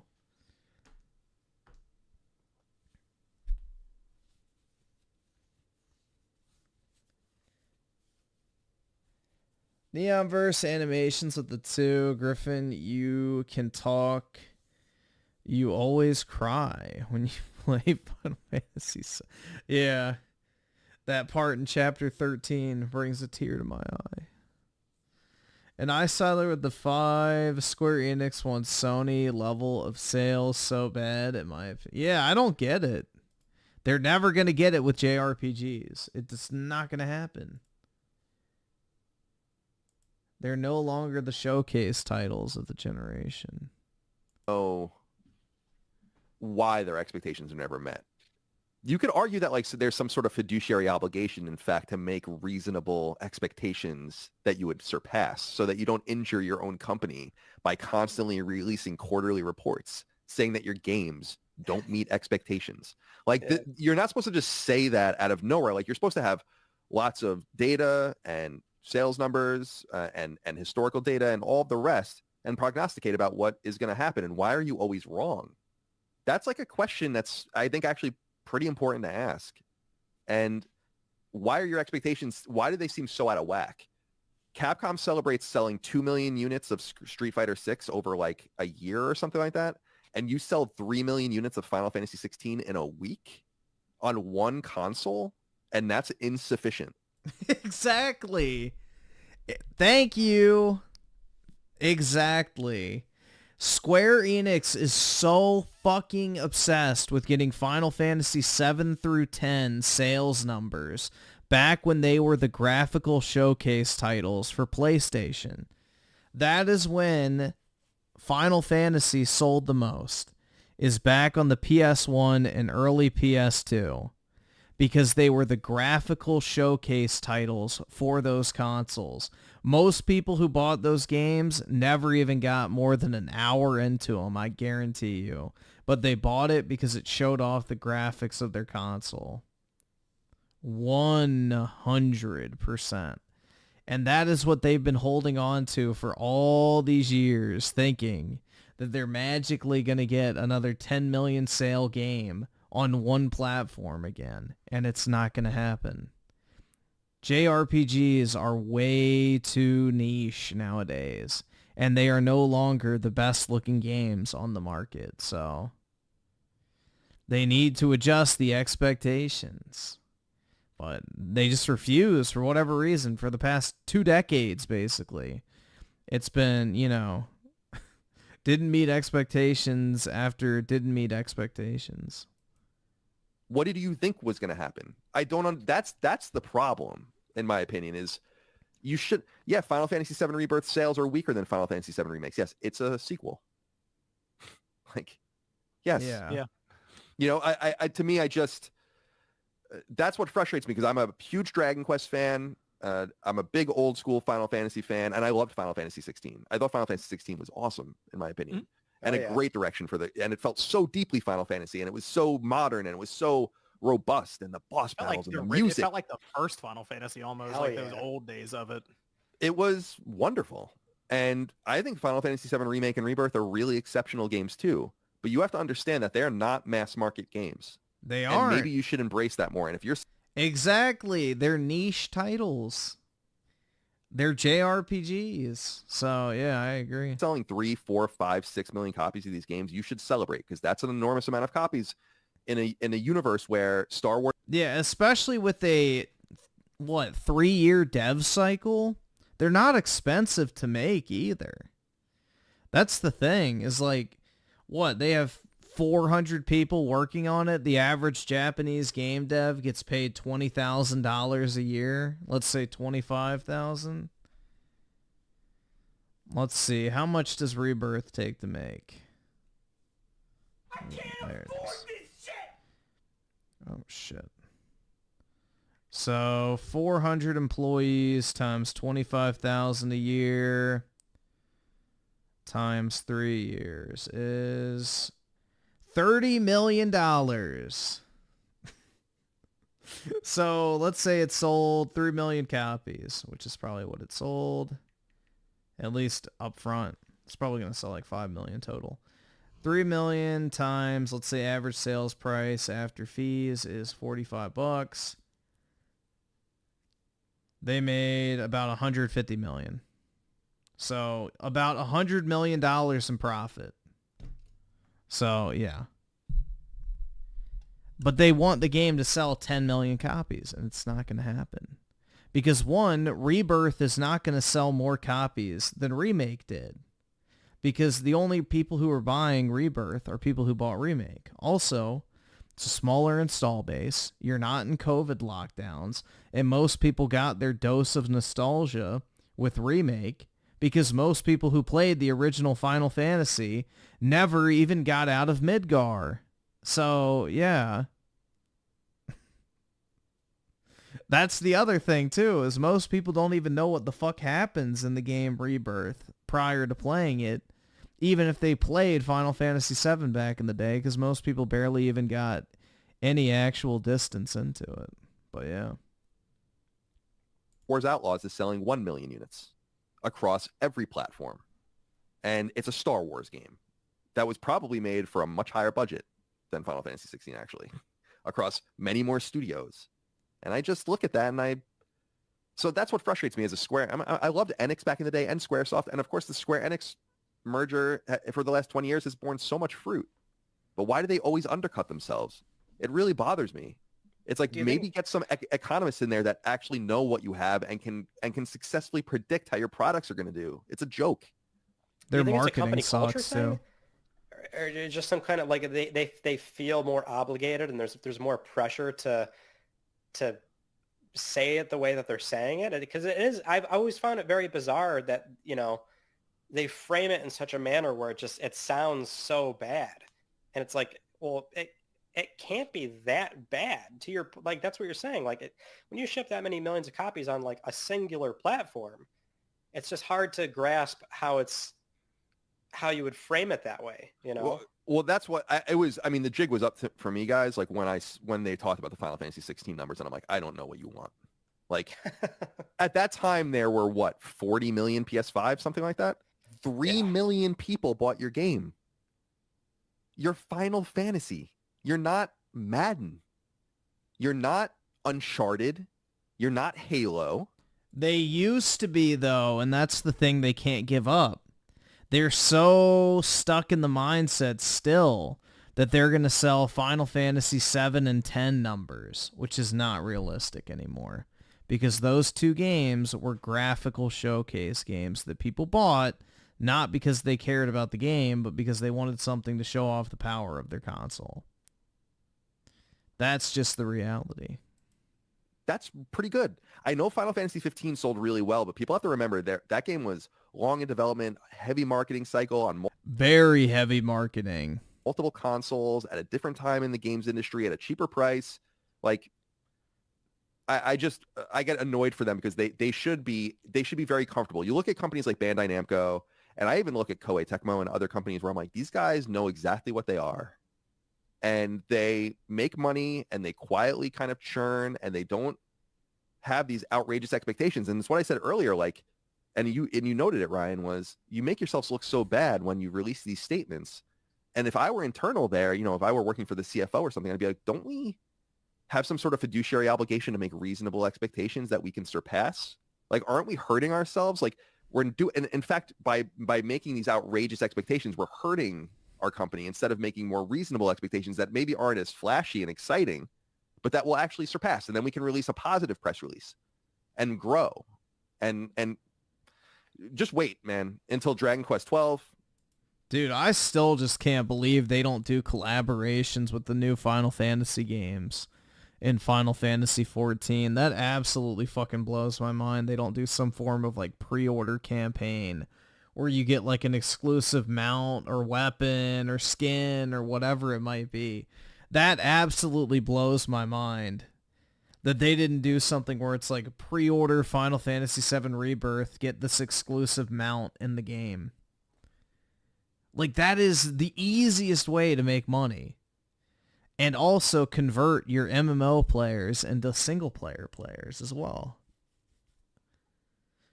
Because I guarantee you, people would buy it just for the mount. And then who fucking cares if they even play it or not? You still got the money from it. Which will not meet expectations. Kingdom Hearts 4 will not meet expectations. The Final Fantasy Tactics remake or whatever they're doing with that won't meet expectations. Final Fantasy 9 remake won't meet expectations. It's just it's a joke. And it really goes all the way back to Rise of the Tomb Raider. Like, if you can track it all the way back to that and just how many times they've said it since that point. Well, not even Rise of the Tomb Raider, the original Tomb Raider reboot game. But also, if you want to go as far back as Final Fantasy X-2. That game didn't meet expectations. Final Fantasy 12 didn't meet expectations. Final Fantasy 13, 2, and Lightning Returns, especially Lightning Returns, did not meet sales expectations. So this has been a thing for them for a while. I would love to know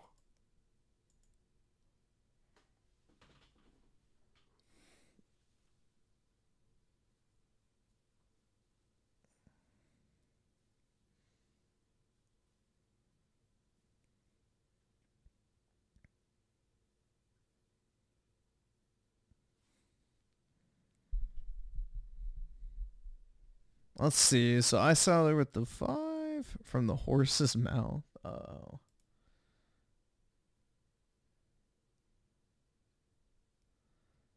You know how the passage of time works, right? The game not being so profitable with longer term sales doesn't change that. Takashi misreported that what Square Enix previously stated about sales being in line with expectations and strong. Source is literally Square Enix, an analyst, he quoted. Yeah, I remember this. Initial sales of 16 were 3 million units. How did that compare to your expectations, and how do you plan to expand sales? This achievement was in line with our expectations to expand sales, variety of PR activities, and other initiatives to encourage more of the growing PlayStation 5 install base to play the game. And then, according to David Gibson, who attended Square Enix analyst briefing, the company was hoping for more sales in 16. Hope was not the right word. Sorry, the results were in the range of their expectations. Feel the penetration of PS5 performance was quite good, as they said before announcing the 3 million number. Like what? That game's probably like close to 4 to 5 million right now, I would say. Probably definitely close to 5 million after it came out on PC. So that's very good for a Final Fantasy game. I don't know. It's a JRPG. So.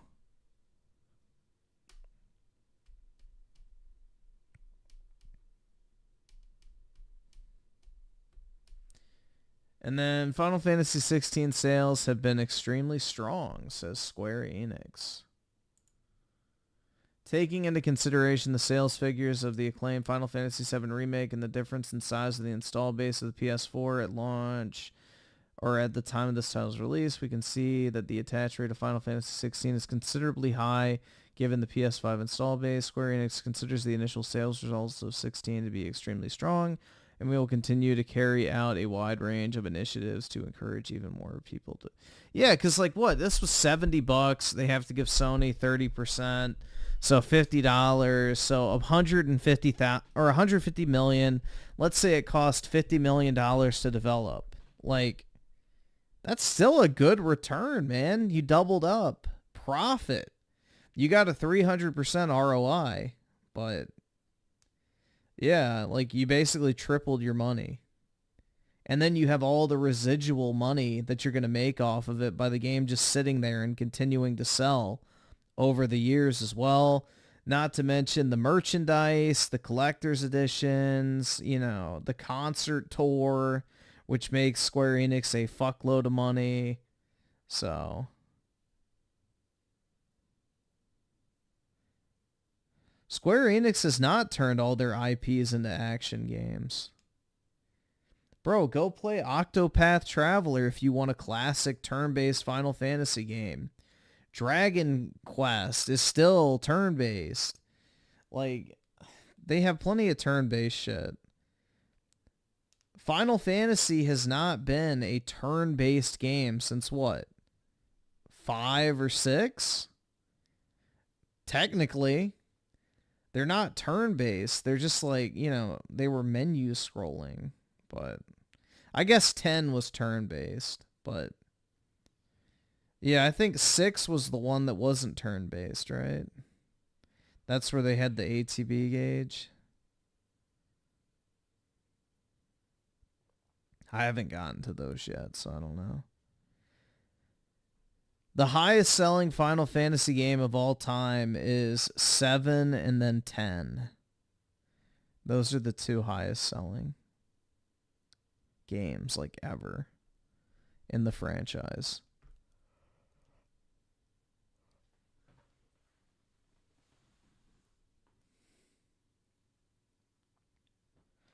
Oh, ATB was introduced in 4? Yeah, so... I mean, bro, I don't know how many times people have to say it, but, like, the people who literally worked on Final Fantasy came out and said that they never wanted the game to be, like, a menu, like, select to attack type game. They always wanted to make it, like, a real-time combat game, but they couldn't because of technical limitations, so... It was less of a creative choice to make it turn-based / menu-based and more so of a restriction of the technology of the day.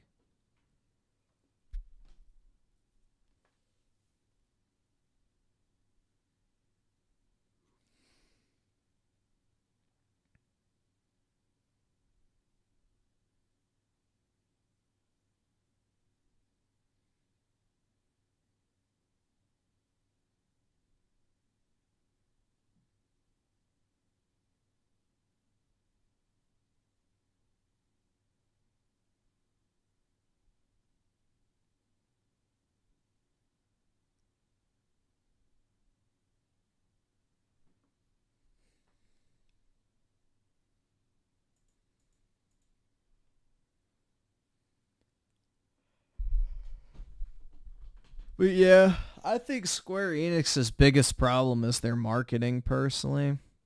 Which is the biggest problem with most video game companies nowadays, is the messaging.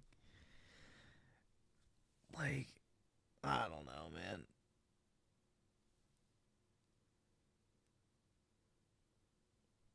Also, they just released too many games. Like what? In the past, 4 years, they've released how many Final Fantasy 14 expansions? They released Remake, Crisis Core Remaster, the Pixel remakes, Strangers in Paradise, Theat Rhythm, Final Fantasy, Final Bar, Final Fantasy 16, Final Fantasy Rebirth. What else? I feel like I'm missing something. They have released so many Final Fantasy games in the past 4 years. And then on top of that, all their other stuff too. Like your Octopaths, I guess less so Kingdom Hearts recently, but that's another big franchise they have. Yeah, Star Ocean. They had that Triangle strategy game. They have Neo, The World Ends With You. They have Valkyrie, Elysium. I have a bunch of Square Enix games. I can't remember the names, though. But yeah, they release so many fucking games, bro. It's like insane. They don't give their games a chance to breathe or like advertise them. Kino of Paradise. Yeah, that game was really good, man. That game was really good. And nobody even knows about it for the most part. It's sad. Almost no one even knows that that game exists. It flew completely under the radar. Oski Woski with the 2. Look at Octopath Traveler 2. Little to no marketing. Yeah, exactly. So, they definitely have work to do on that front. I think that's their biggest problem, personally.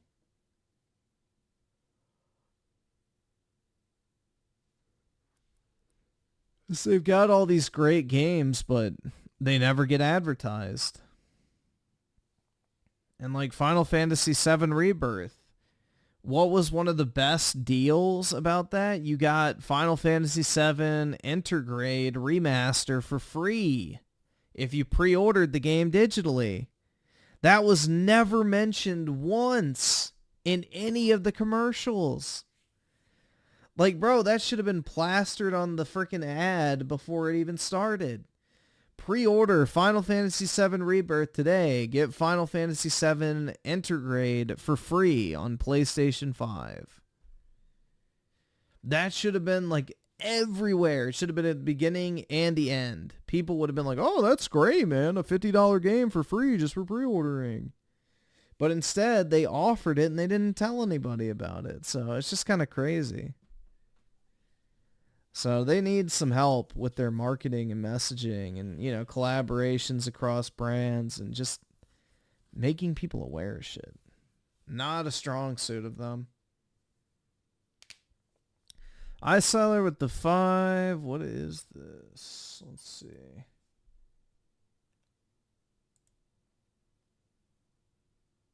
Ubisoft is an enigma. They employ 20,000 people, thousands more than any other publisher. Even the PlayStation brand itself were profitable last year, sit on a pile of IP, and even hold 1.5 billion in cash. It's obvious they're now in deep trouble. What's to come of them? Enormously important for them. And I think they're spending lots and lots of money. Ubisoft is just so clearly bloated beyond belief that I don't know how they employ so many people. I think it's something. They can't fire them because they're based in France. That's why. You can't fire employees over in Europe very easily. Like 18. Especially France. Because you have to pay them like severance for like 9 months if you do. So it's just easier to keep people around on the off chance that they actually do some work. 1,000 or something. It's pretty fucking crazy. Upsetting. There's no way you need that many people working on your games. Like, you got your Tom Clancy stuff, that's going to be a few thousand people. You got Assassin's Creed and Far Cry, that's going to be a few thousand. Because one of the major things they do, and I understand this, is that they control outsourcing in some way by having like a shit ton of just external studios that they own, and they operate, and they find efficiencies doing that. But it just seems like such a bloated. You have these IP. We got a little bit of clarity actually in their statement about what they want to do, like open world games and games as a service. And I'm like, yeah, you're good at those actually. You're good at open world games. People love your open. We make fun of Ubisoft, but the Ubisoft open world games are basically like iconic in terms of what they've done to the industry and how games are designed. They've ruined it. Like, even look at the old Assassin's Creed games that were open world. They felt linear in comparison to the fucking Far Cry copy-paste slop that we get now. Towards what they were doing. And I still think Far Cry is one of the great open world franchises, in my opinion. No. Ever. But Far Cry 3 is the only good one. But I also, just out of pure fun, like just what a fun, kinetic, playable, exciting series, in my opinion. Always has been. And but I know people love Assassin's Creed and all those other things too. And then your Tom Clancy stuff and your games as a service. They ruined Assassin's Creed. I'll never forgive them for that. I used to look forward to the annual Assassin's Creed release every single fucking year without fail. And then they spoiled it. Have some, I mean, Rainbow Six. Assassin's Creed Syndicate was so bad. Siege is one of the greatest games as a service successes ever. So it's not like they don't know how to do something. They just got to really... Yeah. They got to tighten they got to figure it out. Tighten it up. So, and of course we lost The Division, at least the spin-off The Division game. We'll still get The Division 3, but I was really looking forward to that. You motherfuckers. Oh, the Heartland? Yeah, I really was. I was like, unusually excited about it. I was like, yeah, man, cool. Love me some Division. We'll have to be patient. Yep, Unity launched as an absolute fucking train wreck, but it was still a fun Assassin's Creed game, nonetheless. But it did start to introduce the level-based combat system, which was the beginning of the end for Assassin's Creed. That was when basically the crossing of the Rubicon happened and there was no going back. It became just, you know, unfortunately, level-based combat after level-based combat to the point where it devolved into a shitty garbage tier, you know, action open world game.